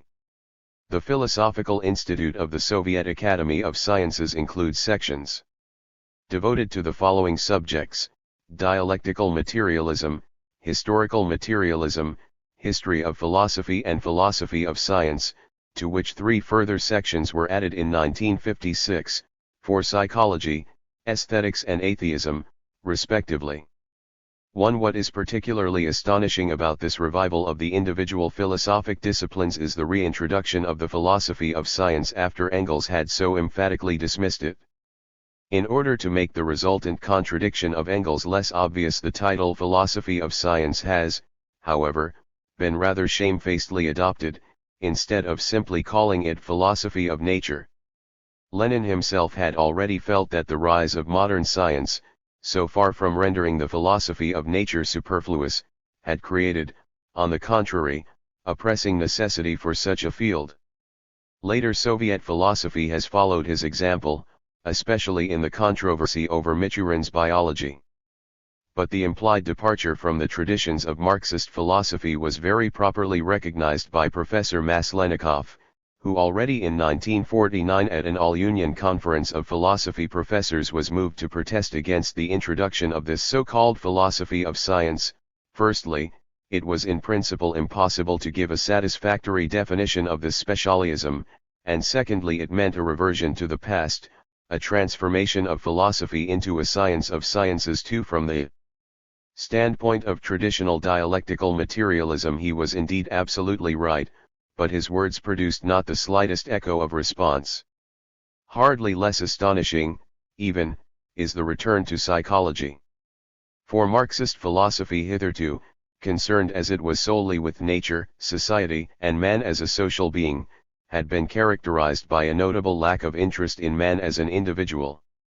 And here it was not just a question of a merely experimental psychology based on scientific methods, but of a philosophical discipline founded on the dialectical materialist thesis that the mental is something essentially distinct from the physical and the physiological. We shall see in more detail later what difficulties the Soviet philosophers have had to contend with, lest they should be compelled also to postulate a spiritual substance, essentially distinct from matter, as a substratum for mental activity so understood. 3. The unity of theory and practice. There are two methodological principles in particular which to a large extent give Soviet philosophy a special stamp of its own in Marxist philosophy: the insistence on preserving the unity of theory and practice, and the insistence on party spirit, the partisan character of philosophy. In the polemic, not only against revisionism, but also, and most violently, against a variety of deviations within Soviet philosophy itself, it is these two methodological principles that have come to be ever more strongly emphasized as the distinguishing characteristics of genuine Marxist-Leninism. The demand for a unity of theory and practice goes back in origin to Marx himself. The whole of his early philosophical development is indeed dominated by the idea that philosophy must be transcended by being actualized. The seemingly complete reconciliation of idea and reality in the self-enclosed theory of the Hegelian system has proved a sham to his disciples. It stands in harsh contrast to the contradictory reality of everyday public life in state and society. Under present conditions it would be truer to say that man has reached his extreme point of self-alienation. In the social field this is represented by the formation of the proletariat; in politics, by the fact that in the political state the sphere of public, communal affairs, embodied in the constitution and the bureaucracy, stands as something special on its own, in opposition to the private concerns of the individual and of bourgeois society. In the field of spiritual life, man's state of self-alienation shows itself in his creation of an illusory consciousness of the world in the shape of religion. Marx sees the way out of this situation in a theory advanced by Count von Tsiolkovsky, namely that the age of thought is to be followed by an age of will, a transformation of reality by way of action.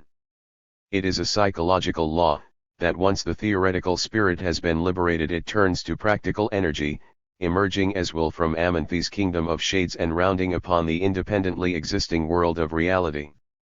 But philosophy thereupon ceases to exist. Its actualization is at the same time its defeat, and its transcendence correspondingly implies its actualization. But what does Marx mean by the actualization of philosophy? It means for him the transference of the idea out of the realm of pure thought into that of practice. The cleavage between idea and reality must not merely be overcome in philosophical cognition, it must also be transcended in concrete, perceptible practice. But this real conquest of man's self-alienation and the inauguration of true reality can only be the work of the historical process itself. The transcending of man's real self-alienation is possible only by way of his practical self-realization. Theoretical cognition thus takes on the role of criticism. Starting from the idea of a true determination of man, it shows up the existing state of affairs as defective. But at the same time it must also discover in reality itself the factors responsible for man's self-alienation, and so is likewise able to point out the conditions for transcending them and enabling man to realize himself. By discovering this contradiction, theoretical cognition, itself a factor in the contradictoriness of reality, becomes a factor making for progress. In spite of this, however, the establishment of a rational reality must, as already said, be the work of the historical process itself, which therefore always bears within itself already the seeds of rationality. Reason has always existed, but not always in rational form.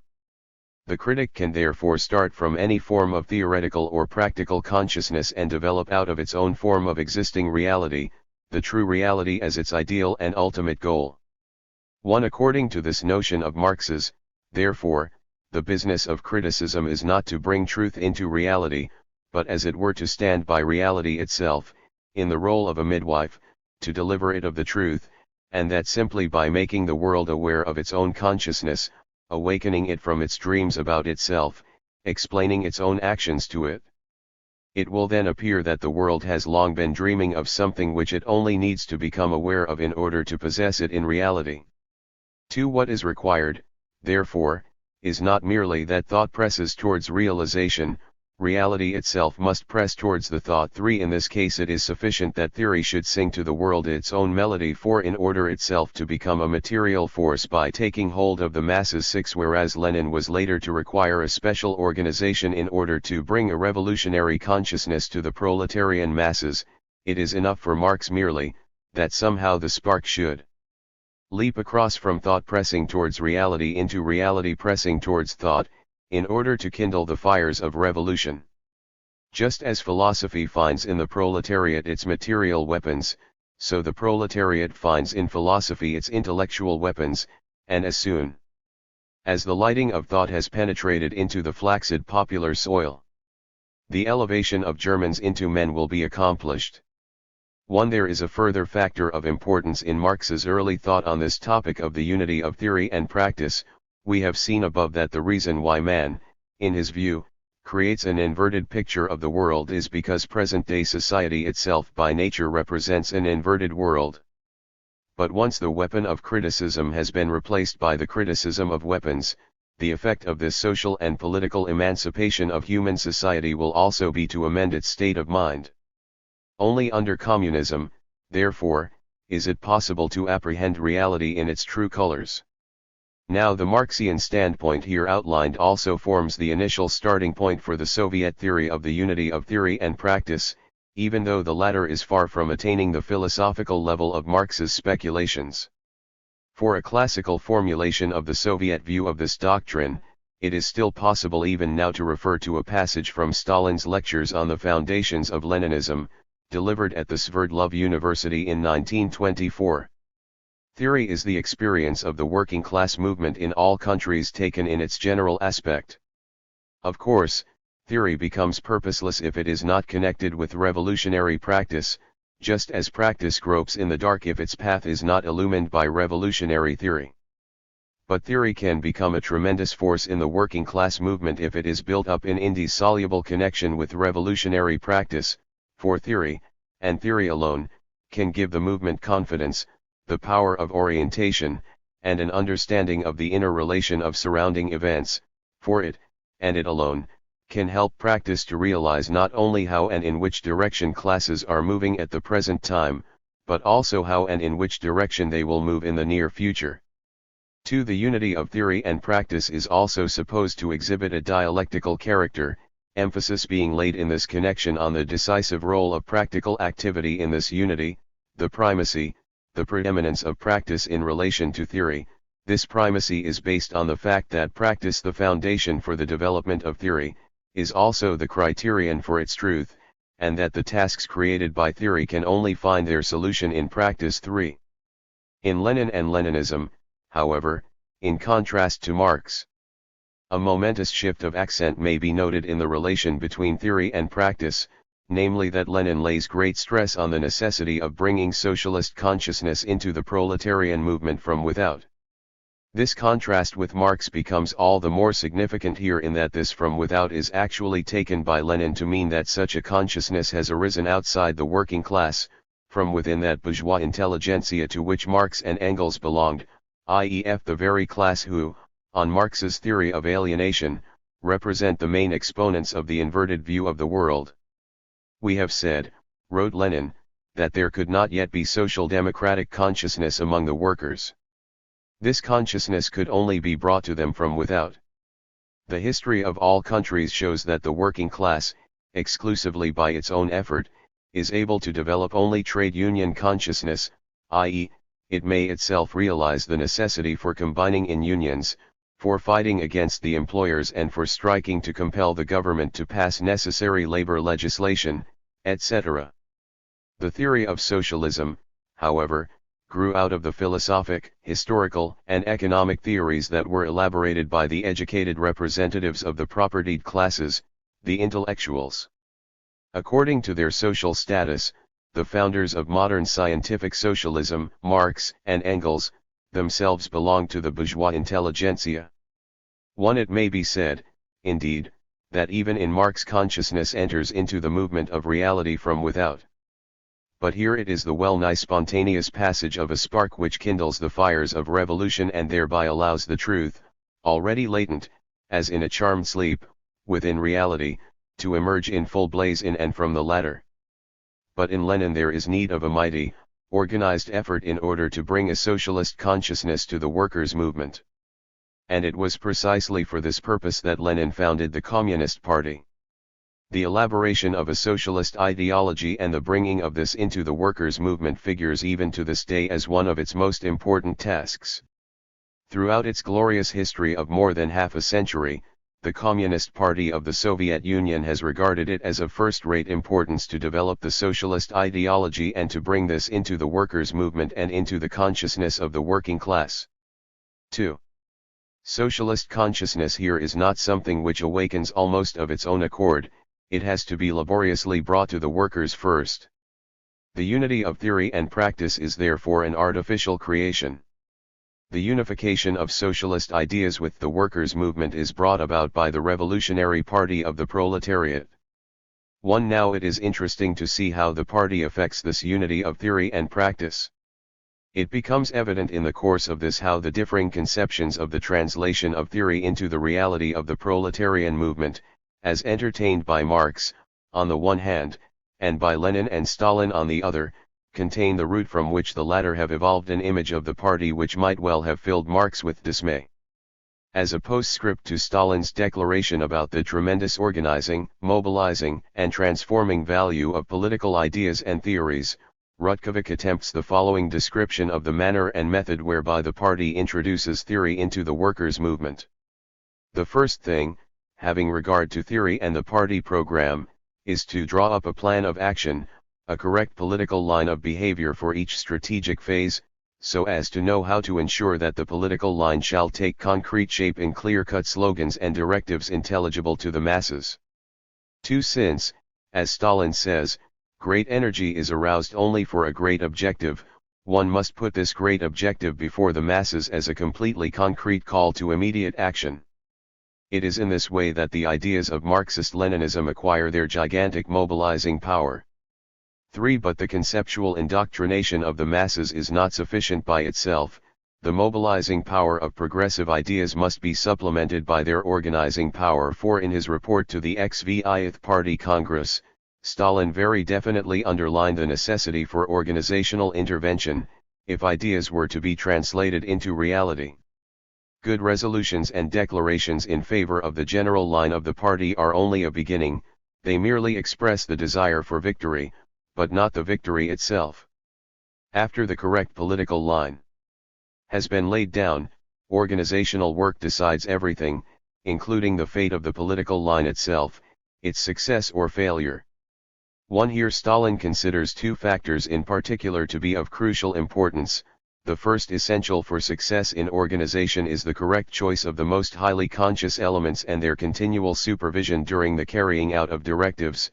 2. But this must be coupled with a flexible and sensitive attitude towards the claims of the masses, which implies that in issuing slogans, directives, and regulations and in drawing up plans, the objective conditions of social development and the level of mass consciousness should be taken into account.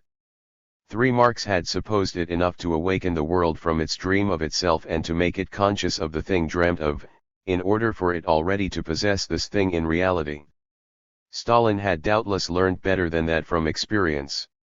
It had taught him that the awakening of the proletariat is by no means so simple a matter as Marx would have it appear.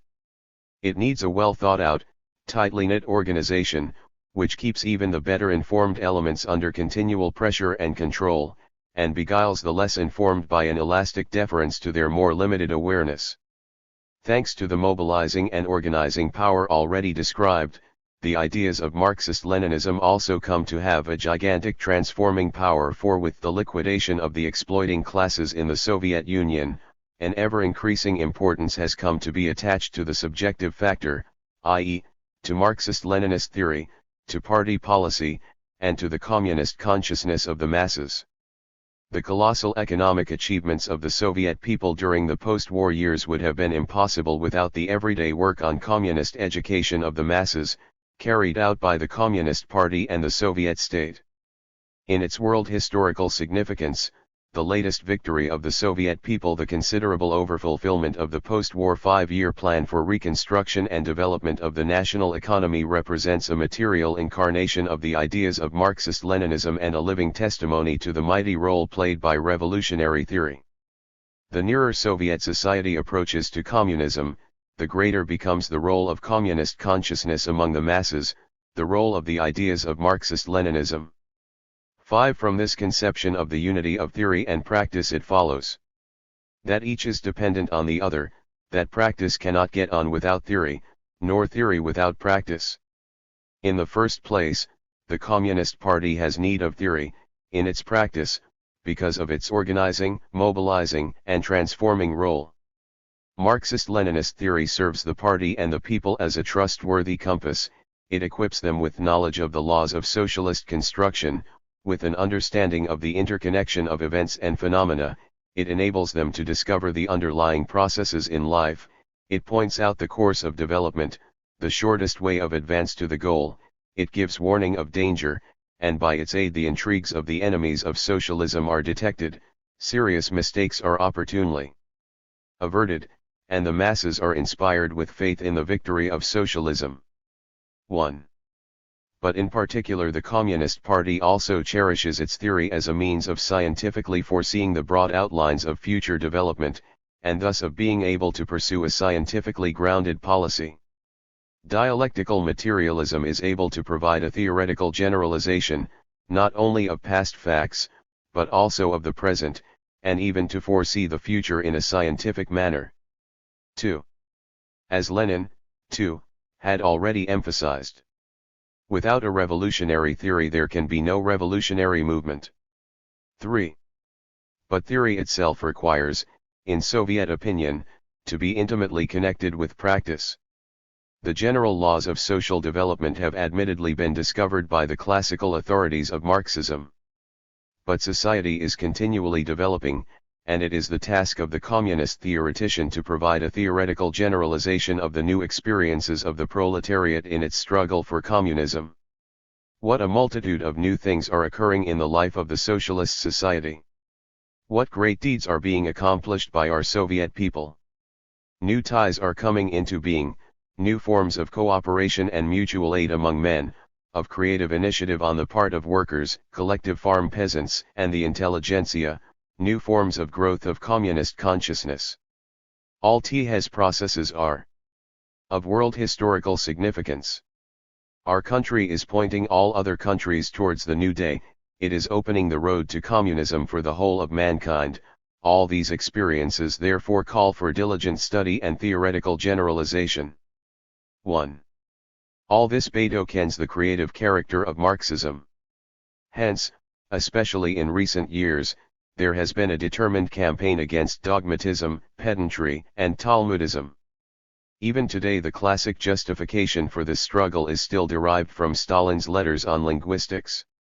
As a science, Marxism cannot stand still, it develops and is perfected. In its development, Marxism cannot but be enriched by new experience, new knowledge. Consequently some of its formulas and conclusions cannot but change in the course of time, cannot but be replaced by new formulas and conclusions, corresponding to the new historical tasks. Marxism does not recognize invariable conclusions and formulas, obligatory for all epochs and periods. Marxism is the enemy of all dogmatism. 2. Only The dogmatists and Talmudists regard Marxism and separate conclusions and formulas of Marxism as a collection of dogmas, which never change, notwithstanding changes in the conditions of the development of society. 3. The charge of separating theory from practice is directed above all at the Social Democrats. They have turned Marxism into a rigid dogma, and use it to justify their political opportunism. Within Soviet philosophy the same objection was also leveled, especially against mechanism and Menshevizing idealism. The mechanists paid altogether too little regard to theory and thereby lapsed into a narrow-minded activism and myopic officiousness. The Menshevizing idealists, on the other hand, neglected practice. Their activity was stifled in abstract theorizing, from which all living class antagonism had been strained away till the present day. Indeed, even since Stalin's death, and in spite of the de-Stalinization campaign, the Soviet ideologists are continually being accused of separating theory and practice, and of Talmudism, pedantry, and dogmatism. Khrushchev set the tone in his report to the XXTH Party Congress, when he declared of the state of ideological work, the main shortcoming at present is that it is largely divorced from the practice of communist construction. And almost in Stalin's own words he continues, Marxist-Leninism teaches us that a theory isolated from practice is dead, and practice which is not illumined by revolutionary theory is blind. And in order to avoid slipping into Talmudism and dogmatism, the theory of Marxist-Leninism must be translated into action by practical day-to-day effort to increase production and raise the well-being of the working people. 1f.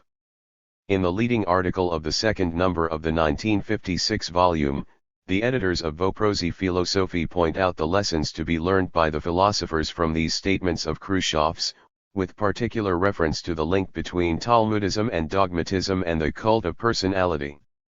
The personality cult and pedantry, dogmatism, always go hand in hand. 2. And in this connection they paint a very striking picture of ideological work in Stalin's day. Instead of allowing themselves to be guided by Marxist-Leninism and its method, and generalizing independently upon the living experience and historical development of the present day, many workers in the social sciences thought it their main business to parrot quotations, to reiterate commonplaces enunciated by a person in authority, to enthuse over Talmudically interpreted utterances. 3. The chief symptom of this personality cult was that, in flat defiance of the materialist conception of history, it forgot the Marxist axiom concerning the decisive role of the masses in history and imputed the main source of progress to the activity of a superhuman personality. A further consequence of the cult was to be seen in a limitation of philosophical inquiry to the particular group of problems dealt with in Stalin's essay Dialectical and Historical Materialism.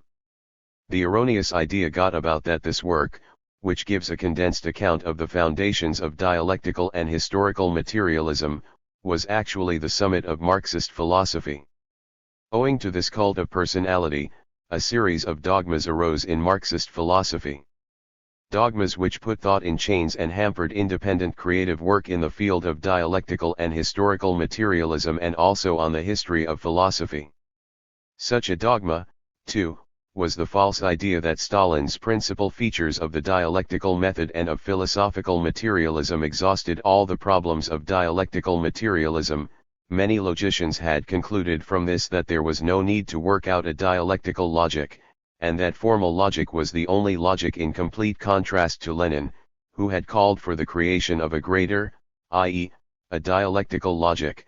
This same dogma was also responsible for the low estimation accorded to the categories of the materialist dialectic, since nothing was said about them in Stalin's essay.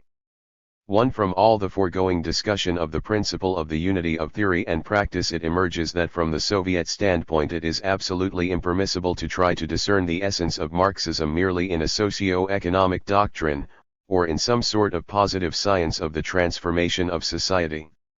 Or to suppose that its socio-political program has no intrinsic connection with the world outlook of materialism. Just as dialectical and historical materialism form a monolithic structure, so theory and socio-political practice likewise constitute an indivisible unity. Dialectical materialism is the theoretical foundation of the practical activity of our party. The party of Lenin and Stalin has solved, and continues to solve, all problems of its program, its strategy, and its tactics in complete accordance with the teaching of dialectical and historical materialism. The politics of our party are founded on the bedrock foundation of the dialectical materialist world outlook. 2. Thus, although the idea may lately have gained currency in certain communist circles outside Russia, that communism is not essentially a materialist doctrine, and even that it has nothing whatever to do with a world outlook, such opinions, from the point of view of Soviet philosophy, are either heresy, or merely temporary concessions, deviations to be tolerated for the moment for the sake of some practical advantage, but liable, when the time comes, to be ruthlessly wiped out again. It would equally be a dangerous delusion to expect that, in pursuit of a policy of coexistence, Soviet communism may somehow liberalize itself to the extent of permanently tolerating another world view in addition to its own within its sphere of control. To do such a thing would imply an abandonment of the principle of the unity of theory and practice, and hence of Marxism itself. In his report to the XXTH Party Congress, Khrushchev expressly warns his hearers against transferring the slogan of coexistence into the ideological sphere, describing it as a harmful mistake to attempt to carry the principle of coexistence out of the political sphere into that of ideology. It does not at all follow from the fact that we stand for peaceful coexistence and economic competition with capitalism, that the struggle against bourgeois ideology, against the survivals of capitalism in the minds of men, can be relaxed. 1. Our discussion of the unity of theory and practice shows yet another aspect of Soviet affairs in an entirely new light, namely the 5-year plans. The latter are more than merely attempts to rationalize the economy on a gigantic scale. They are regarded much more as that actualization of philosophy, that extension of philosophy into real life, of which Marx himself spoke. This conviction, that the idea must be realized in life, that truth must be conceived, not in a theoretical sense merely, but as a living aspect of practical endeavor, accounts for the pathos, the pseudo-religious ceremony with which labor is invested under the Bolshevik regime. The basic tenets of Marxist philosophy, made concrete in the politics of our party, have become guiding principles for the activities of tens of millions of Soviet citizens who are creating a new life, too. These principles have evoked a powerful response among the masses of the people, who are purposefully rebuilding their way of life, on the basis of knowledge of the laws of reality as disclosed by Marxist philosophy. 3. With this motif of truth as something to be realized, Marxism was bound, in Russia at least, to fall on fertile soil. For the notion of pravda, as a truth to be realized and a true reality, is none other than the age-old Russian ideal that has long since served as a beacon to the minds of the Russian people, inspiring both the researches of the thinker and the humble quest of the Strannik, the simple pilgrim among the people, who traversed the endless Russian plains, making his way from one shrine to the next, eternally seeking a higher truth and a more perfect way of life. The demand for unity of theory and practice is intimately connected with another requirement of the greatest significance in Soviet philosophy, the demand for partisanship in philosophy, for the exercise of party spirit in philosophical activity. The classic formulation of this, to which Soviet philosophers are constantly recurring, was given by Lenin in his polemic against Struve. Materialism includes, so to speak, partisanship, in that it enjoins the direct and open adoption of the standpoint of a definite social group in any judgment of events. 1. Peter Struve, as we have seen in Part 1, had contended, in the course of his polemic against the early Russian Marxists, that it would be nonsensical to talk of any kind of party philosophy. 2. The Leninist demand for a party affiliation in philosophy stands in such direct contrast to the objectivity which we are accustomed to regard as the first prerequisite of scientific thought, that we are utterly at a loss to understand how it can have been put forward by a thinker in all earnest. But the matter becomes intelligible as soon as we take our stand upon the materialist conception of history. For within a class society, on this view, every form of social consciousness, including philosophy in particular, appears as class-determined, as an expression of the interests of one or another class. A non-party, neutral philosophy, indifferent to the interests of this or that class, does not exist and cannot do so, so long as there are classes and a class struggle. 3. Party-mindedness is therefore a characteristic, not of proletarian philosophy only, but also of the bourgeois variety. The difference lies only in this, that the former openly admits the fact, whereas the latter endeavors to conceal its partisanship under a mask of objectivity. In bourgeois society, absence of partisanship merely signifies a hypocritical, wrapped-up, passive expression of membership of the party of the well-fed, the party in power, the exploiter's party. For this alleged hypocrisy of bourgeois philosophy explains why it can never be really objective, and why its subjectivism is bound to yield a distorted account of reality. Since the practice of the bourgeoisie consists in exploitation, the function of its theory is to cover up this situation. There is also a further reason why bourgeois philosophy can never be really objective. For it seems that the bourgeoisie has an interest in representing reality in a distorted form. It is to their interest, because the true interpretation of reality foreshadows the downfall of the bourgeoisie. Their efforts to perpetuate their dominant position arouse in the bourgeoisie a conflict between their own desires and reality, since the course of history is in process of putting an end to the dominating position of the bourgeoisie. Hence the bourgeois dread of looking into what is, for them, a bleak future. The bourgeois ideologists, to borrow a phrase from Marx, find enchantment in contemplating the past, uncertainty in face of the present, and dread at the thought of the future. One in complete contrast to bourgeois partisanship, it is held to be characteristic of proletarian partisanship that its subjectivism reflects reality, not in a distorted form, but as it really is, and hence that its subjectivism is at the same time truly objective in character. How can this be so? Dialectical materialism attributes it to the fact that the subjective interests of the proletariat coincide with the objective laws of development. Present-day social life develops by virtue of objective laws, independent of the human will, and develops in the direction of an inevitable collapse of the old, capitalist society and the victory of the new, communist society. The class interests of the working class not only do not conflict with the objective laws of social development, but completely coincide with them. Hence it must be the object of the working class and their ideologists to achieve an all-round grasp of the developmental laws of nature and society and to provide a correct, undistorted, philosophical account of the world. The more completely the interests of the working class find expression in philosophy, the more exactly, completely, and profoundly will it render the objective laws of the world about us. This principle of partisanship is based on the notion that, so far as knowledge of truth is concerned, the proletariat is in a privileged position. It appears to some extent as the bearer of a new kind of revelation. And hence granted, of course, the validity of the materialist conception of history, it will readily be seen that one has to adopt the standpoint of the proletariat in order to know reality aright. But the demand for partisanship means more than this. In virtue of this principle, the philosopher is not merely bidden to adopt the standpoint of proletarian class interest, he must also be guided above all in his work by the Communist Party, the vanguard of the working class. A persistent struggle to carry through the policies of the Communist Tea Party, a relentless warfare against all enemies of the proletarian world outlook. This is the most essential meaning of the Marxist-Leninist principle of party-mindedness in philosophy. 1. In the concrete, this partisanship of philosophy must show itself in the philosopher's loyal adherence to the party line throughout his work.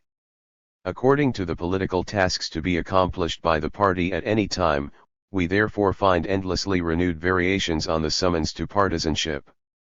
At the end of the 20s and beginning of the 30s, when the party was carrying on a campaign against right and left-wing deviations in the political field, it became a duty for the philosophers, in the name of the call to partisanship, to engage in a similar war on two fronts against the theoretical foundations of these deviations, namely mechanism and Menshevizing idealism.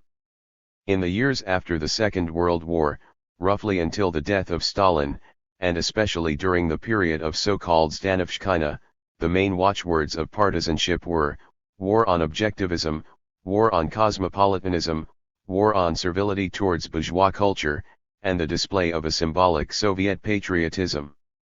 The nature of objectivism may be gathered from the charge levelled by Zdanov against Alexandrov.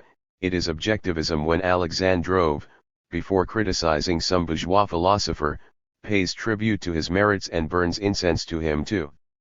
Cosmopolitanism is said to be distinguished from proletarian internationalism in that the latter does not imply the rejection of one's own culture, whereas cosmopolitanism preaches complete indifference towards the fate of one's homeland. 3. Soviet patriotism has very frequently degenerated, however, into blatant Great Russian nationalism. The excuse for this was doubtless provided by Stalin's well-known toast to the virtues of the great Russian people, delivered at the Kremlin, after the victory over Hitler, on May 24, 1945. One the many and often grotesque claims to cultural priority, on behalf of the Russian people, that have been advanced in connection with this, are common knowledge. But it may not be so generally realized that an acknowledgement of Russian dominance was demanded, as proof of a true proletarian outlook, not only among the other peoples of the Soviet Union, but also from the international workers' movement as a whole too. Since the death of Stalin, the precept of partisanship has acquired a somewhat different concrete content. The necessity of the struggle against cosmopolitanism is still to be heard of, indeed, but in line with the new approach to bourgeois philosophy and science which we have already had occasion to notice. 3. There are now warnings against a nihilistic attitude towards Western culture. The Leninist principle of partisanship in philosophy consists not only in uncompromising criticism of the reactionary interpretations given by bourgeois intellectuals to the latest discoveries in science, but also in the demand that everything of real value produced by science in the modern capitalist countries shall be taken over and carefully preserved. 4. According to Ivkook, the struggle against cosmopolitanism does not call for a purely negative attitude towards Western European philosophy and science. It presupposes, rather, a deep respect for the cultural heritage, not only of one's own people, but also that of others. 1. The elasticity of the principle of partisanship is very clearly shown in a recent leading article in Voprozy Philosophy, written after the events of October 1956 in Poland and Hungary had already taken place. The philosophers are again enjoined, in the spirit of the XXTH Party Congress, to cast off the relics of dogmatism and pedantry so often induced by the Stalinist cult of personality, and exhorted to independent study of life, albeit under the leadership of the party too. But immediately there comes a reminder of all those who had been only too literal in their acceptance of such exhortations. The Leninist principle of partisanship must be made the foundation of all our work in developing and propagating the communist world outlook. 3. This is aimed in the first place at those who, with a view to the effective development of the materialist world outlook, had also demanded freedom on behalf of idealist philosophy, secondly at those who have interpreted the task of developing Soviet democracy, as laid down at the XXTH Party Congress, in a bourgeois anarchist sense, as freedom from party leadership. 4. And finally at a certain current of opinion among the artists, who were finding party leadership in the arts an oppressive affair. When B.A. Nazarov and O.V. Gridneva, for example, insist on the major role of popular opinion in artistic development.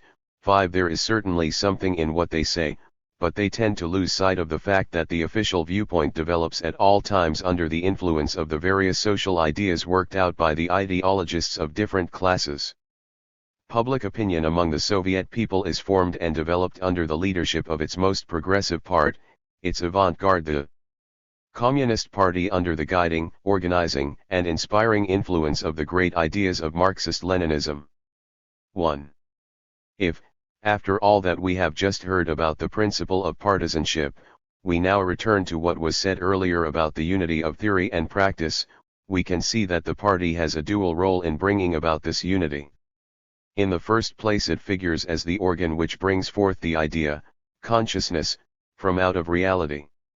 It is the party which generalizes the experiences of the working class in their struggle, and thereby continuously promotes the development of Marxist-Leninist theory. The Communist Party and its Central Committee are not only the collective organizers, but also the collective center for the development of Marxist theoretical thought. Its strength is seen precisely in the fact that it not only conducts its practical activity in accordance with Marxist-Leninist theory, but also, conversely, boldly brings theory itself into line with the new data of historical development. 3. The resolutions of party congresses and conferences, together with those of plenary sessions of the Central Committee, must therefore be regarded accordingly as classical examples, not merely of the application of Marxist-Leninist theory to life, but also of the creative advancement of Marxist-Leninist theory. For the party is also supposed, on the other hand, to be the organ whereby socialist consciousness is again brought to the workers' movement. We have had evidence above of the amount of energy expended by the party in order to imbue the workers' movement with socialist consciousness. This Janus aspect of the party is governed by the dual character assigned by Stalinism to the ideological superstructure. On the one hand, the various social theories and political institutions emerge from the basis, but on the other, they are also supposed, once they have arisen, to react vigorously upon it. Hence it is the party which causes the idea to arise out of reality. And it is also the party which, once the idea has arisen out of reality, again applies it thereto, brings about its incarnation, and thus transfigures reality into the shape of the idea. The history of the CPSU represents an organic unification of revolutionary theory and revolutionary practice, the visible incarnation of the ideas of Marxist-Leninism. 1. The policy of the Communist Party and the Soviet government is Marxist-Leninism in action. 2. Hegel remarked on one occasion, "The march of God in the world, that is what the state is." 3. When one considers the all-commanding status of the Communist Party, and how it underlies the principle of partisanship just described, one may feel inclined to rewrite Hegel's epigram and to say, "The march of God in the world, that is what the Communist Party is." After all that has been said of partisanship in the previous section, we should now be in a position to understand the peculiar atmosphere in which philosophy is carried on in the USSR. The principle of partisanship means, as Enberdy very rightly remarks, that Soviet philosophy is really no longer philosophy at all, since genuine philosophy presupposes freedom of thought. Soviet philosophy is more a sort of godless theology. It depends on revelation and the Holy Scriptures. It bows before the authority of a church and the opinions of the fathers. It distinguishes between orthodoxy and heresy. Philosophical discussion here implies no free pursuit of truth, no clash of diverse opinions matched in argument. It consists in the unmasking of heresies and the excommunication of those convicted of them. For the expression godless theology is a very apt description of Soviet philosophy.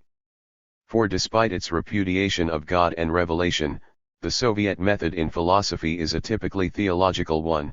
The basic assumption of Soviet philosophizing is precisely that found in theology, namely the existence and continuously felt presence of an infallible source of doctrine. The organizer and leader in the workers' struggle for communism. The organizer of all ideological and political activity in the Soviet state, is the Bolshevik Party. The Central Committee of the Bolshevik Party represents not only the political but also the theoretical nerve center of the country.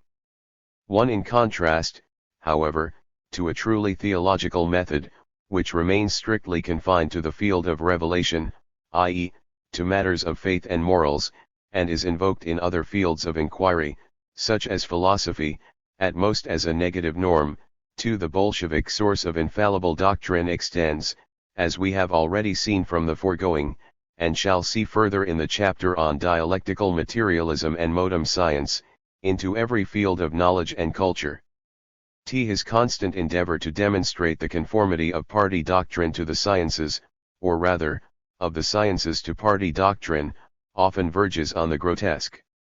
When a certain comrade Zaitsev, for example, complains at the All-Union Conference of High School Professors of Marxist-Leninism that some of the students at his institute have not yet grasped that physics can be a partisan science, 3. We feel ourselves back in the darkest days of Tsarist cultural politics under Nicholas I, in which, for fear of injurious influences from Western European philosophy, an official curriculum of philosophy was prescribed, Whence it came about, for example, that a professor at the University of Kazan was led to expatiate at length on the complete conformity of mathematics with Christian doctrine, for a further characteristic feature of Soviet philosophy, which it owes to the principle of partisanship, is its militancy of manner.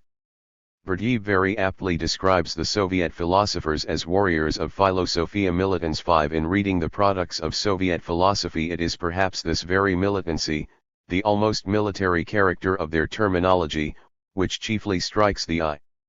There is talk of a philosophical front, of the training of philosophical cadres whose task it is to carry on a war on two fronts, and more especially of late, to deliver annihilating blows in a relentless struggle against bourgeois ideology. The first number of Voprosi Philosophiae after the reorganization of the editorial board was reviewed by Pravda under the significant 1. title for a militant philosophical journal. 1. The reader will already have noticed how even today the Soviet philosophers very frequently preface the titles of their articles with the words for or against, and also how the word struggle repeatedly crops up in these headings. In the philosophical discussion on Alexandrov's book, Zdanov depicted, in graphic phrases, the conception of a philosophical front. We have often used in our discussion the term philosophical front. But where is this front? The philosophical front does not exactly resemble our notion of a front. When we speak of the philosophical front, it immediately suggests an organized detachment of militant philosophers, perfectly equipped with Marxist theory, waging a determined offensive against hostile ideology abroad and against the survival of bourgeois ideology in the consciousness of Soviet people within our country. But does our philosophical front resemble a real front? It resembles rather a stagnant creek, or a bivouac far from the battlefield. The field has not yet been entered, for the most part contact with the enemy has not been established, there is no reconnaissance, the weapons are rusting, the soldiers are fighting at their own risk and peril, while the commanders are either intoxicated with past victories, or are debating whether they have sufficient forces for an offensive or should ask for aid from outside, or are discussing to what extent consciousness can lag behind daily life without appearing to lag too far. 2. A final expression of the demand for partisanship in philosophy is to be found in the collective character of Soviet philosophizing, and in the fact that it is thought possible to apply norms and planning to philosophical no less than to industrial production. Their thinking, says Berdyaev of the Soviet philosophers, has become completely impersonal. Philosophical research is conducted by an anonymous collective, guided by the party line and governed by the ideological requirements of revolutionary economic construction. One cannot help being reminded of the words of Verchovinsky in Dostoevsky's The Devils, "We shall stifle every genius in the cradle." 3. Ample illustration of this collective character of philosophical activity has already been assembled in Part 1. We have seen how it is repeatedly insisted that party directives must be loyally adhered to in ideological work, how philosophical productions have to be sub-mit for collective discussion prior to publication, how whole collectives of philosophical workers engage in producing individual works, and so on. The thing that makes creative philosophical work especially difficult, however, is the planning and setting of norms for philosophical production. The plans are drawn up by the Presidium of the Academy in conjunction with representatives of the interested ministries and other institutions, particular attention being paid in every case to the directives handed down at the last party congress or the last plenary session of the Central Committee. In previous years the individual institutes of the Academy of Sciences also worked out their own plans. But in 1952 institute plans were done away with. One responsibility for the institute's fulfillment of the plans laid down by the Academy falls upon the Bureau of the section subordinated to the institute in question. Thus in the Philosophical Institute's report on its activities for 1953, the Bureau of the Section for Economic, Philosophical, and Juridical Sciences complains that up to the present the habit of duplicated planning still persists in the Institute, in that the directors have failed to enlist all its members into fulfillment of the official plans of the Academy. As a result, the work of a section of the membership has eluded the control of the Bureau. 2. At a coordinating conference of the Philosophical Institute, held in January 1955, A. M. Bogout-Denov was critical of the failing. That the thematic programs on dialectical materialism are very often drawn up in accordance with the particular interests of this or that specialist, and do not take as their starting point the demands of Soviet science and the tasks of communist construction. 3. This atmosphere of planning, supervision, and pressure from above, with its restriction of any sort of free initiative, is sufficient to explain the evident barrenness of philosophical achievement which emerges so plainly from the account given in Part 1, and the way in which even so elementary a matter as the compiling of a philosophical textbook can become an affair of state, and one which even now awaits a satisfactory solution. The situation betrays a disastrous misunderstanding of the nature of mental work, namely the belief that it can be subjected to norms in exactly the same way as material production. The account just given of the philosophical atmosphere in the Soviet Union certainly found its most clear-cut expression in the Stalinist era, especially during the period of so-called Stanovshchina. Since Stalin's death, as we have had occasion to note in Part 1, there have admittedly been signs of a certain relaxation of party dictatorship in the theoretical sphere. But the decisive fact, for us, is that no fundamental change has occurred. So long as liberty of expression is ultimately restricted to opinions current within Marxist-Leninism, it is impossible to talk of a genuine freedom of thought. Nor is this picture of the way in which philosophy is actually carried on in the USSR included merely for purposes of illustration. A grasp of the facts is really essential in order to form an opinion on the Soviet conception of philosophy. Without such awareness of how this conception operates in practice, all that has been said about the reinstatement of philosophy in its old rights, the determination of its subject matter in relation to the special sciences, the gradual readmission of a range of philosophical disciplines discarded by the older type of Marxism, and above all the campaign for the unification of theory and practice, for the realization of philosophy in everyday life, all this might otherwise create a sort of optical illusion and give the impression that the Soviet Union had been the first to bestow upon the world the true conception of philosophy. In actual fact, the over-refined interpretation put by Lenin and Stalin on the Marxist notion of the unity of theory and practice has led directly to a new and exceedingly unhealthy separation of the two fields. Philosophy ceases, in consequence, to be thought of as an unprejudiced pursuit of truth, no longer bound in the first instance to the service of truth. It is subordinated instead to practical interests, and ultimately to politics. Its first duty is no longer to find out what is true.